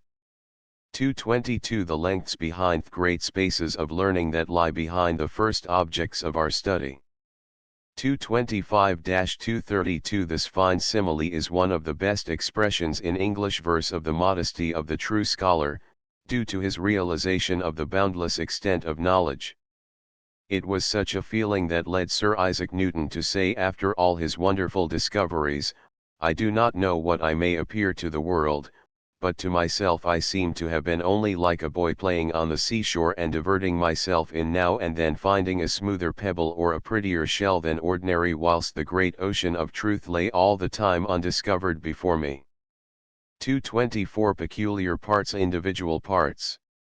248 Ev and thine, O Rome there are so many splendid churches in Rome that an inhabitant of the city would be less inclined than a stranger to wonder at the perfect proportions of any of them. But there are two, at least, the Pantheon and St. Peter's, which might justly evoke the admiration even of a Roman. It was probably of one of these that Pope was thinking. 265 What is the difference between principles and notions in this line? 265 La Mancha's Knight Don Quixote. The anecdote that follows is not taken from Cervantes' novel, but from a continuation of it by an author calling himself Avellaneda. The story is that Don Quixote once fell in with a scholar who had written a play about a persecuted queen of Bohemia. Her innocence in the original story was established by a combat in the lists, but this the poet proposed to omit as contrary to the rules of Aristotle. The Don, although professing great respect for Aristotle, insisted that the combat was the best part of the story and must be acted, even if a special theatre had to be built for the purpose, or the play given in the open fields. Pope quotes this anecdote to show how some critics, in spite of their professed acceptance of general rules, are so prejudiced in favor of a minor point as to judge a whole work of art from one standpoint only. 270 Dennis John Dennis, a playwright and critic of Pope's time. Pope and he were engaged in frequent quarrels, but this first reference to him in Pope's works is distinctly complimentary. The line probably refers to some remarks by Dennis on the Grecian stage in his Impartial Critic, a pamphlet published in 1693. 273 Nice discriminating, in L 286 the meaning is overscrupulous, finicky. 276 Unities according to the laws of dramatic composition generally accepted in Pope's day, a play must observe the unities of subject, place, and time. That is, it must have one main theme, not a number of diverse stories. For its plot, all the scenes must be laid in one place, or as nearly so as possible, and the action must be begun and finished within the space of 24 hours. 286 Curious fastidious, over particular. 288 By a love to parts by too diligent attention to particular parts of a work of art, which hinders them from forming a true judgment of the work as a whole. 289 Conceit an uncommon or fantastic expression of thought. Conceits had been much sought after by the poets who wrote in the first half of the 17th century. 297 True Withera opposed to the conceit of which Pope has been speaking. It is defined as a natural idea expressed in fit words. 299 Whose truth, find off whose truth we find ourselves at once convinced. 308 Take upon content take for granted. 311-317 Show how Pope uses the simile of the prismatic glass to distinguish between false eloquence and true expression. 319 Decent becoming. 328 Fungoso character in Ben Jonson's Every Man Out of His Humor. He is the son of a miserly farmer, and tries hard, though all in vain, to imitate the dress and manners of a fine gentleman. 329 These sparks these would be dandies. 337 Numbers rhythm, meter.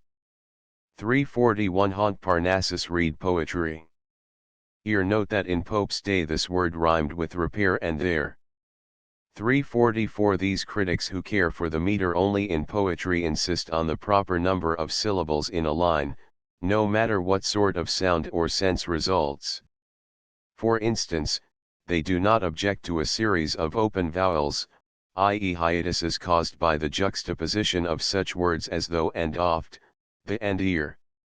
Line 345 is composed especially to show how feeble a rhythm results from such a succession of open vowels. They do not object to bolstering up a line with expletives, such as do in L 346, nor to using 10 low words, i.e. short, monosyllabic words to make up a line.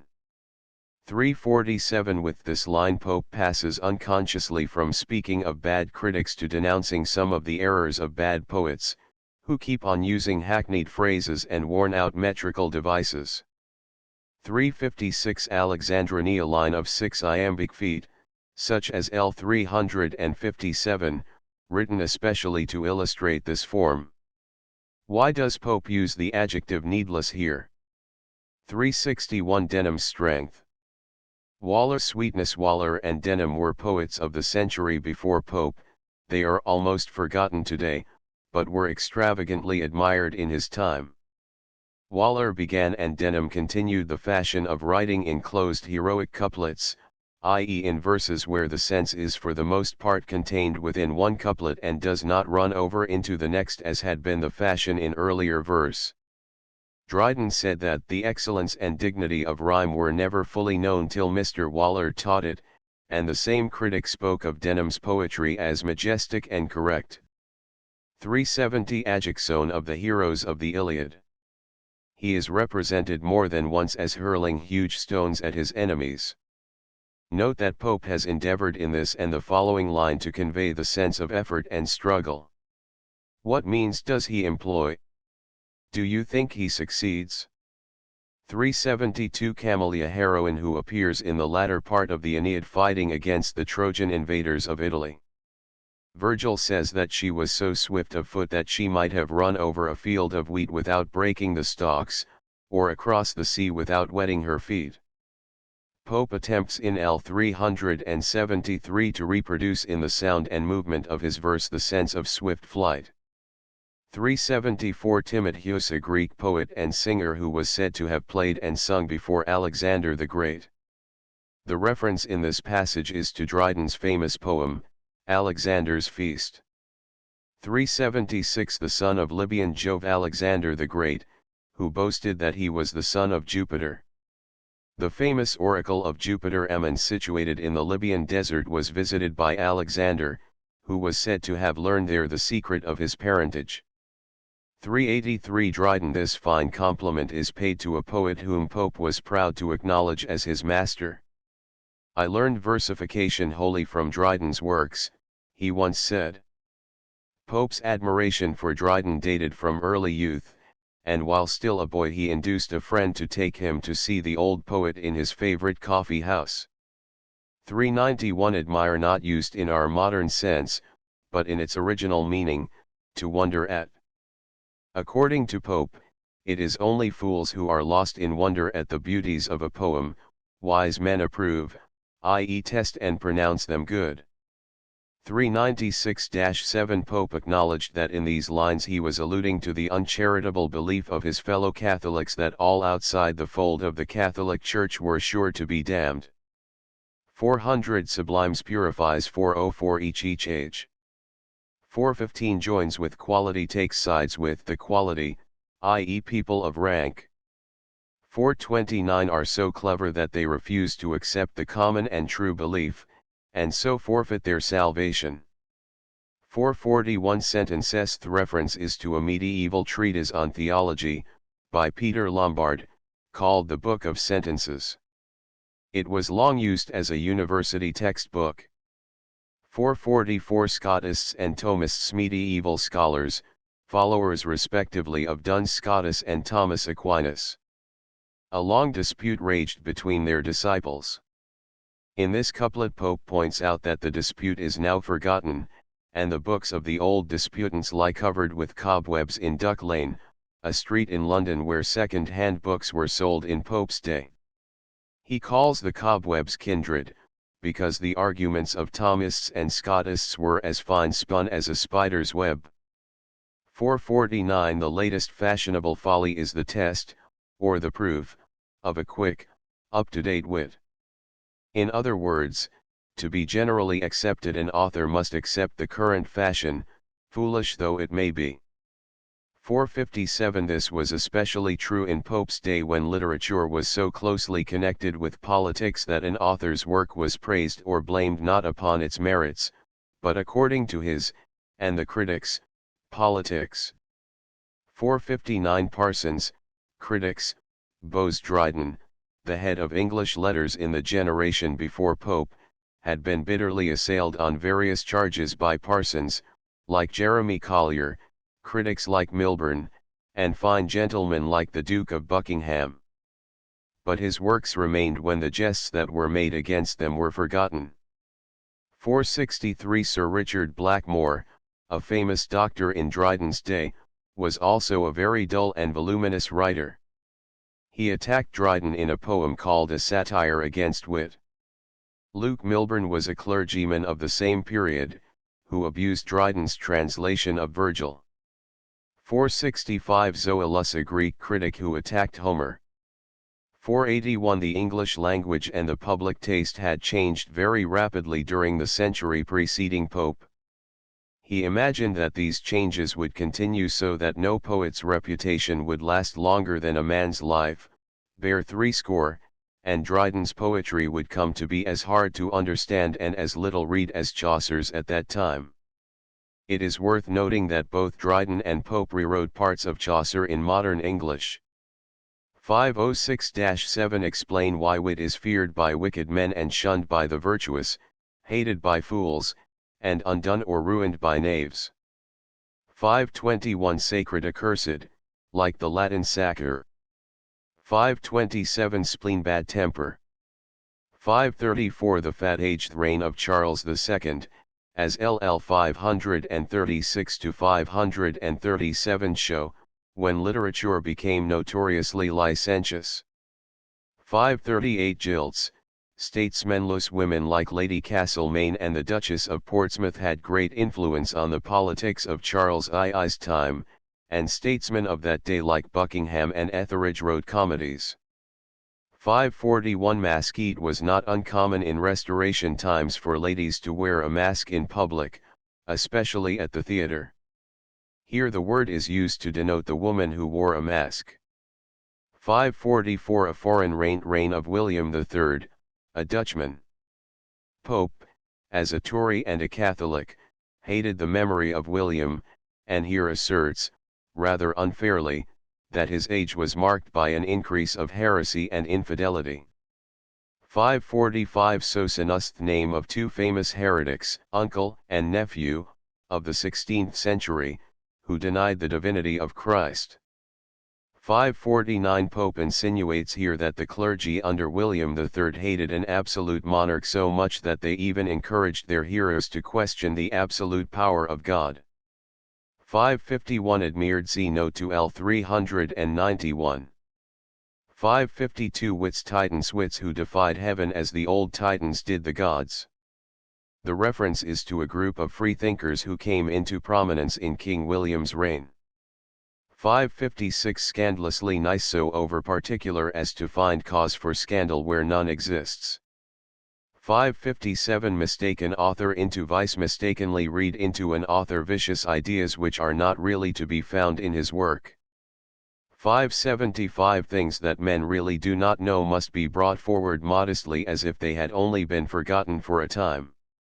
577 That only good breeding alone. 585 Apios, a nickname for John Dennis, taken from his tragedy, Apios and Virginia, which appeared 2 years before the essay on criticism.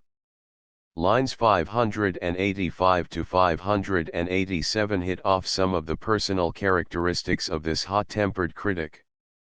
Tremendous was a favorite word with Dennis. 588 Tax blame, find fault with. 591 In Pope's time noblemen could take degrees at the English universities without passing the regular examinations. 617 Dryden's fables published in 1700 represented the very best narrative poetry of the greatest poet of his day. Die Urfey's Tales, on the other hand, published in 1704 and 1706, were collections of dull and obscene doggerel by a wretched poet. 618 with him according to the bookful blockhead. 619 Garth, a well-known doctor of the day, who wrote a much-admired mock-heroic poem called The Dispensary. His enemies asserted that he was not really the author of the poem. 623 Such foolish critics are just as ready to pour out their opinions on a man in St. Paul's Cathedral as in the booksellers' shops in the square around the church, which is called St. Paul's Churchyard. 632 Proud to know, proud of his knowledge. 636 Human lion, old form for humanely. 642 Love to praise, a love of praising men. 648 Myenian star Homer. Myeonia, or Lydia, was a district in Asia which was said to have been the birthplace of Homer. 652 Conquered nature, Aristotle was a master of all the knowledge of nature extant in his day. 653 Horace, the famous Latin poet whose Ars Poetica was one of Pope's models for the essay on criticism. 662 Philem, according to old ideas of physiology, one of the four humors or fluids which composed the body. Where it abounded it made men dull and heavy, or as we still say phlegmatic. 663-4 A rather confused couplet. It means, Horace suffers as much by the misquotations critics make from his work as by the bad translations that wits make of them. 665 Dionysius of Halicarnassus, a famous Greek critic. Pope's manner of reference to him seems to show that he had never read his works. 667 Petronius, a courtier and man of letters of the time of Nero. Only a few lines of his remaining work contain any criticism.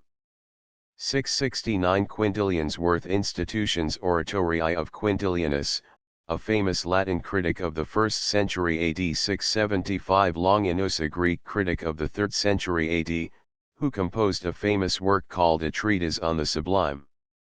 It is a work showing high imagination as well as careful reasoning, and hence Pope speaks of the author as inspired by the nine, i.e. the Muses.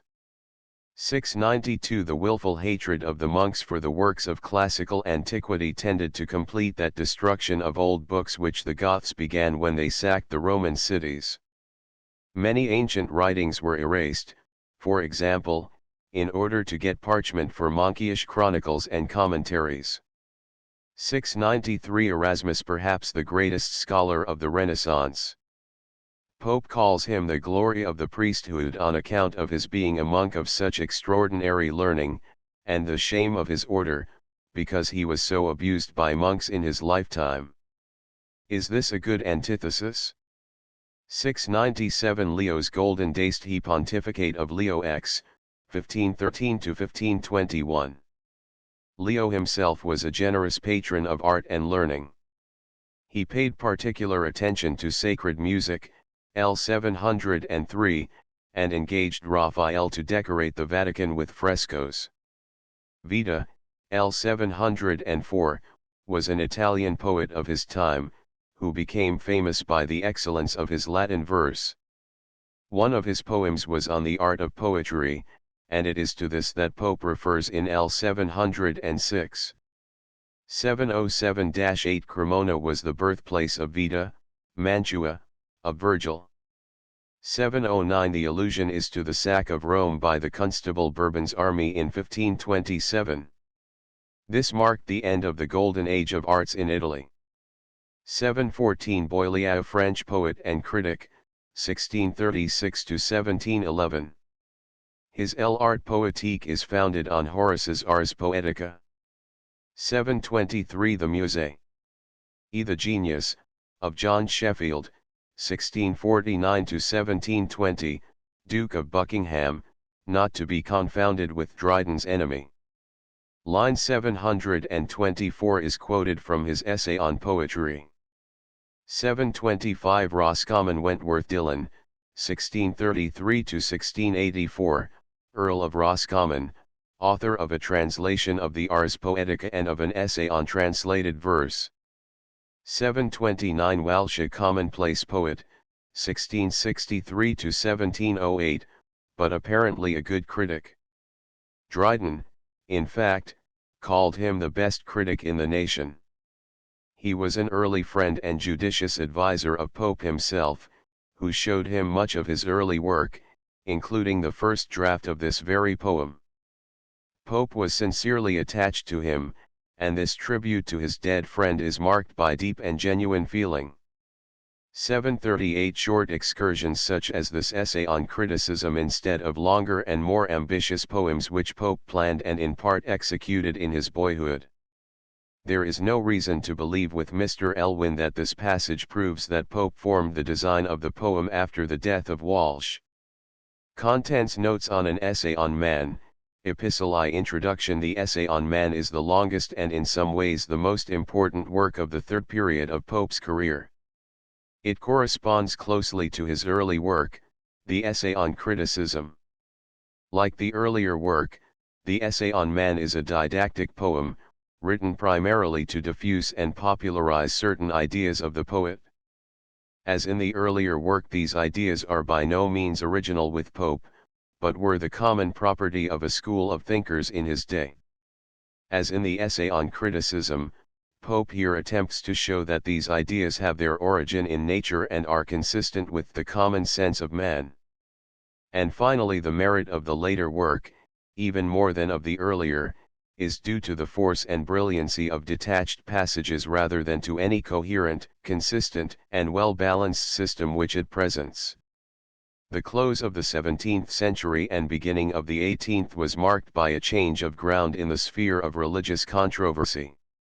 The old debates between the Catholic and Protestant churches gradually died out as these two branches of Western Christianity settled down in quiet possession of the territory they still occupy.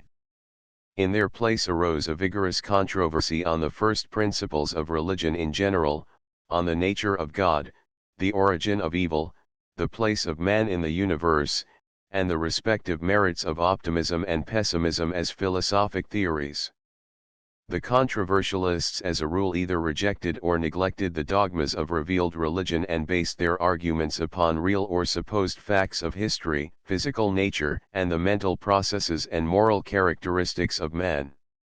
In this controversy, the two parties at times were curiously mingled.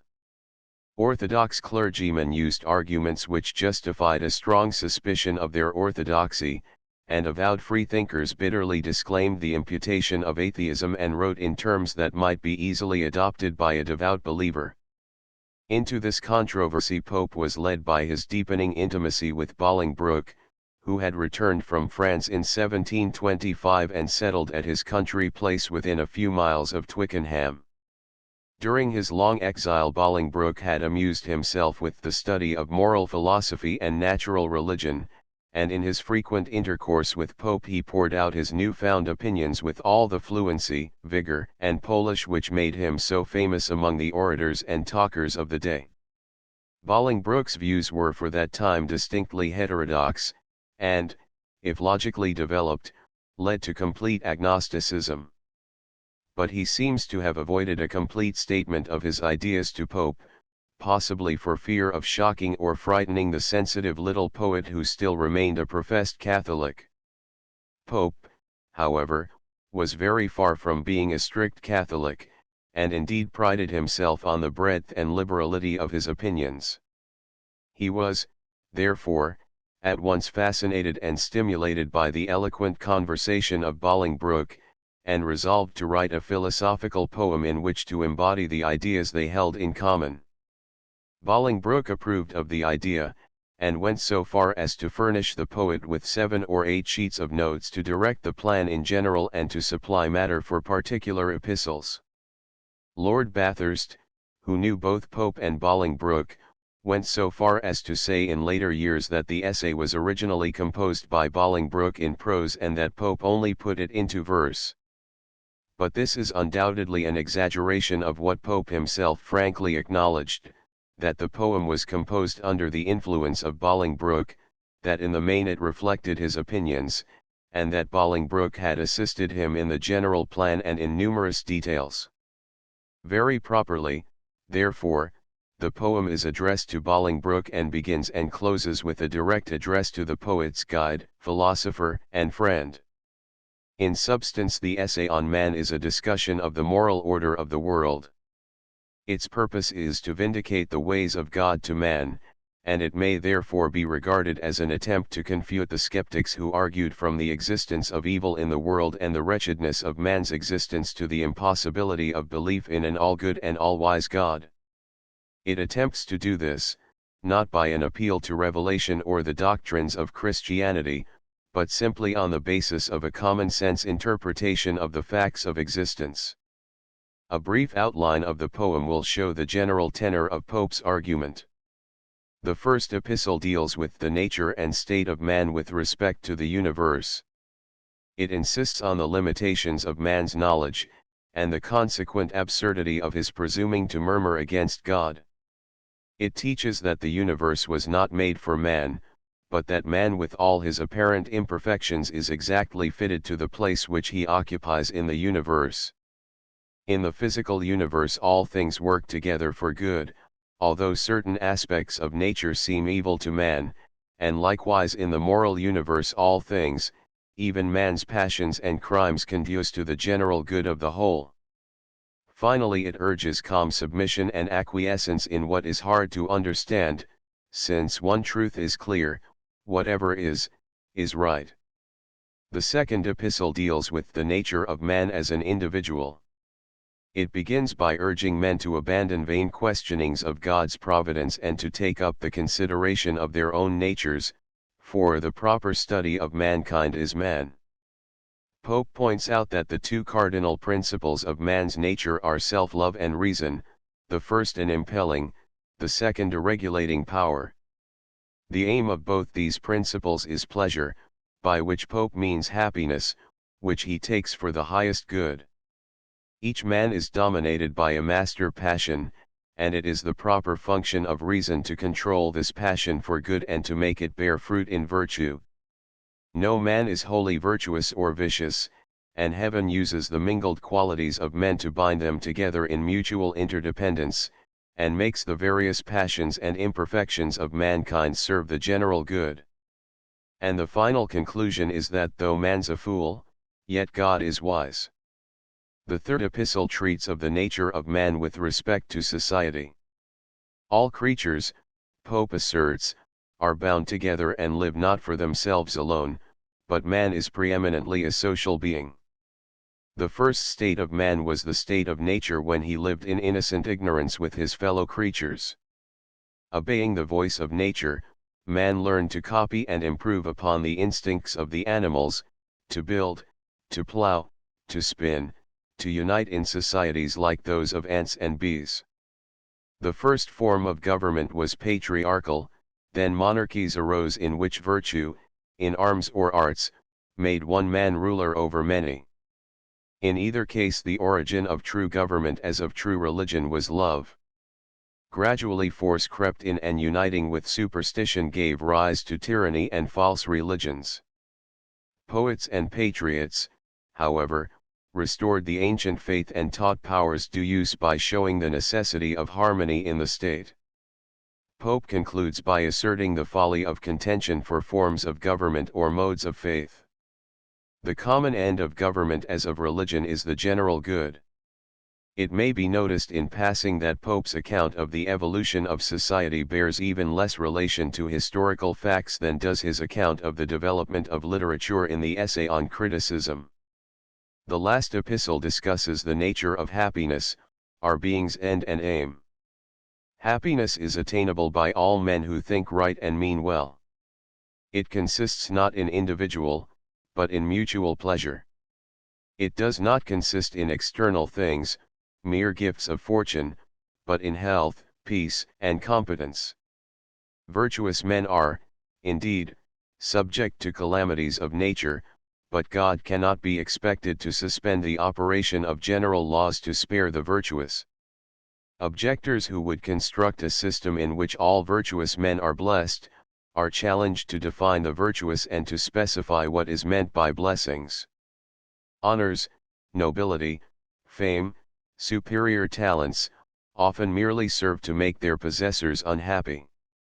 Virtue alone is happiness, and virtue consists in a recognition of the laws of providence, and in love for one's fellow man.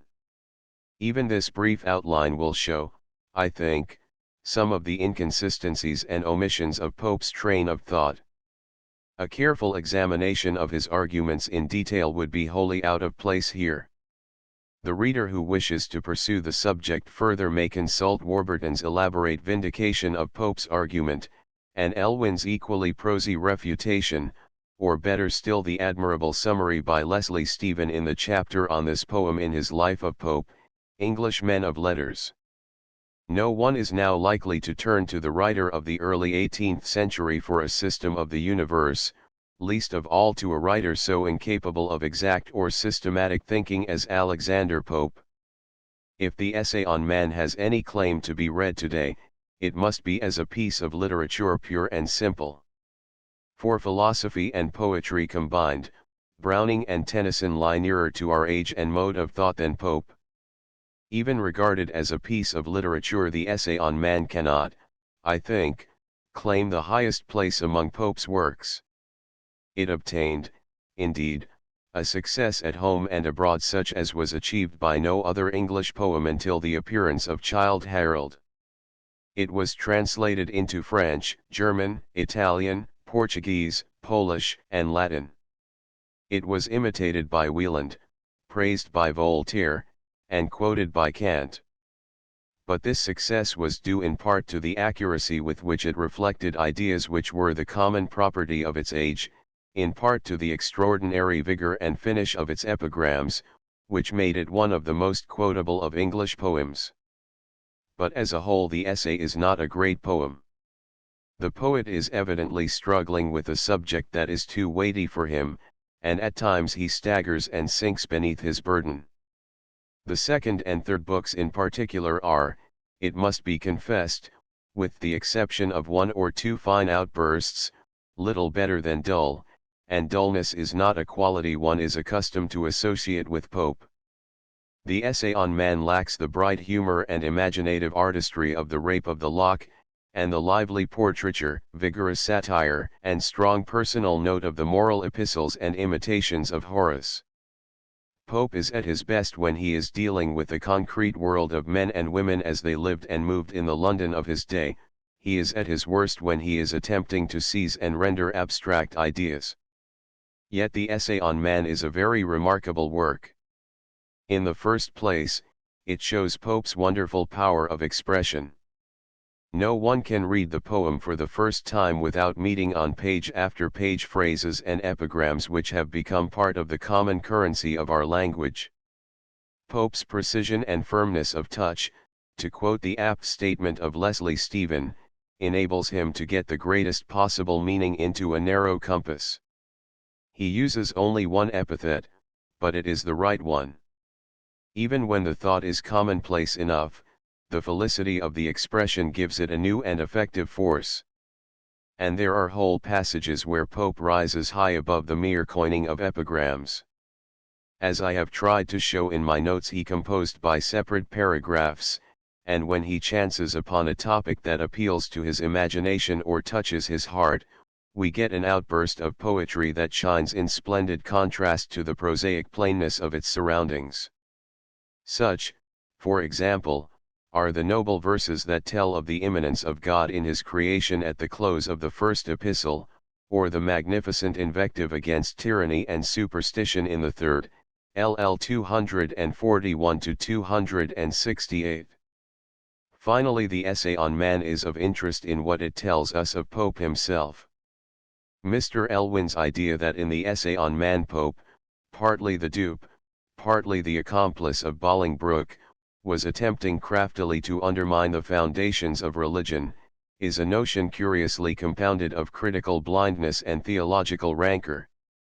In spite of all its incoherencies and futilities, the essay is an honest attempt to express Pope's opinions, borrowed in part, of course, from his admired friend, but in part the current notions of his age, on some of the greatest questions that have perplexed the mind of man. And Pope's attitude toward the questions is that of the best minds of his day, at once religious, independent, and sincere. He acknowledges the omnipotence and benevolence of God, confesses the limitations and imperfections of human knowledge, teaches humility in the presence of unanswerable problems, urges submission to divine providence, extols virtue as the true source of happiness, and love of man as an essential of virtue. If we study the essay on man as the reasoned argument of a philosopher, we shall turn from it with something like contempt. If we read it as the expression of a poet's sentiments, we shall, I think, leave it with an admiration warmer than before for a character that has been so much abused and so little understood as that of Pope. Liner Ferenczi, meaning the design to Bacon's expression in the dedication of his essays, 1625, to Buckingham, Bacon speaks of them as the most popular of his writings, for that, as it seems, they come home to men's business and bosoms. 11 Anatomy Dissection Epistle I1 St. John Henry St. John, Lord Bolingbroke, Pope's guide, philosopher, and friend, under whose influence the essay on man was composed. 5 Expatiate Orange, Wander. 6 Pope says that this line alludes to the subject of this first epistle, the state of man here and hereafter, disposed by Providence, though to him unknown.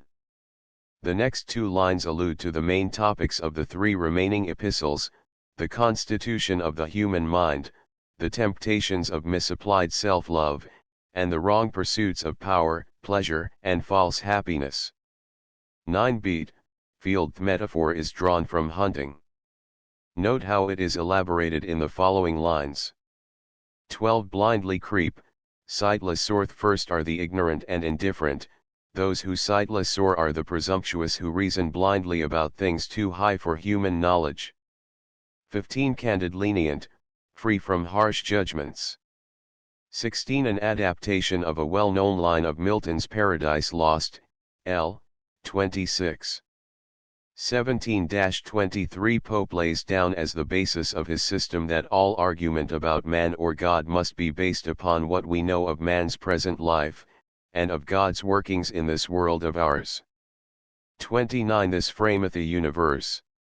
Compare Hamlet, 2, 310, this goodly frame, the earth. 30 Nice dependencies, subtle interrelations. 31 Gradations, just exact shades of difference. 32 Apart mind of man, which is but a part of the whole universe. 33 The great chain, according to Homer, Jove, the supreme god, sustained the whole creation by a golden chain. Milton also makes use of this idea of the visible universe as linked to heaven in a golden chain, Paradise Lost, 2, 1004-1006, and 1051-1052. 41 Yonder argent fields, sky spangled with silvery stars. The phrase is borrowed from Milton, Paradise Lost, 3, 460.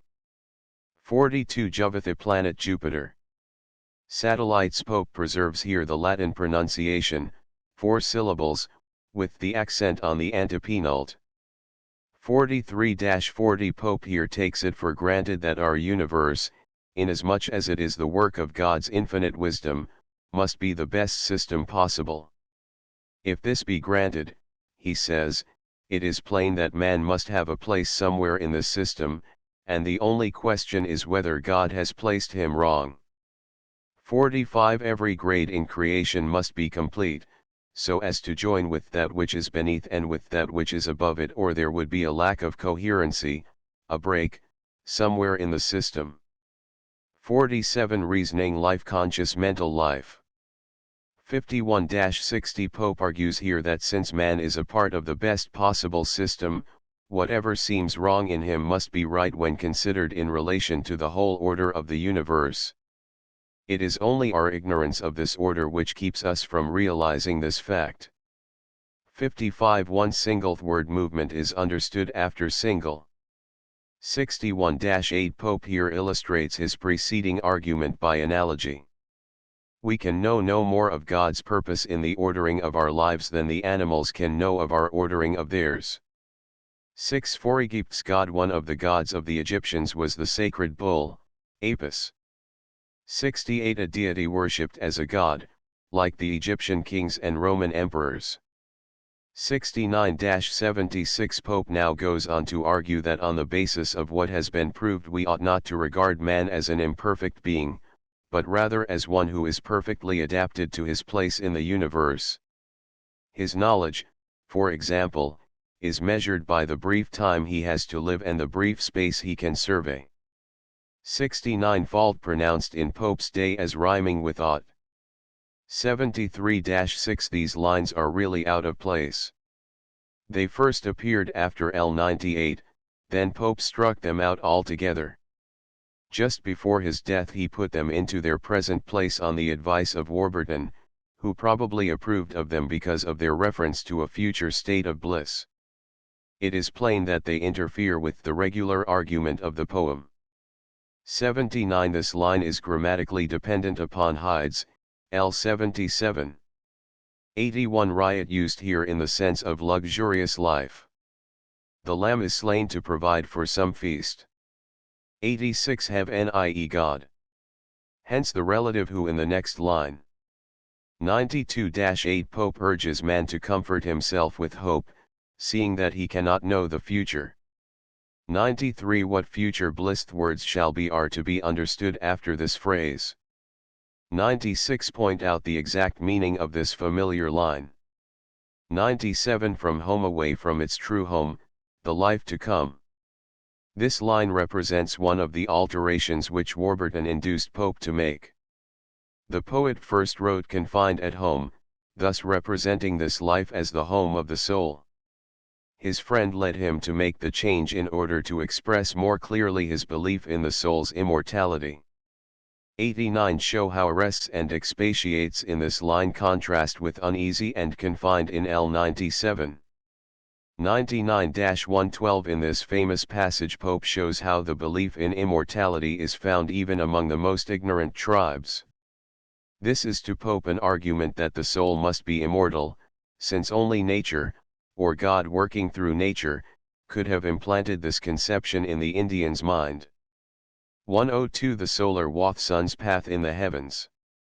The Milky Way. Some old philosophers held that the souls of good men went thither after death. Pope means that the ignorant Indian had no conception of a heaven reserved for the just such as Greek sages and Christian believers have. All he believes in is an humbler heaven, where he shall be free from the evils of this life. Line 108 has special reference to the tortures inflicted upon the natives of Mexico and Peru by the avaricious Spanish conquerors. 109-10. He is contented with a future existence, without asking for the glories of the Christian's heaven. 111 equals impartial heaven, for the heaven of the Indians was open to all men, good or bad. 113-30. In this passage Pope blames those civilized men who, though they should be wiser than the Indian, murmur against the decrees of God. The imperative verbs way, call, say, etc., are used satirically. 113. Scale of sense. The scale, or means of judgment, which our senses give us. 117. Gust they pleasure of taste. 120. The murmurers are dissatisfied that man is not at once perfect in his present state and destined to immortality, although such gifts have been given to no other creature. 123. Reasoning pride. Pride of the intellect which assumes to condemn God's providence.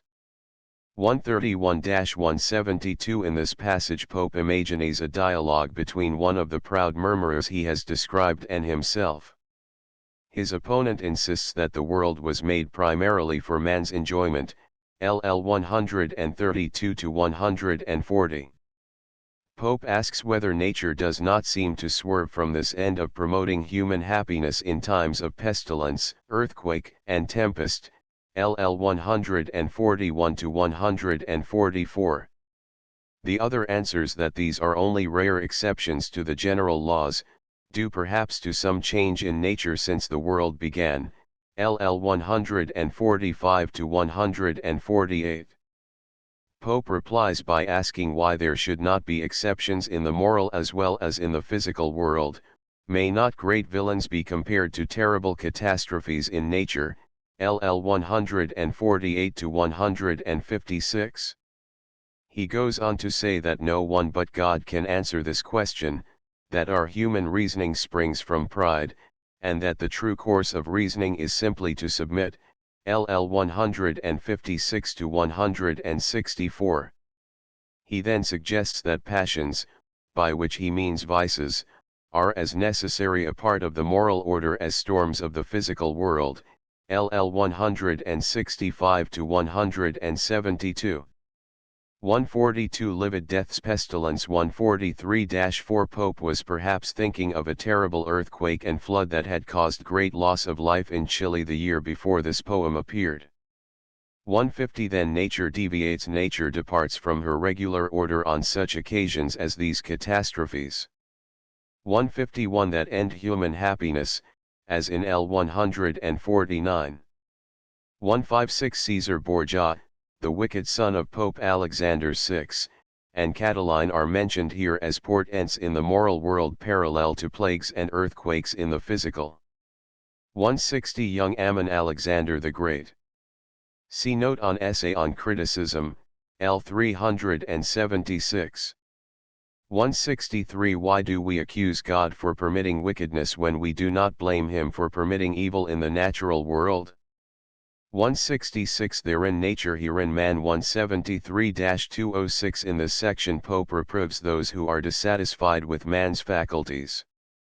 He points out that all animals, man included, have powers suited to their position in the world, LL 179 to 188, and asserts that if man had keener senses than he now has, he would be exposed to evils from which he now is free. LL 193 to 203. 176 to Wantolac 177 Paraphrase this line in prose. 181 Compensated accented on the antepenult. 183 The state place which the creature occupies in the natural world. 195 Finer optics, keener power of sight. 197 Touch, a noun, subject of were given, understood from L 195. 199 Quick effluvia, pungent odors. The construction is very condensed here. Effluvia may be regarded like touch as a subject of were given, L 195, but one would expect rather a phrase to denote a keener sense of smell than man now possesses. 202 Music of the spheres. It was an old belief that the stars and planets uttered musical notes as they moved along their courses. These notes made up the harmony of the spheres. Shakespeare, Merchant of Venice, v. 64-5, says that our senses are too dull to hear it. Pope, following a passage in Cicero's Somnium Sapiens, suggests that this music is too loud for human senses. 207-232 Pope now goes on to show how in the animal world there is an exact gradation of the faculties of sense and of the powers of instinct. Man alone is endowed with reason, which is more than equivalent to all these powers and makes him lord over all animals. 212 The mole is almost blind, the lynx was supposed to be the most keen-sighted of animals. 213-4 The lion was supposed by Pope to hunt by sight alone as the dog by scent. What does he mean by the tainted green? 215-6 Fishes are almost deaf, while birds are very quick of hearing. 219 Nice, keenly discriminating. Healing, dwealthful honey. 221-222 The power of instinct which is barely perceptible in the pig amounts almost to the power of reason in the elephant. 223 Barrier, pronounced like the French barrier, as a word of two syllables with the accent on the last. 226 Sense. Thought, sensation and reason. 227 Middle natures, intermediate natures, which long to unite with those above or below them. The exact sense is not very clear. 233-58 In this passage Pope insists that the chain of being stretches unbroken from God through man to the lowest created forms. If any link in this chain were broken, as would happen if men possessed higher faculties than are now assigned them, the whole universe would be thrown into confusion.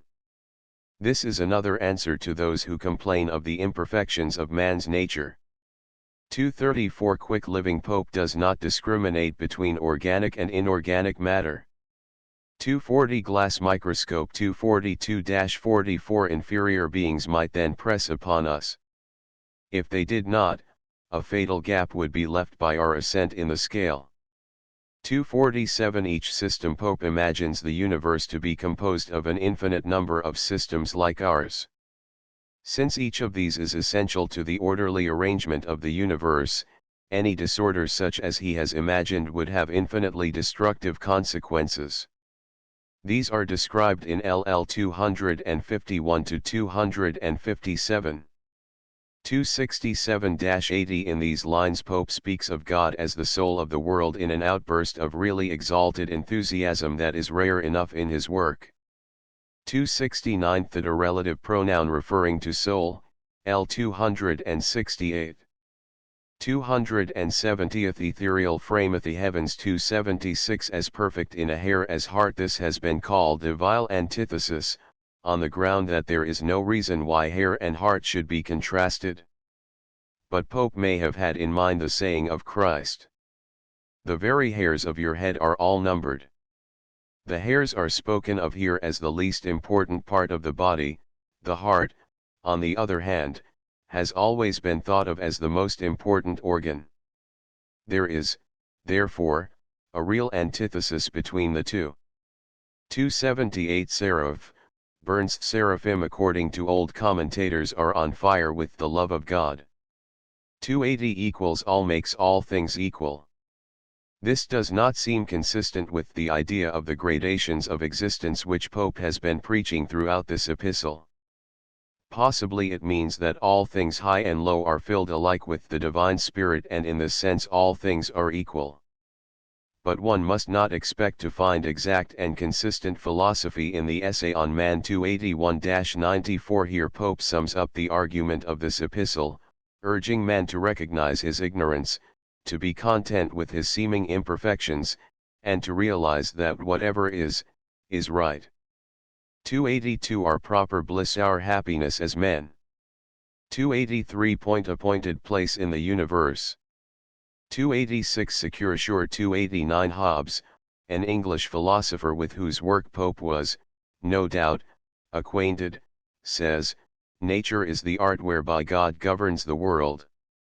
Contents an epistle to Dr. Arbuthnot Introduction Next to the rape of the lock, I think, the epistle to Arbuthnot is the most interesting and the most important of Pope's poems, the most important since it shows the master poet of the age employing his ripened powers in the field most suitable for their display, that of personal satire, the most interesting, because, unlike his former satiric poem the Dunciad, it is not mere invective, but gives us, as no other poem of Pope's can be said to do, a portrait of the poet himself. Like most of Pope's poems, the epistle to Arbuthnot owes its existence to an objective cause. This was the poet's wish to justify himself against a series of savage attacks, which had recently been directed against him. If Pope had expected by the publication of the Dunciad to crush the herd of scribblers who had been for years abusing him, he must have been woefully disappointed. On the contrary, the roar of insult and calumny rose louder than ever, and new voices were added to the chorus. In the year 1733 two enemies entered the field against Pope such as he had never yet had to encounter, enemies of high social position, of acknowledged wit, and of a certain, though as the sequel proved quite inadequate, talent for satire. These were Lady Mary Wortley Montagu and Lord John Hervey. Lady Mary had been for years acknowledged as one of the wittiest, most learned, and most beautiful women of her day. Pope seems to have met her in 1715 and at once joined the train of her admirers. when she accompanied her husband on his embassy to Constantinople in the following year, the poet entered into a long correspondence with her, protesting in the most elaborate fashion his undying devotion. On her return he induced her to settle with her husband at Twickenham.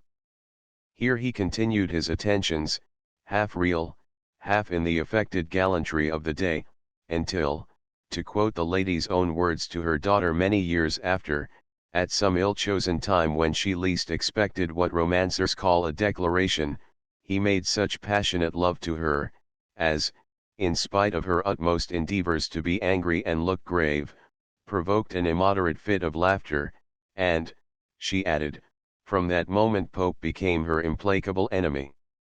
Certainly by the time Pope began to write the Dunciad he was so far estranged from his old friend that he permitted himself in that poem a scoffing allusion to a scandal in which she had recently become involved.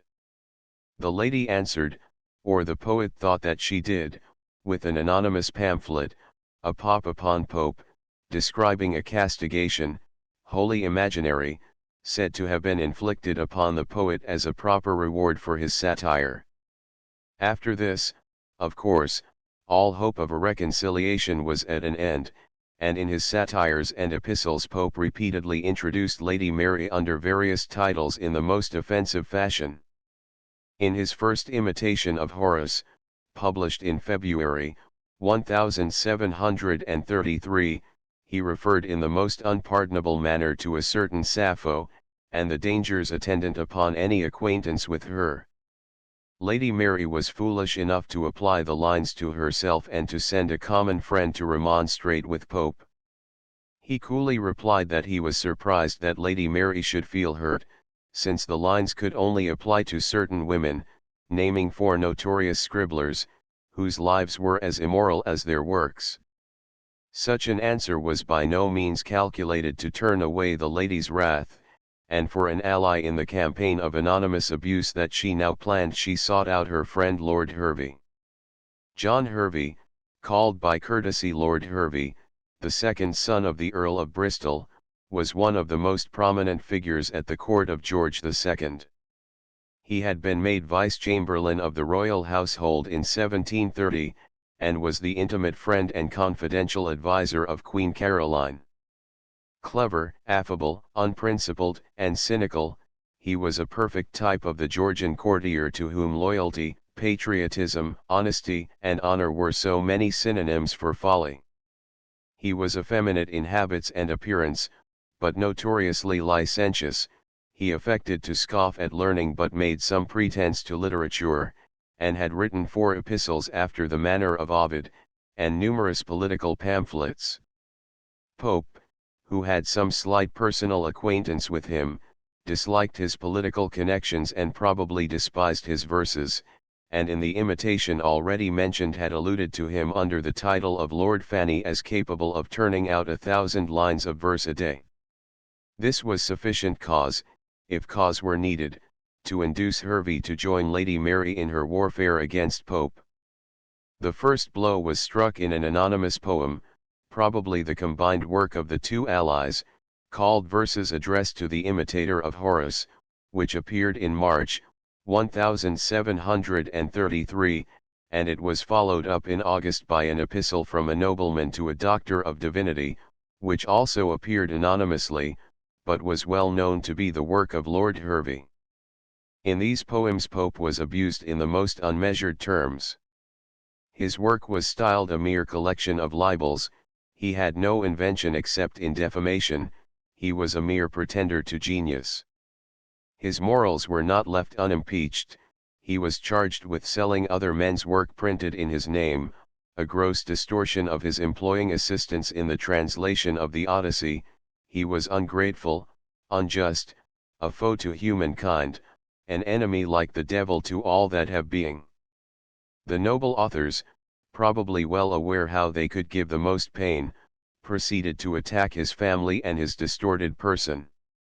His parents were obscure and vulgar people, and he himself a wretched outcast, with the emblem of his crooked mind marked on his back like Cain by God's own hand. And to cap the climax, as soon as these shameful libels were in print, Lord Hervey bustled off to show them to the Queen and to laugh with her over the fine way in which he had put down the bitter little poet. In order to understand and appreciate Pope's reception of these attacks, we must recall to ourselves the position in which he lived. He was a Catholic, and I have already, introduction, called attention to the precarious tenure by which the Catholics of his time held their goods, their persons, their very lives, in security. He was the intimate of Bolingbroke, of all men living the most detested by the court, and his noble friends were almost without exception the avowed enemies of the court party. Pope had good reason to fear that the malice of his enemies might not be content to stop with abusive doggerel. But he was not in the least intimidated.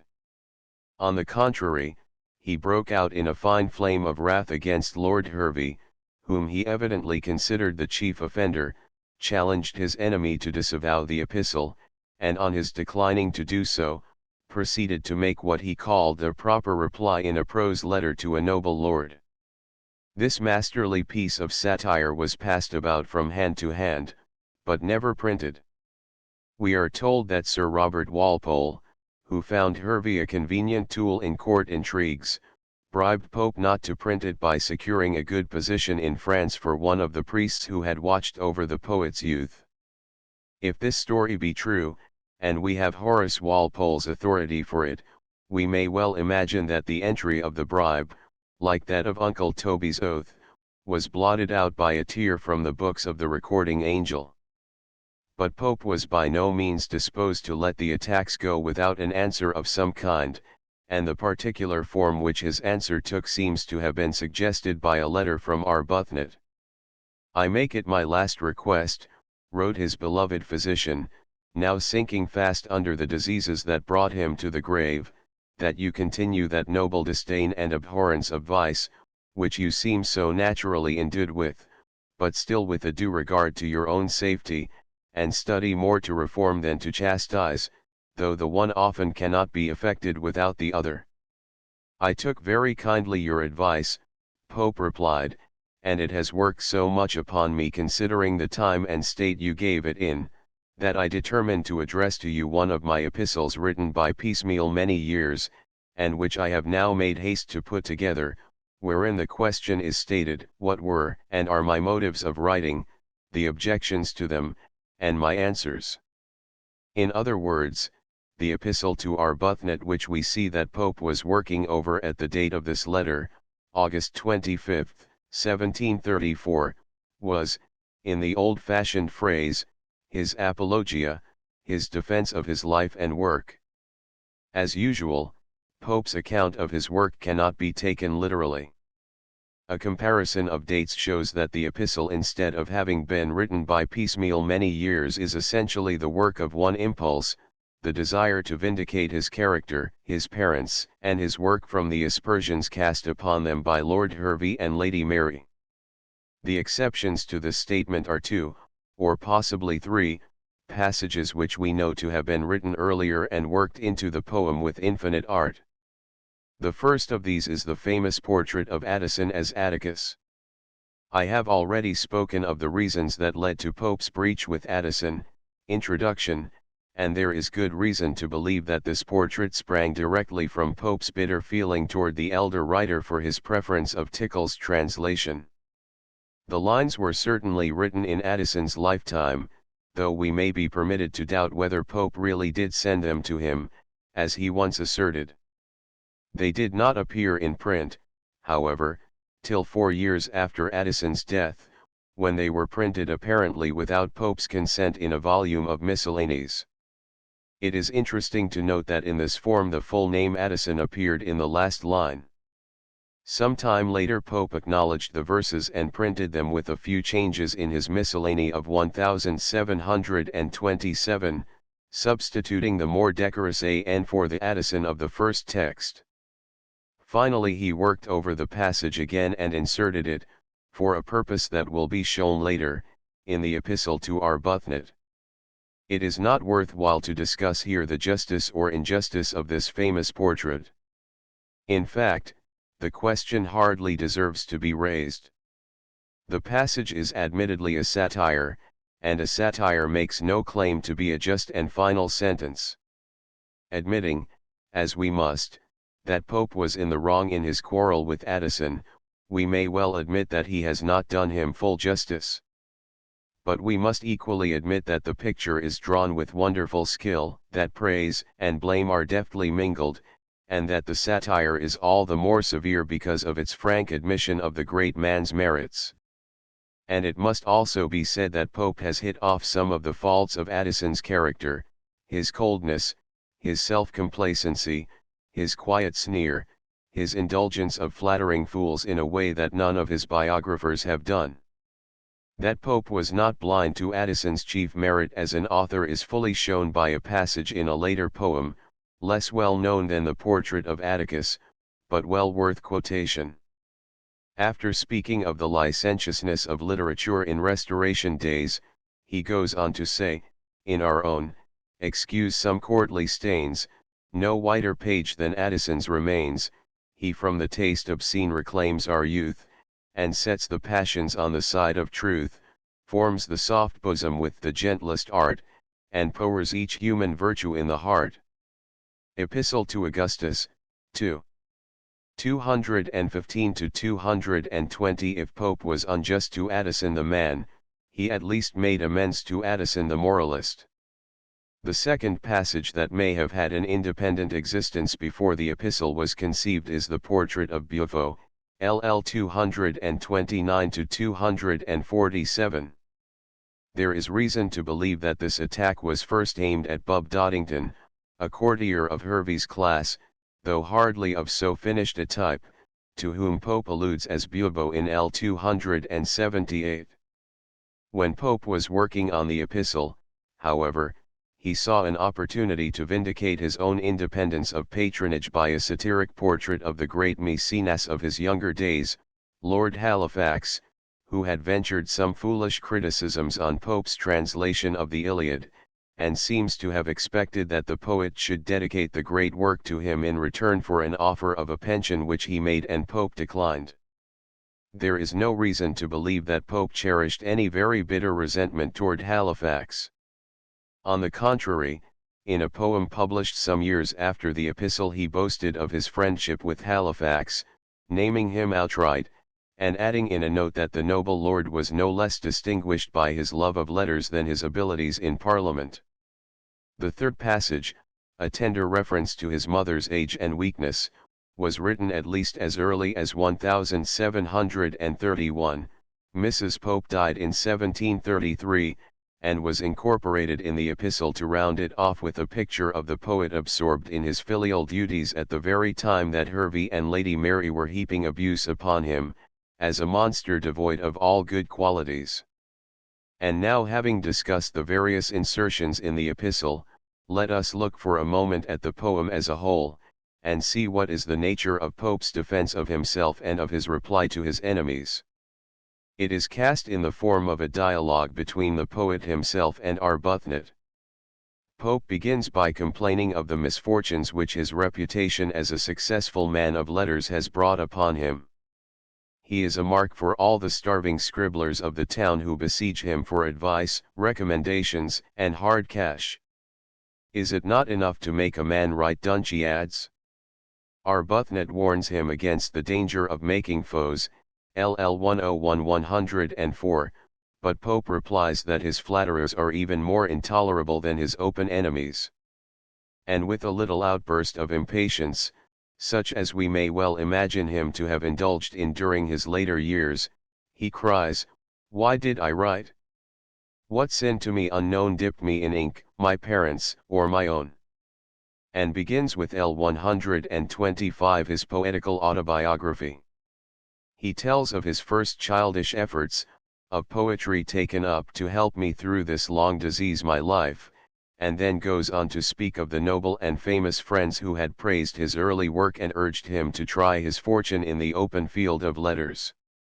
He speaks of his first poems, the Pastorals and Windsor Forest, harmless as Hervey's own verses, and tells how even then critics like Dennis fell foul of him.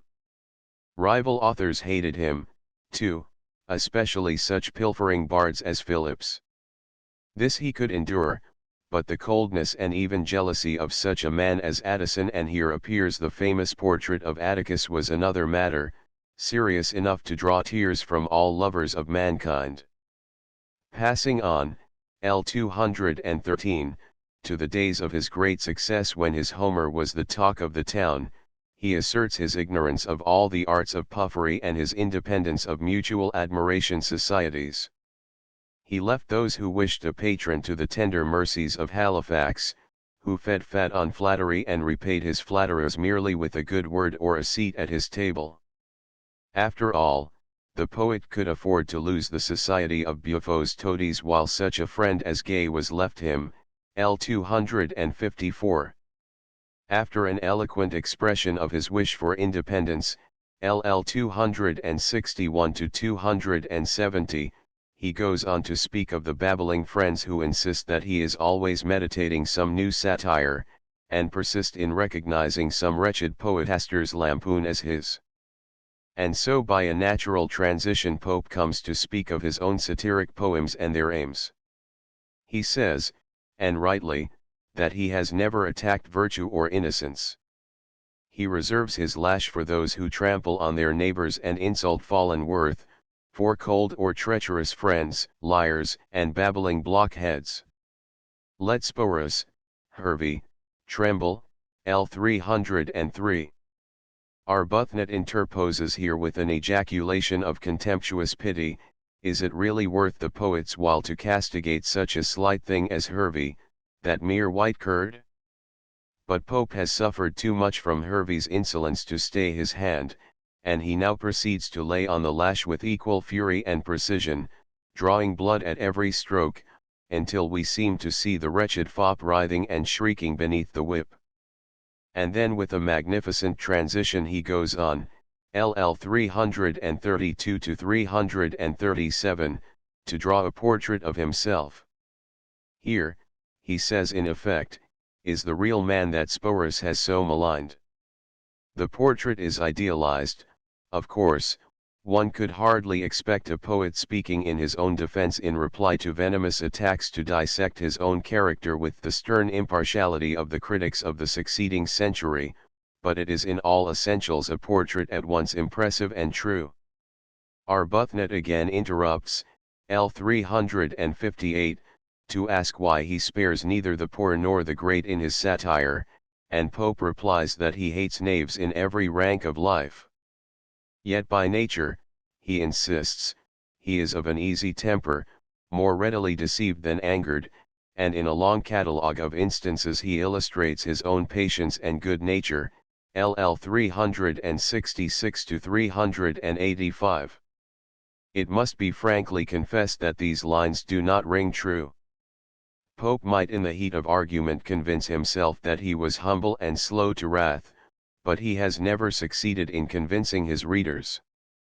With L 382 Pope turns to the defense of his family, which, as we have seen, his enemies had abused as base and obscure.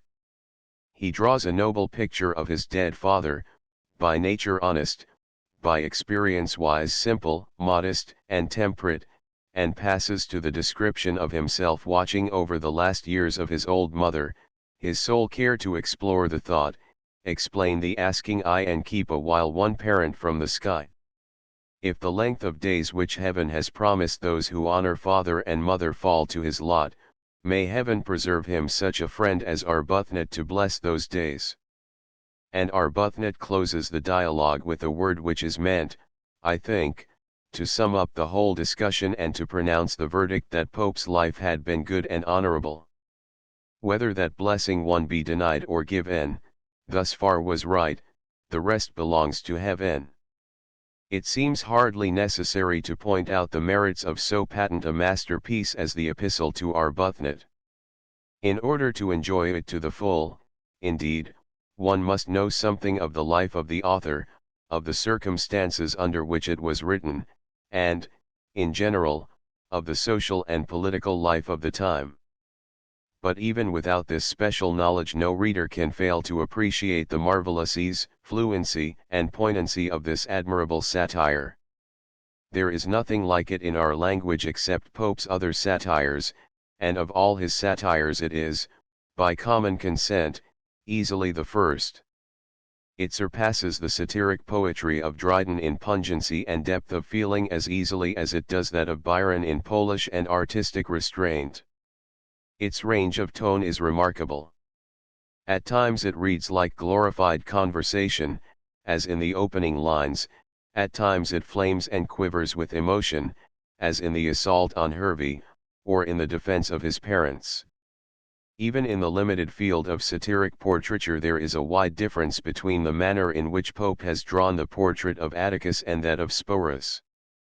The latter is a masterpiece of pure invective, no allowances are made, no lights relieve the darkness of the shadows, the portrait is frankly inhuman. It is the product of an unrestrained outburst of bitter passion. The portrait of Atticus, on the other hand, was, as we know, the work of years. It is the product not of an outburst of fury, but of a slowly growing and intense dislike, which, while recognizing the merits of its object, fastened with peculiar power upon his faults and weaknesses. The studious restraint which controls the satirist's hand makes it only the more effective. We know well enough that the portrait is not a fair one, but we are forced to remind ourselves of this at every step to avoid the spell which Pope's apparent impartiality casts over our judgments. The whole passage reads not so much like the heated plea of an advocate as the measured summing up of a judge, and the last couplet falls on our ears with the inevitability of a final sentence. But the peculiar merit of the epistle to Arbuthnot consists neither in the ease and polish of its style, nor in the vigor and effectiveness of its satire, but in the insight it gives us into the heart and mind of the poet himself. It presents an ideal picture of Pope, the man and the author, of his life, his friendships, his love of his parents, his literary relationships and aims. And it is quite futile to object, as some critics have done, that this picture is not exactly in accordance with the known facts of Pope's life. No great man can be tried and judged on the mere record of his acts. We must know the circumstances that shaped these, and the motives that inspired them. A man's ideals, if genuinely held and honestly followed, are perhaps even more valuable contributions to our final estimate of the man himself than all he did or left undone. All I could never be, all, men ignored in me, this, I was worth to God, whose will the picture shaped.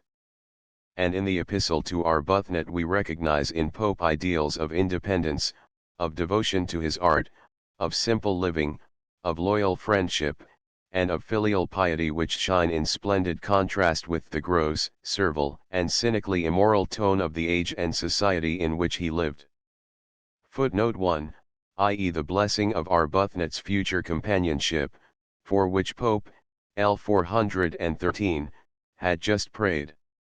Return to footnote mark liner Ferenczi meaning advertisement. Dr. John Arbuthnot, one of Pope's most intimate friends, had been physician to Queen Anne, and was a man of letters as well as a doctor. Arbuthnot, Pope, and Swift had combined to get out a volume of miscellanies in 1737. His health was failing rapidly at this time, and he died a month or so after the appearance of this epistle. Epistle 1 John Searle, Pope's faithful servant. 4 Bedlam a lunatic asylum in London in Pope's day.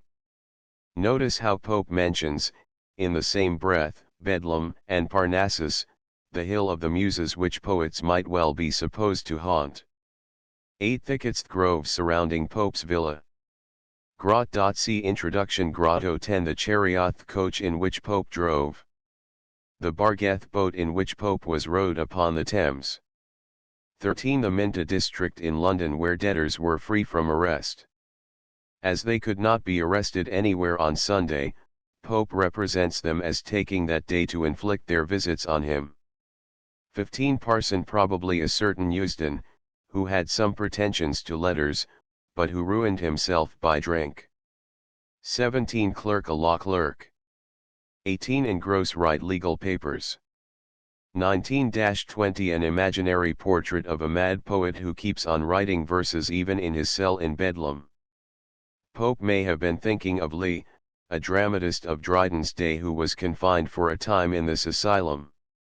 23 Arthur Moore, a Member of Parliament for some years and well known in London society.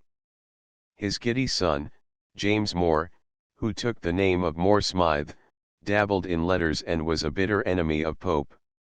25 Cornus Robert Lord Walpole, whose wife deserted him in 1734. Horace Walpole speaks of her as half mad. 31 Sped done for. 40 Pope's counsel to delay the publication of the works read to him is borrowed from Horace, Nonum Prematur in Annum, Ars Poetica, 388. 41 Drury land like Grub Street, a haunt of poor authors at this time.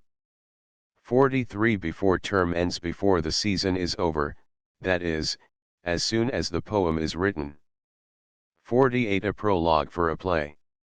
Of course a prologue by the famous Mr. Pope would be of great value to a poor and unknown dramatist. 49 Pytholionth, name of a foolish poet mentioned by Horace. Pope uses it here for his enemy Wellsted, mentioned in L 373. His Grace, the title given a duke in Great Britain. The duke here referred to is said to be the Duke of Argyll, one of the most influential of the great Whig lords. 53 Kurla, notorious publisher of the day, and an enemy of Pope. The implication is that if Pope will not grant Pytholion's request, the latter will accept Kurl's invitation and concoct a new libel against the poet.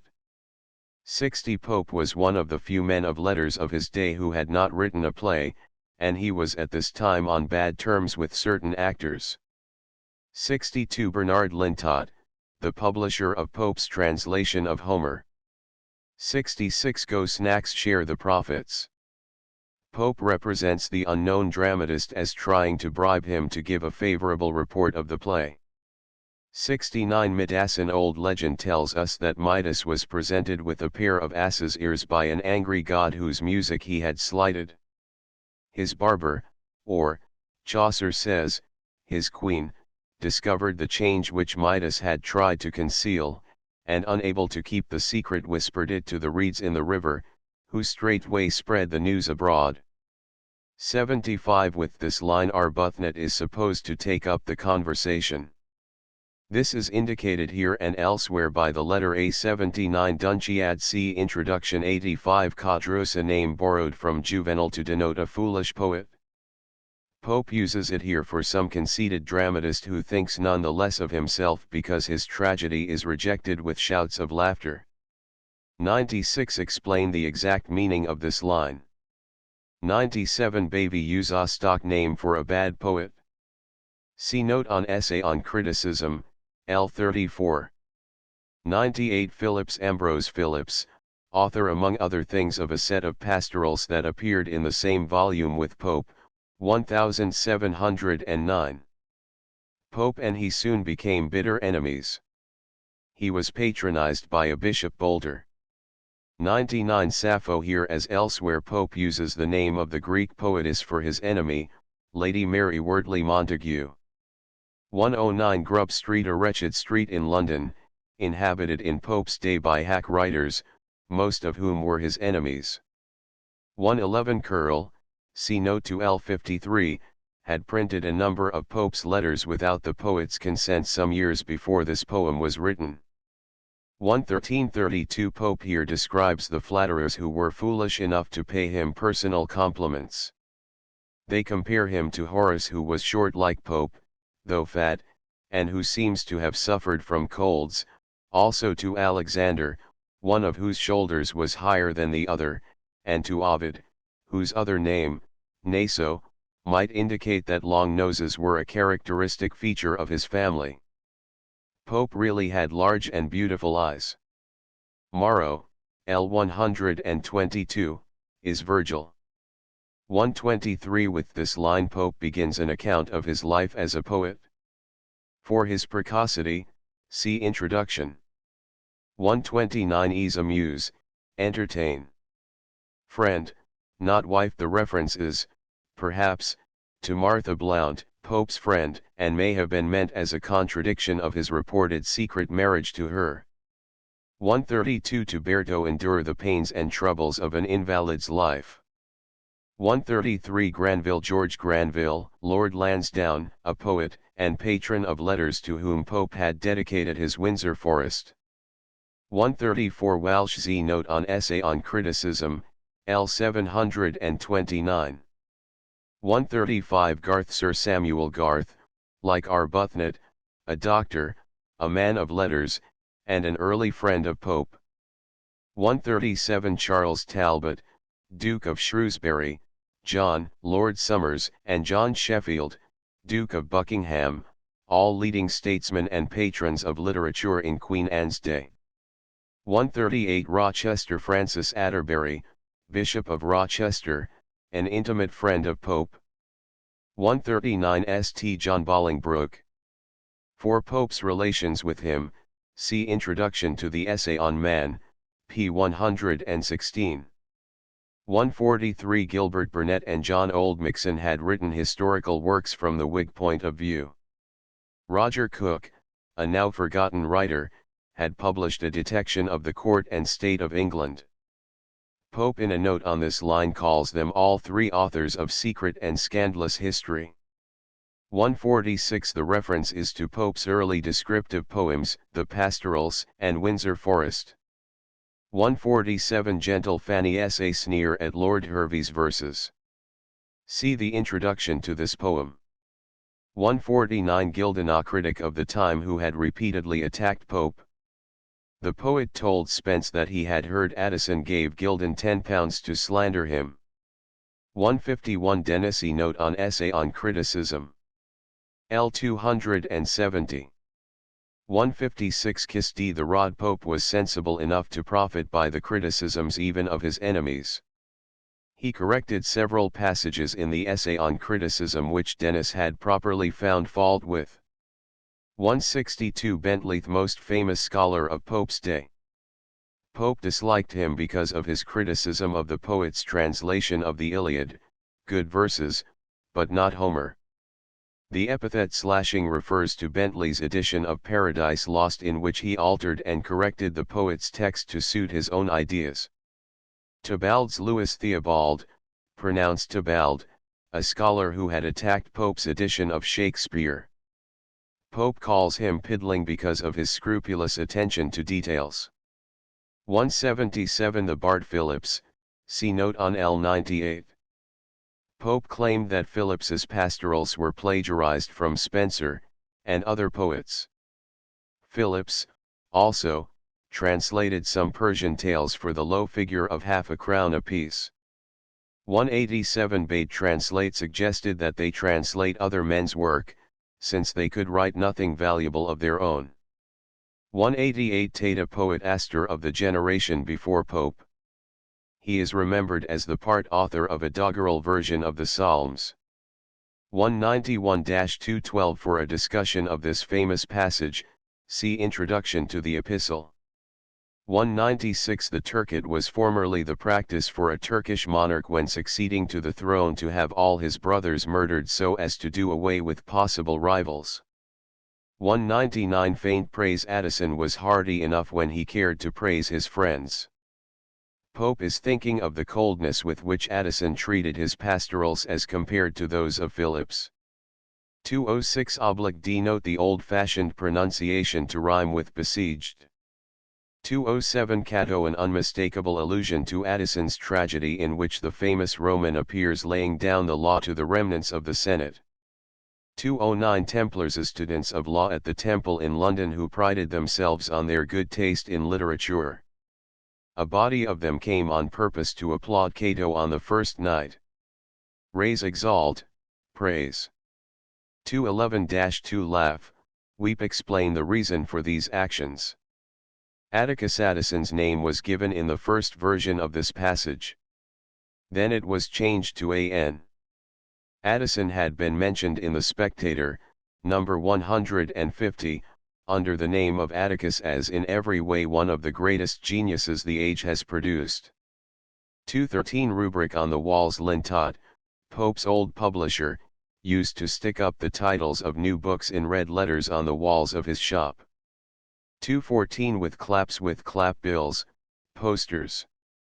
215 Smoking hot from the press. 220 George II, King of England at this time. His indifference to literature was notorious. 228 Beaufort, the picture of a proud but grudging patron of letters which follows was first meant for Bub Doddington, a courtier and patron of letters at the time the poem was written. In order to connect it more closely with the time of which he was writing, Pope added LL 243 to 246, which pointed to Charles Montague, Earl of Halifax. Halifax was himself a poet and affected to be a great patron of poetry, but his enemies accused him of only giving his clients good words and good dinners.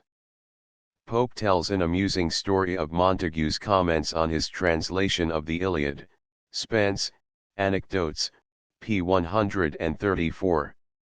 But Halifax subscribed for 10 copies of the translation, so that Pope, at least, could not complain of his lack of generosity. Castilian State, Kingdom of Poets. 232 His name was coupled with that of Horace as a poet and critic. 234 Pindar without a head, some headless statue which Buffo insisted was a genuine classic figure of Pindar, the famous Greek lyric poet. 237 His Cethe's country seat. 242 Paid in kind. What does this phrase mean? 243 Dryden died in 1700. He had been poor and obliged to work hard for a living in his last years, but hardly had to starve. Halifax offered to pay the expenses of his funeral and contribute £500 for a monument, and Pope not unreasonably suggests that some of this bounty might have been bestowed on Dryden in his lifetime.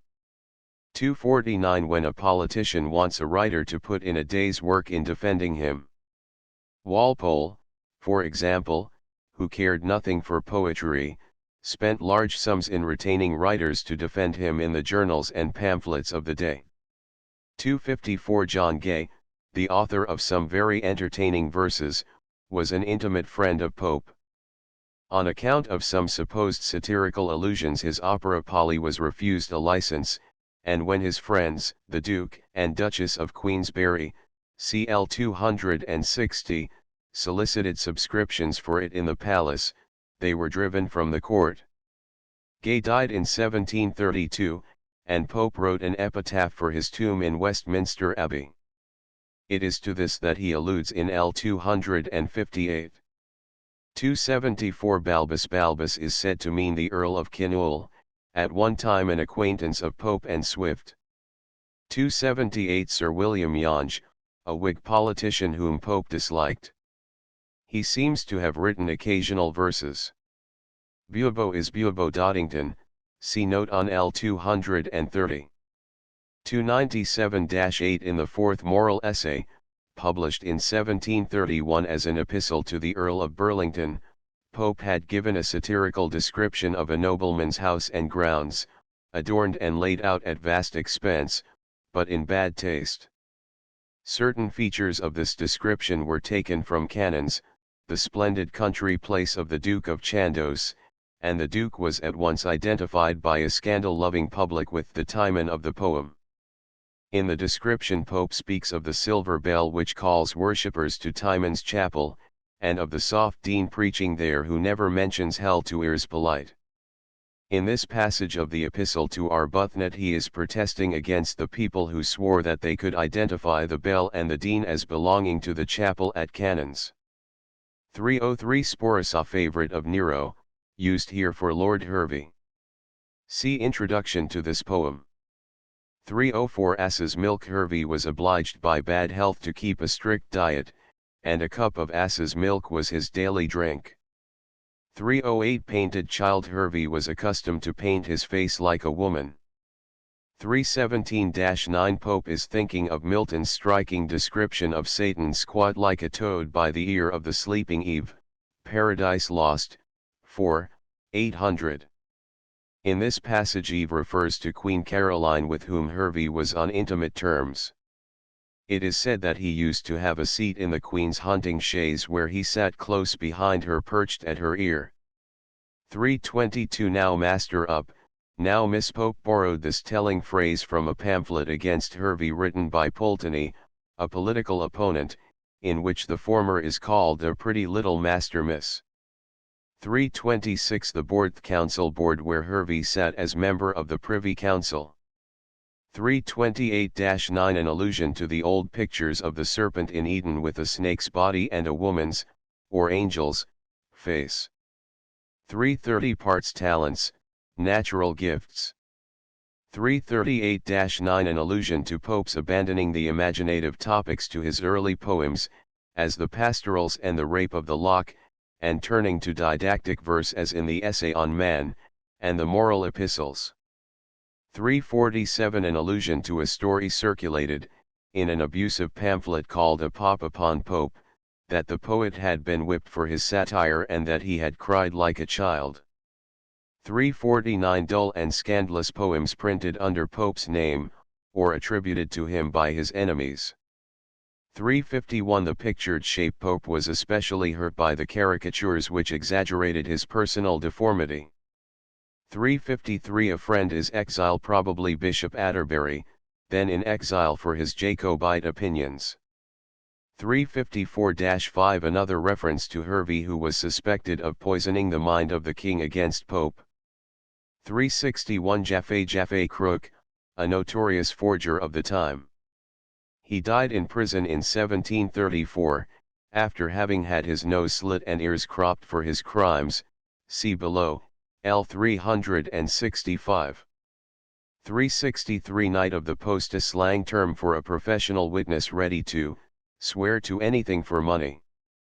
A knight of the shire, on the other hand, is the representative of a county in the House of Commons. 367. Bitricht, taken in, a piece of Queen Anne slang. The allusion is probably to the way in which Lady Mary Wortley Montagu allowed Pope to make love to her and then laughed at him. 369. Friend to his distress. In 1733, when old Dennis was in great poverty, a play was performed for his benefit, for which Pope obligingly wrote a prologue. 371. Colley Gibber, actor and poet laureate.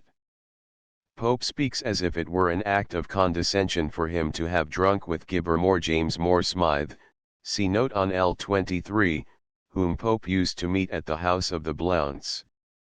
He wrote a comedy, The Rival Modes, in which he introduced 6 lines that Pope had written. Pope apparently had given him leave to do so, and then retracted his permission. But Moore used them without the permission, and an undignified quarrel arose as to the true authorship of the passage. 373. Welsted, a hack writer of the day, had falsely charged Pope with being responsible for the death of the lady who is celebrated in Pope's elegy to the memory of an unfortunate lady. 374-5. There is an allusion here that has never been fully explained.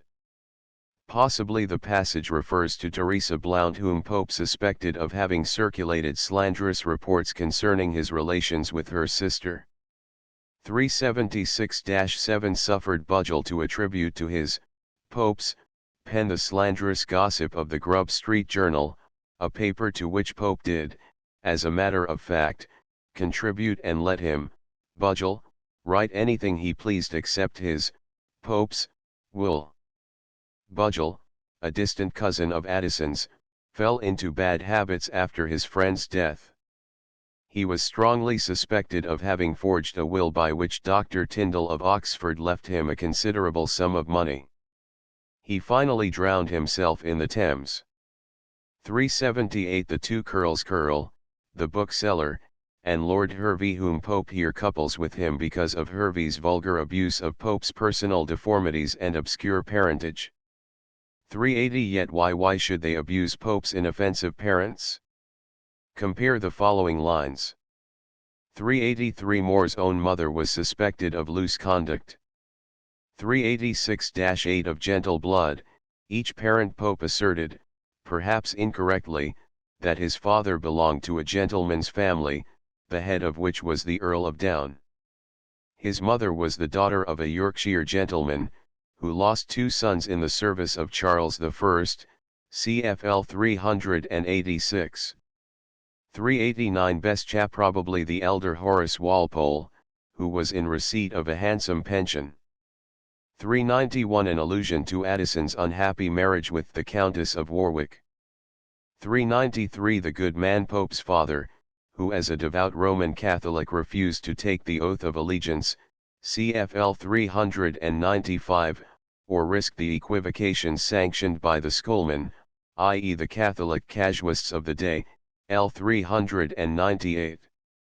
404 Friend Arbuthnot, to whom the epistle is addressed. 405-11 The first draft of these appeared in a letter to Aaron Hill, September 3, 1731, where Pope speaks of having sent them the other day to a particular friend, perhaps the poet Thomson. Mrs. Pope, who was very old and feeble, was of course alive when they were first written, but died more than a year before the passage appeared in its revised form in this epistle. 412 An allusion to the promise contained in the 5th commandment. 415 Served a Queen Arbuthnot had been Queen Anne's doctor, but was driven out of his rooms in the palace after her death. 416 That blessing long life for Arbuthnot. It was, in fact, denied, for he died a month or so after the appearance of the epistle. Contents Notes on an Ode on Solitude. Pope says that this delightful little poem was written at the early age of 12. It first appeared in a letter to his friend, Henry Cromwell, dated July 17, 1709. There are several variations between this first form and that in which it was finally published, and it is probable that Pope thought enough of his boyish production to subject it to repeated revision. Its spirit is characteristic of a side of Pope's nature that is often forgotten.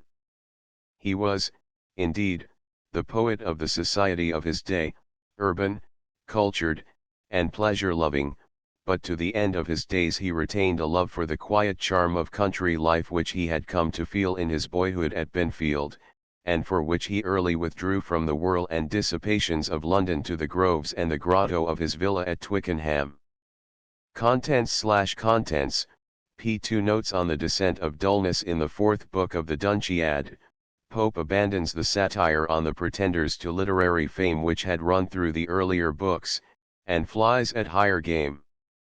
He represents the goddess Dullness as coming in her majesty to destroy order and science, and to substitute the kingdom of the dull upon earth. He attacks the pedantry and formalism of university education in his day, the dissipation and false taste of the travel gentry, the foolish pretensions to learning of collectors and virtuosi, and the daringly irreverent speculations of freethinkers and infidels. At the close of the book he represents the goddess as dismissing her worshippers with a speech which she concludes with a yawn of extraordinary virtue. Under its influence all nature nods, and pulpits, colleges, and parliament succumb. The poem closes with the magnificent description of the descent of dullness and her final conquest of art, philosophy, and religion. It is said that Pope himself admired these lines so much that he could not repeat them without his voice faltering with emotion. "And well it might, sir," said Dr. Johnson when this anecdote was repeated to him, "for they are noble lines." And Thackeray in his lecture on Pope in the English Humorists says, in these astonishing lines Pope reaches, I think, to the very greatest height which his sublime art has attained, and shows himself the equal of all poets of all times. It is the brightest ardor, the loftiest assertion of truth, the most generous wisdom, illustrated by the noblest poetic figure, and spoken in words the aptest, grandest, and most harmonious. Contents P2 Notes on the epitaph on Gay. John Gay, the idlest, best-natured, and best-loved man of letters of his day, was the special friend of Pope. His early work, The Shepherd's Week, was planned as a parody on the pastorals of Pope's rival, Ambrose Philips, and Pope assisted him in the composition of his luckless farce, 3 hours after marriage. When Gay's opera Polly was forbidden by the licensor, and Gay's patrons, the Duke and Duchess of Queensberry, were driven from court for soliciting subscriptions for him, Pope warmly espoused his cause. Gay died in 1732 and was buried in Westminster Abbey. Pope's epitaph for his tomb was first published in the quarto edition of Pope's works in 1735. Johnson, in his discussion of Pope's epitaphs, Lives of the Poets, devotes a couple of pages of somewhat captious criticism to these lines, but they have at least the virtue of simplicity and sincerity, and are at once an admirable portrait of the man and a lasting tribute to the poet Gay. Contents P2 Appendix The Rape of the Lock, 1st edition Noluaram, Belinda, Tuas violare capillos set juvat, hoc praecibus me tribus tuis. Martinique canto I. What dire offense from amorous causes springs, what mighty quarrels rise from trivial things, I sing this verse to C.L. Muse. Is due, this, Ev and Belinda may vouchsafe to view, slight is the subject, but not so the praise, if she inspire, and he approve my lays. Say what strange motive, goddess, could compel a well-bred lord to assault a gentle belle? Oh, say what stranger cause, yet unexplored, could make a gentle belle reject a lord? And dwells such rage in softest bosoms then, and lodge such daring souls in little men? Soul through white curtains did his beams display, and ope those eyes which brighter shine than they, shock just had given himself the rousing shake, and nymphs prepared their chocolate to take, thrice the wrought slipper knocked against the ground, and striking watches the 10th hour resound. Belinda rose, and midst attending dames, launched on the bosom of the silver Thames, a train of well-dressed youths around her shone, and every eye was fixed on her alone. On her white breast a sparkling cross she wore which Jews might kiss and infidels adore. Her lively looks a sprightly mind disclose, quick as her eyes, and as unfixed as those, favors to none, to all she smiles extends, oft she rejects, but never once offends. Bright as the sun, her eyes the gazers strike, and, like the sun, they shine on all alike. Yet graceful ease, and sweetness void of pride, might hide her faults, if belles had faults to hide, if to her share some female errors fall, look on her face, and you'll forgive 'em all. This nymph, to the destruction of mankind, nourished 2 locks, which graceful hung behind in equal curls, and well conspired to deck with shining ringlets her smooth forey neck. Love in these labyrinths his slaves detains, and mighty hearts are held in slender chains. With hairy springs we the birds betray, slight lines of hair surprise the finny prey, fair tresses man's imperial race ensnare, and beauty draws us with a single hair. Th adventurous baron the bright locks admired, he saw, he wished, and to the prize aspired. Resolved to win, he meditates the way, by force to ravish, or by fraud betray, for when success a lover's toil attends, few ask if fraud or force attained his ends. For this, ere Phoebus rose, he had implored propitious heaven, and every power adored, but chiefly loved to love an altar built, of 12 vast French romances, neatly gilt. There lay the sword not Silvia's hands had sewn with Flavia's busk that oft had wrapped his own, a fan, a garter, half a pair of gloves, and all the trophies of his former loves. With tender billets dew he lights the pyre, and breathes 3 amorous sighs to raise the fire. Then prostrate falls, and begs with ardent eyes soon to obtain, and long possess the prize. The powers gave ear, and granted half his prayer, the rest the winds dispersed in empty air. Close by those meads, for ever crowned with flowers, where Thames with pride surveys his rising towers, there stands a structure of majestic frame, which from the neighbouring Hampton takes its name. Here Britain's statesmen oft the fall foredoom of foreign tyrants, and of nymphs at home. Hear thou, great Anna, whom three realms obey, dost sometimes counsel take and sometimes tea. Hither our nymphs and heroes did resort, to taste a while the pleasures of a court. In various talk the cheerful hours they passed, of who was bit, or who capoed last. This speaks the glory of the British Queen, and that describes a charming Indian screen. A third interprets motions, looks, and eyes, at every word a reputation dies. Snuff, or the fan, supply each pause of chat, with singing, laughing, ogling, and all that.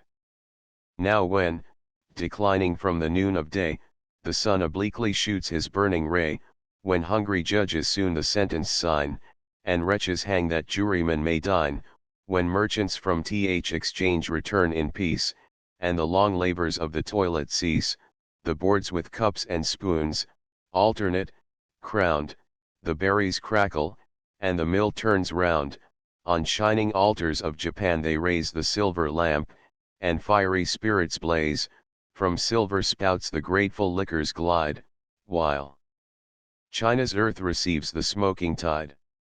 At once they gratify their smell and taste, while frequent cups prolong the rich repast.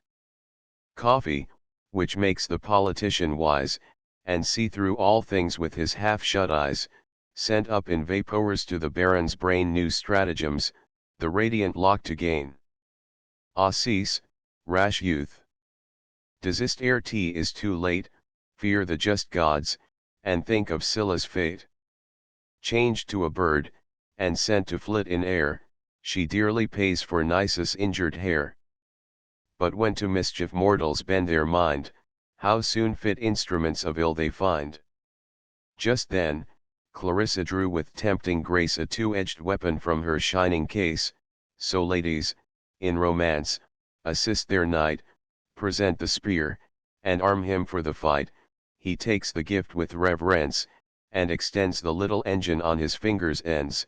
This just behind Belinda's neck he spread, as o'er the fragrant steams she bends her head. He first expands the glittering forfex wide T enclose the lock, then joins it, to divide, one fatal stroke the sacred hair does sever from the fair head, for ever, and for ever. The living fires come flashing from her eyes, and screams of horror rend th affrighted skies. Not louder shrieks by dames to heaven are cast, when husbands die, or lapdogs breathe their last, or when rich china vessels, fall and from high, in glittering dust and painted fragments lie. Let wreaths of triumph now my temples twine, the victor cried, the glorious prize is mine. While fish in streams, or birds delight in air, or in a coach and six the British fair, as long as Atalantis shall be read, or the small pillow grace a lady's bed, while visits shall be paid on solemn days, when number rouse wax lights in bright order blaze, while nymphs take treats, or assignations give, so long my honor, name, and praise shall live. What time would spare, from steel receives its date, and monuments, like men, submit to fate. Steel did the labor of the gods destroy, and strike to dust th aspiring toars of Troy. Steel could the works of mortal pride confound, and hew triumphal arches to the ground. What wonder then, fair nymph, thy hairs should feel the conquering force of unresisted steel? 5, 10, 15, 20, 25, 30, 35, 40, 45, 50, 55, 60, 65, 70, 75, 80, 85, 90, 95, 100, 105, 110, 115, 120, 125, 130, 135, 140. Canto 2. But anxious cares the pensive nymph oppressed, and secret passions labored in her breast. Not youthful kings in battle seized alive, not scornful virgins who their charms survive, not ardent lover robbed of all his bliss, not ancient lady when refused a kiss, not tyrants fierce that unrepenting die, not Cynthia when her mantos pinned awry, felt such rage, resentment, and despair, as thou, sad virgin. For thy ravished hair. While her racked soul repose and peace requires, the fierce Thales tries fans the rising fires. O wretched maid, she spread her hands, and cried, and Hampton's echoes, wretched maid, replied, was it for this you took such constant care combs, bodkins, leads, pomatums to prepare? For this your locks in paper durance bound? For this with taut ring irons wreathed around? Oh, had the youth been but content to seize hairs less in sight, or any hairs but these. Gods! Shall the ravisher display this hair, while the fops envy, and the ladies stare? Honor forbid! At whose unrivalled shrine ease, pleasure, virtue, all, our sex resign. Methinks already I your tears survey, already hear the horrid things they say, already see you a degraded toast, and all your honor in a whisper lost. How shall I, then, your helpless fame defend? Will then be infamy to seem your friend. And shall this prize, inestimable prize, exposed through crystal to the gazing eyes, and heightened by the diamond's circling rays, on that rapacious hand forever blaze?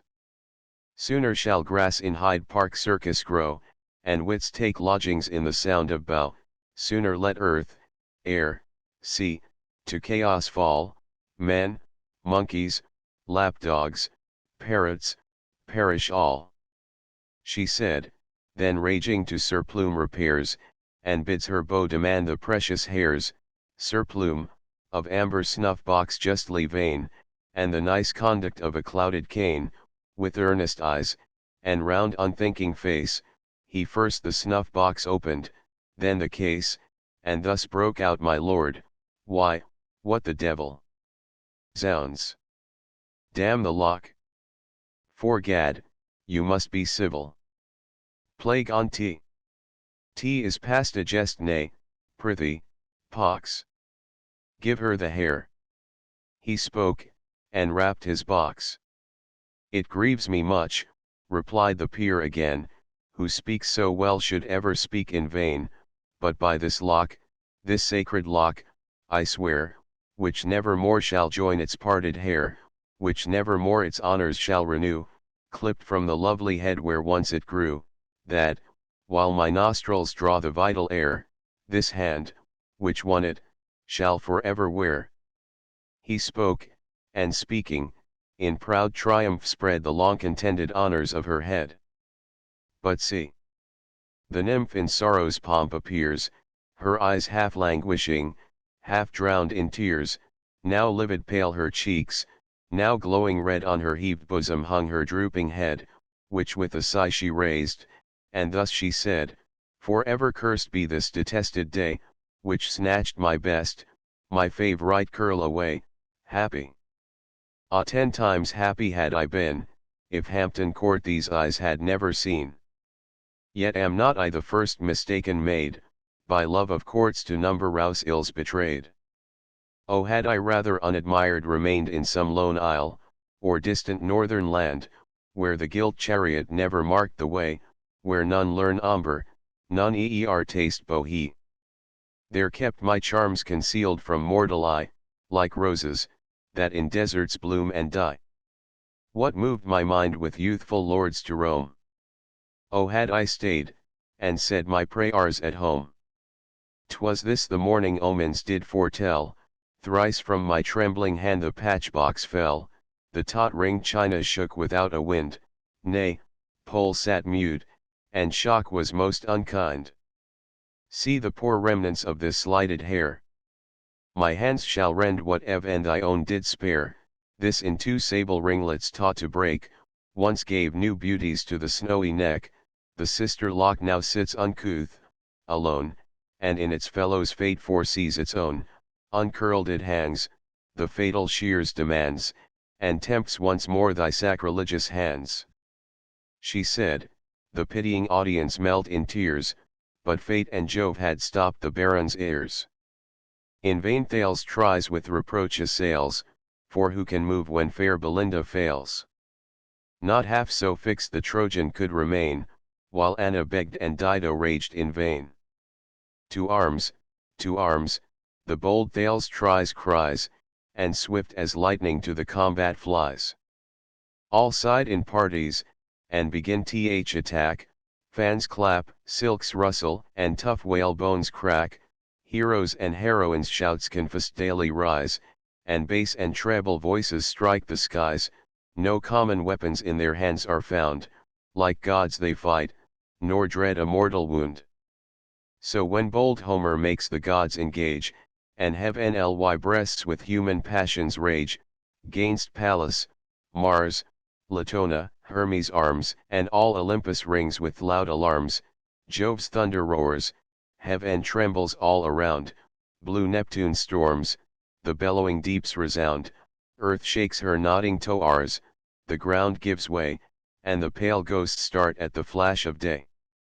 While through the press enraged Thales flies, and scatters death around from both her eyes, a bow and whittling perished in the throng, one died in metaphor, and one in song.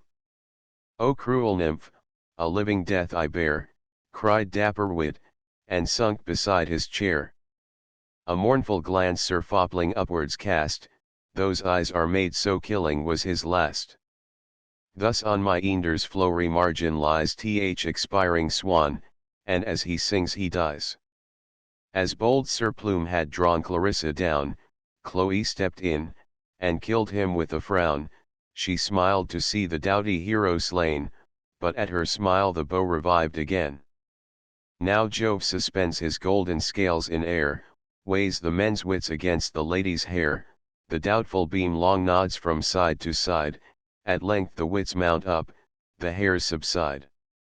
See fierce Belinda on the baron flies, with more than usual lightning in her eyes, nor feared the chief th unequal fight to try, who sought no more than on his foe to die.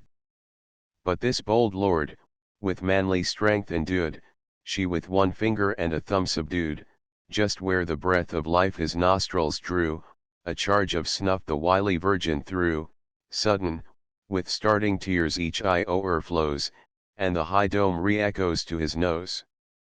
Now meet thy fate, th incensed virago cried, and drew a deadly bodkin from her side.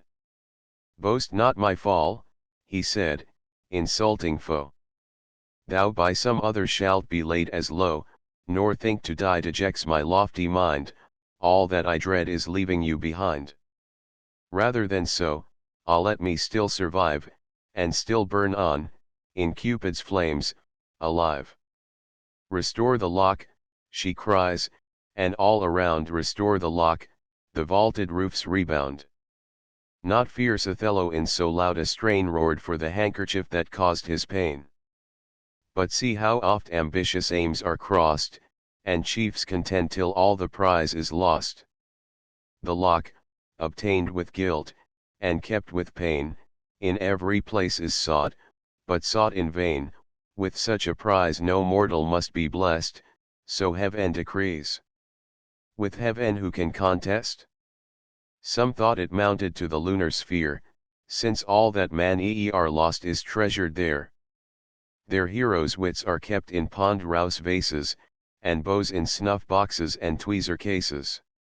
Their broken vows, and deathbed alms are found, and lovers' hearts with ends of ribbon bound, the courtier's promises, and sick man's prayers, the smiles of harlots, and the tears of heirs, cages for gnats, and chains to yoke a flea, dried butterflies, and tomes of casuistry.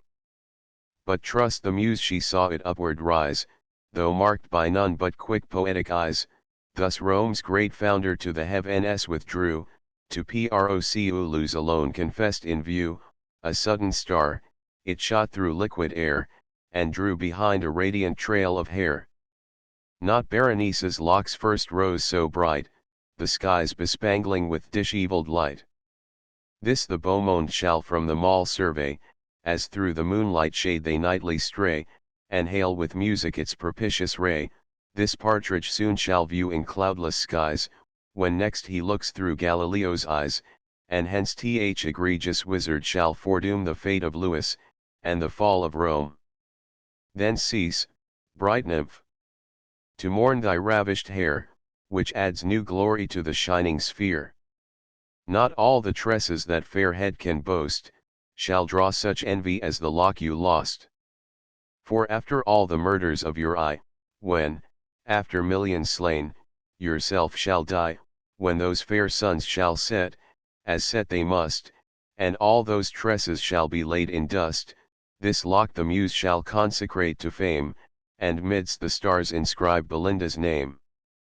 5, 10, 15, 20, 25, 30, 35, 40, 45, 50, 55, 60, 65, 70, 75, 80, 85, 90, 95, 100, 105, 110, 115, 120, 125, 130, 135, 140, 145, 150, 155, 160, 165, 170, 175, 180, 185, 190. Contents, P2. End of text. End of the Project Gutenberg ebook. The Rape of the Lock, and other poems. Updated editions will replace the previous one. The old editions will be renamed. Creating the works from print editions not protected by U.S. copyright law means that no one owns a United States copyright in these works, so the Foundation, and you, can copy and distribute it in the United States without permission and without paying copyright royalties. Special rules, set forth in the General Terms of Use part of this license, apply to copying and distributing Project Gutenberg trademark electronic works to protect the Project Gutenberg trademark concept and trademark. Project Gutenberg is a registered trademark, and may not be used if you charge for an ebook, except by following the terms of the trademark license, including paying royalties for use of the Project Gutenberg trademark. If you do not charge anything for copies of this ebook, complying with the trademark license is very easy. You may use this ebook for nearly any purpose, such as creation of derivative works, reports, performances, and research. Project Gutenberg ebooks may be modified and printed and given away. You may do practically anything in the United States with ebooks not protected by U.S. copyright law. Redistribution is subject to the trademark license, especially commercial redistribution. Start, full license. The full Project Gutenberg license. Please read this before you distribute or use this work to protect the Project Gutenberg trademark mission of promoting the free distribution of electronic works, by using or distributing this work, or any other work associated in any way with the phrase Project Gutenberg. You agree to comply with all the terms of the full Project Gutenberg trademark license available with this file or online at www.gutenberg.org/license. Section 1. General Terms of Use and Redistributing Project Gutenberg Trademark Electronic Works. 1.a. By reading or using any part of this Project Gutenberg trademark electronic work, you indicate that you have read, understand, agree to and accept all the terms of this license and intellectual property, trademark/copyright, agreement. If you do not agree to abide by all the terms of this agreement, you must cease using and return or destroy all copies of Project Gutenberg trademark electronic works in your possession. If you paid a fee for obtaining a copy of or access to a Project Gutenberg trademark electronic work and you do not agree to be bound by the terms of this agreement, you may obtain a refund from the person or entity to whom you paid the fee as set forth in paragraph 1.e.8. 1.b. Project Gutenberg is a registered trademark. It may only be used on or associated in any way with an electronic work by people who agree to be bound by the terms of this agreement. There are a few things that you can do with most Project Gutenberg trademark electronic works even without complying with the full terms of this agreement. See paragraph 1.c below. There are a lot of things you can do with Project Gutenberg trademark electronic works if you follow the terms of this agreement and help preserve free future access to Project Gutenberg trademark electronic works. See paragraph 1.e below. 1.c. The Project Gutenberg Literary Archive Foundation, the foundation or PGLOF, owns a compilation copyright in the collection of Project Gutenberg trademark electronic works. Nearly all the individual works in the collection are in the public domain in the United States. If an individual work is unprotected by copyright law in the United States and you are located in the United States, we do not claim a right to prevent you from copying, distributing, performing, displaying, or creating derivative works based on the work as long as all references to Project Gutenberg are removed. Of course, we hope that you will support the Project Gutenberg trademark mission of promoting free access to electronic works by freely sharing Project Gutenberg trademark works in compliance with the terms of this agreement for keeping the Project Gutenberg trademark name associated with the work. You can easily comply with the terms of this agreement by keeping this work in the same format with its attached full Project Gutenberg trademark license when you share it without charge with others. 1.d. The copyright laws of the place where you are located also govern what you can do with this work. Copyright laws in most countries are in a constant state of change. If you are outside the United States, check the laws of your country in addition to the terms of this agreement before downloading, copying, displaying, performing, distributing or creating derivative works based on this work or any other Project Gutenberg trademark work. The Foundation makes no representations concerning the copyright status of any work in any country other than the United States. 1.e Unless you have removed all references to Project Gutenberg, 1.e.1. The following sentence, with active links to, or other immediate access to, the full Project Gutenberg trademark license must appear prominently whenever any copy of a Project Gutenberg trademark work, any work on which the phrase Project Gutenberg appears, or with which the phrase Project Gutenberg is associated, is accessed, displayed, performed, viewed, copied or distributed. This ebook is for the use of anyone anywhere in the United States and most other parts of the world at no cost and with almost no restrictions whatsoever. You may copy it, give it away or reuse it under the terms of the Project Gutenberg license included with this ebook or online at www.gutenberg.org. If you are not located in the United States, you will have to check the laws of the country where you are located before using this ebook. 1.e.2. If an individual Project Gutenberg trademark electronic work is derived from texts not protected by U.S. copyright law, does not contain a notice indicating that it is posted with permission of the copyright holder, the work can be copied and distributed to anyone in the United States without paying any fees or charges. If you are redistributing or providing access to a work with the phrase Project Gutenberg associated with or appearing on the work, you must comply either with the requirements of paragraphs 1.e.1 through 1.e.7 or obtain permission for the use of the work and the Project Gutenberg trademark as set forth in paragraphs 1.e.8 or 1.e.9. 1.e.3. If an individual Project Gutenberg trademark electronic work is posted with the permission of the copyright holder, your use and distribution must comply with both paragraphs 1.e.1 through 1.e.7 and any additional terms imposed by the copyright holder. Additional terms will be linked to the Project Gutenberg trademark license for all works posted with the permission of the copyright holder found at the beginning of this work. 1.e.4.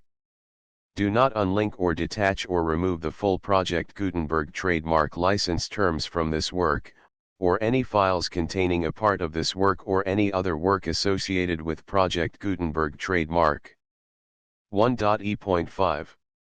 Do not copy, display, perform, distribute or redistribute this electronic work, or any part of this electronic work, without prominently displaying the sentence set forth in paragraph 1.e.1 with active links or immediate access to the full terms of the Project Gutenberg trademark license. 1.e.6. You may convert to and distribute this work in any binary, compressed, marked up, non-proprietary or proprietary form, including any word processing or hypertext form. However, if you provide access to or distribute copies of a Project Gutenberg trademark work in a format other than plain vanilla ASCII or other format used in the official version posted on the official Project Gutenberg trademark website, www.gutenberg.org, you must, at no additional cost, fee, or expense to the user, provide a copy, a means of exporting a copy, or a means of obtaining a copy upon request, of the work in its original plain vanilla ASCII or other form. Any alternate format must include the full Project Gutenberg trademark license as specified in paragraph 1.e.1. 1.e.7. Do not charge a fee for access to, viewing, displaying, performing, copying or distributing any Project Gutenberg trademark works unless you comply with paragraph 1.e.8 or 1.e.9.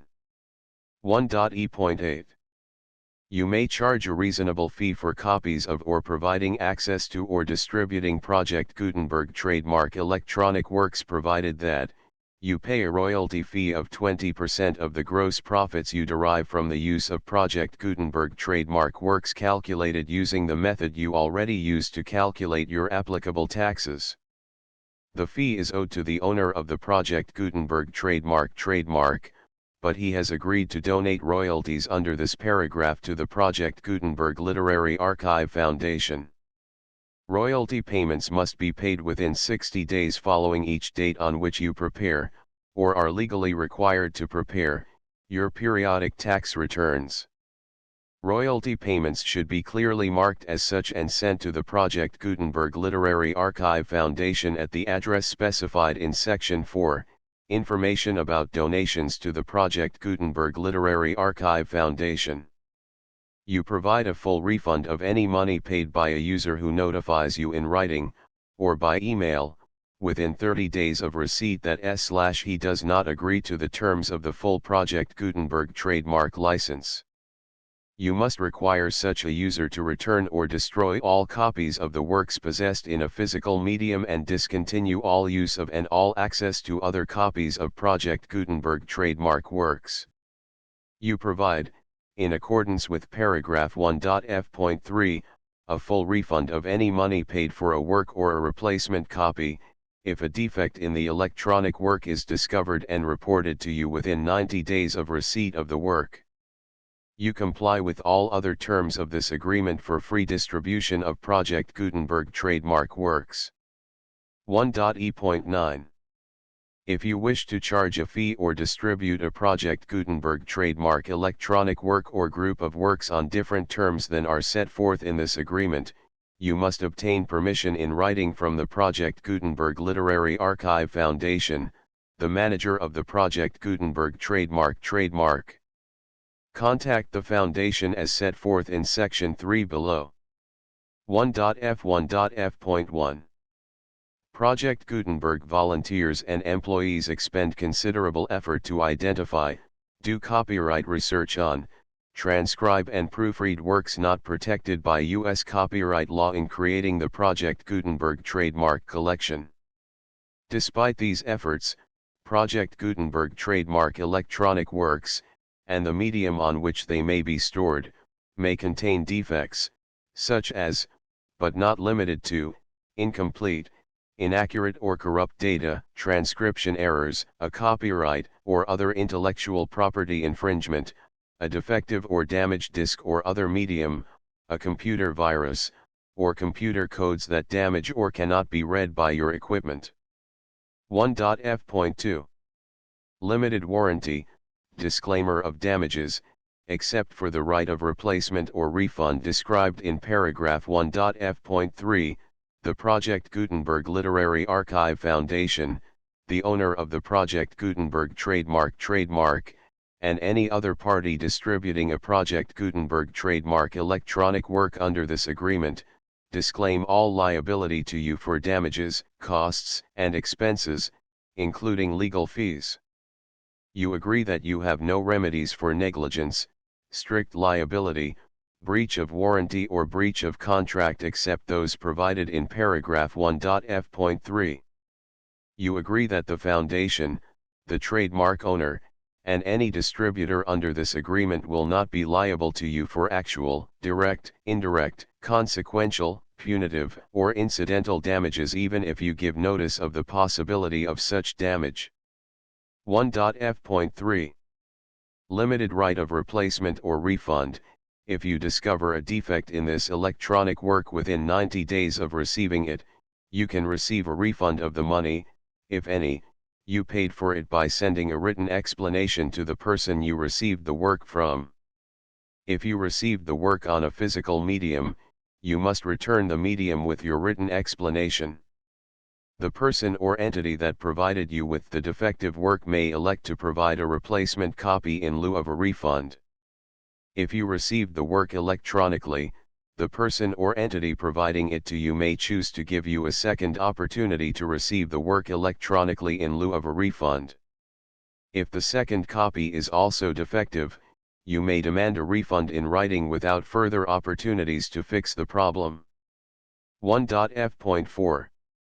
Except for the limited right of replacement or refund set forth in paragraph 1.f.3, this work is provided to you as is, with no other warranties of any kind, express or implied, including but not limited to warranties of merchantability or fitness for any purpose. 1.f.5. Some states do not allow disclaimers of certain implied warranties or the exclusion or limitation of certain types of damages. If any disclaimer or limitation set forth in this agreement violates the law of the state applicable to this agreement, the agreement shall be interpreted to make the maximum disclaimer or limitation permitted by the applicable state law. The invalidity or unenforceability of any provision of this agreement shall not void the remaining provisions. 1.f.6. Indemnity. You agree to indemnify and hold the foundation, the trademark owner, any agent or employee of the foundation, anyone providing copies of Project Gutenberg trademark electronic works in accordance with this agreement, and any volunteers associated with the production, promotion, and distribution of Project Gutenberg trademark electronic works, harmless from all liability, costs, and expenses, including legal fees, that arise directly or indirectly from any of the following which you do or cause to occur. A. Distribution of this or any Project Gutenberg trademark work. B. Alteration, modification, or additions or deletions to any Project Gutenberg trademark work, and C. Any defect you cause. Section 2. Information about the mission of Project Gutenberg trademark. Project Gutenberg trademark is synonymous with the free distribution of electronic works in formats readable by the widest variety of computers including obsolete, old, middle-aged, and new computers. It exists because of the efforts of hundreds of volunteers and donations from people in all walks of life.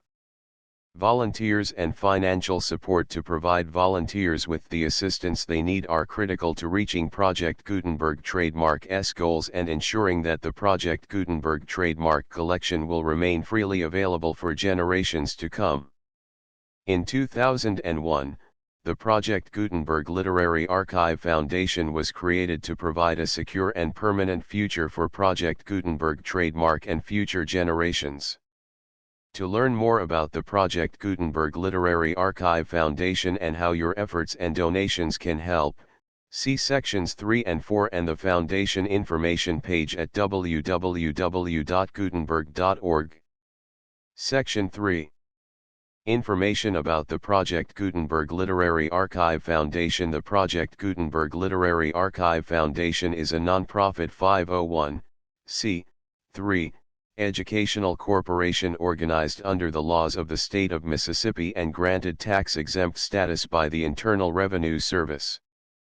The Foundation's EIN or Federal Tax Identification Number is 64-6221541. Contributions to the Project Gutenberg Literary Archive Foundation are tax-deductible to the full extent permitted by U.S. federal laws and your state's laws. The Foundation's business office is located at 809 North 1500 West, Salt Lake City, Utah 84116801596-1887. Email contact links and up-to-date contact information can be found at the Foundation's website and official page at www.gutenberg.org/contact section 4. Information about donations to the Project Gutenberg Literary Archive Foundation. Project Gutenberg trademark depends upon and cannot survive without widespread public support and donations to carry out its mission of increasing the number of public domain and licensed works that can be freely distributed in machine-readable form accessible by the widest array of equipment including outdated equipment. Many small donations, $1 to $5,000, are particularly important to maintaining tax-exempt status with the IRS. The Foundation is committed to complying with the laws regulating charities and charitable donations in all 50 states of the United States. Compliance requirements are not uniform and it takes a considerable effort, much paperwork, and many fees to meet and keep up with these requirements. We do not solicit donations in locations where we have not received written confirmation of compliance. To send donations or determine the status of compliance for any particular state, visit www.gutenberg.org/donate. While we cannot and do not solicit contributions from states where we have not met the solicitation requirements, we know of no prohibition against accepting unsolicited donations from donors in such states who approach us with offers to donate. International donations are gratefully accepted, but we cannot make any statements concerning tax treatment of donations received from outside the United States. U.S. laws alone swamp our small staff. Please check the Project Gutenberg web pages for current donation methods and addresses. Donations are accepted in a number of other ways including checks, online payments, and credit card donations. To donate, please visit www.gutenberg.org/donate. Section 5. General information about Project Gutenberg trademark electronic works. Professor Michael S. Hart was the originator of the Project Gutenberg trademark concept of a library of electronic works that could be freely shared with anyone. For 40 years, he produced and distributed Project Gutenberg trademark ebooks with only a loose network of volunteer support. Project Gutenberg trademark ebooks are often created from several printed editions, all of which are confirmed as not protected by copyright in the U.S. unless a copyright notice is included. Thus, we do not necessarily keep ebooks in compliance with any particular paper edition. Most people start at our website, which has the main PG search facility, www.gutenberg.org. This website includes information about Project Gutenberg trademark, including how to make donations to the Project Gutenberg Literary Archive Foundation, how to help produce our new ebooks, and how to subscribe to our email newsletter to hear about new ebooks. Pope's The Rape of the Lock and Other Poems. Preface. Introduction. Chief dates in Pope's life: The Rape of the Lock, an heroic comical poem. Canto I, Canto II, Canto III, Canto IV, Canto V, an essay on criticism. Contents: an essay on criticism, an essay on man. Epistolae. The design argument of Epistolae. Epistolae. Epistle to Dr. Arbuthnot. Advertisement to the first publication of this epistle. Epistle to Dr. Arbuthnot. Ode on Solitude. The Descent of Dullness from the Dunciad. Book 4. Epitaph on Gay in Westminster Abbey, 1732. Notes on the Rape of the Lock. Introduction. Dedication. Canto I, Canto II, Canto III, Canto IV, Canto V. Notes on an essay on criticism. Introduction. Notes on an essay on man. Epistolae. Introduction. The design. Epistolae. An epistle to Dr. Arbuthnot. Introduction. Advertisement. Epistle. Notes on an ode on solitude. Notes on the descent of dullness. Notes on the epitaph on Gay. Appendix. The Rape of the Lock, First edition Canto I Canto II The full project Gutenberg. License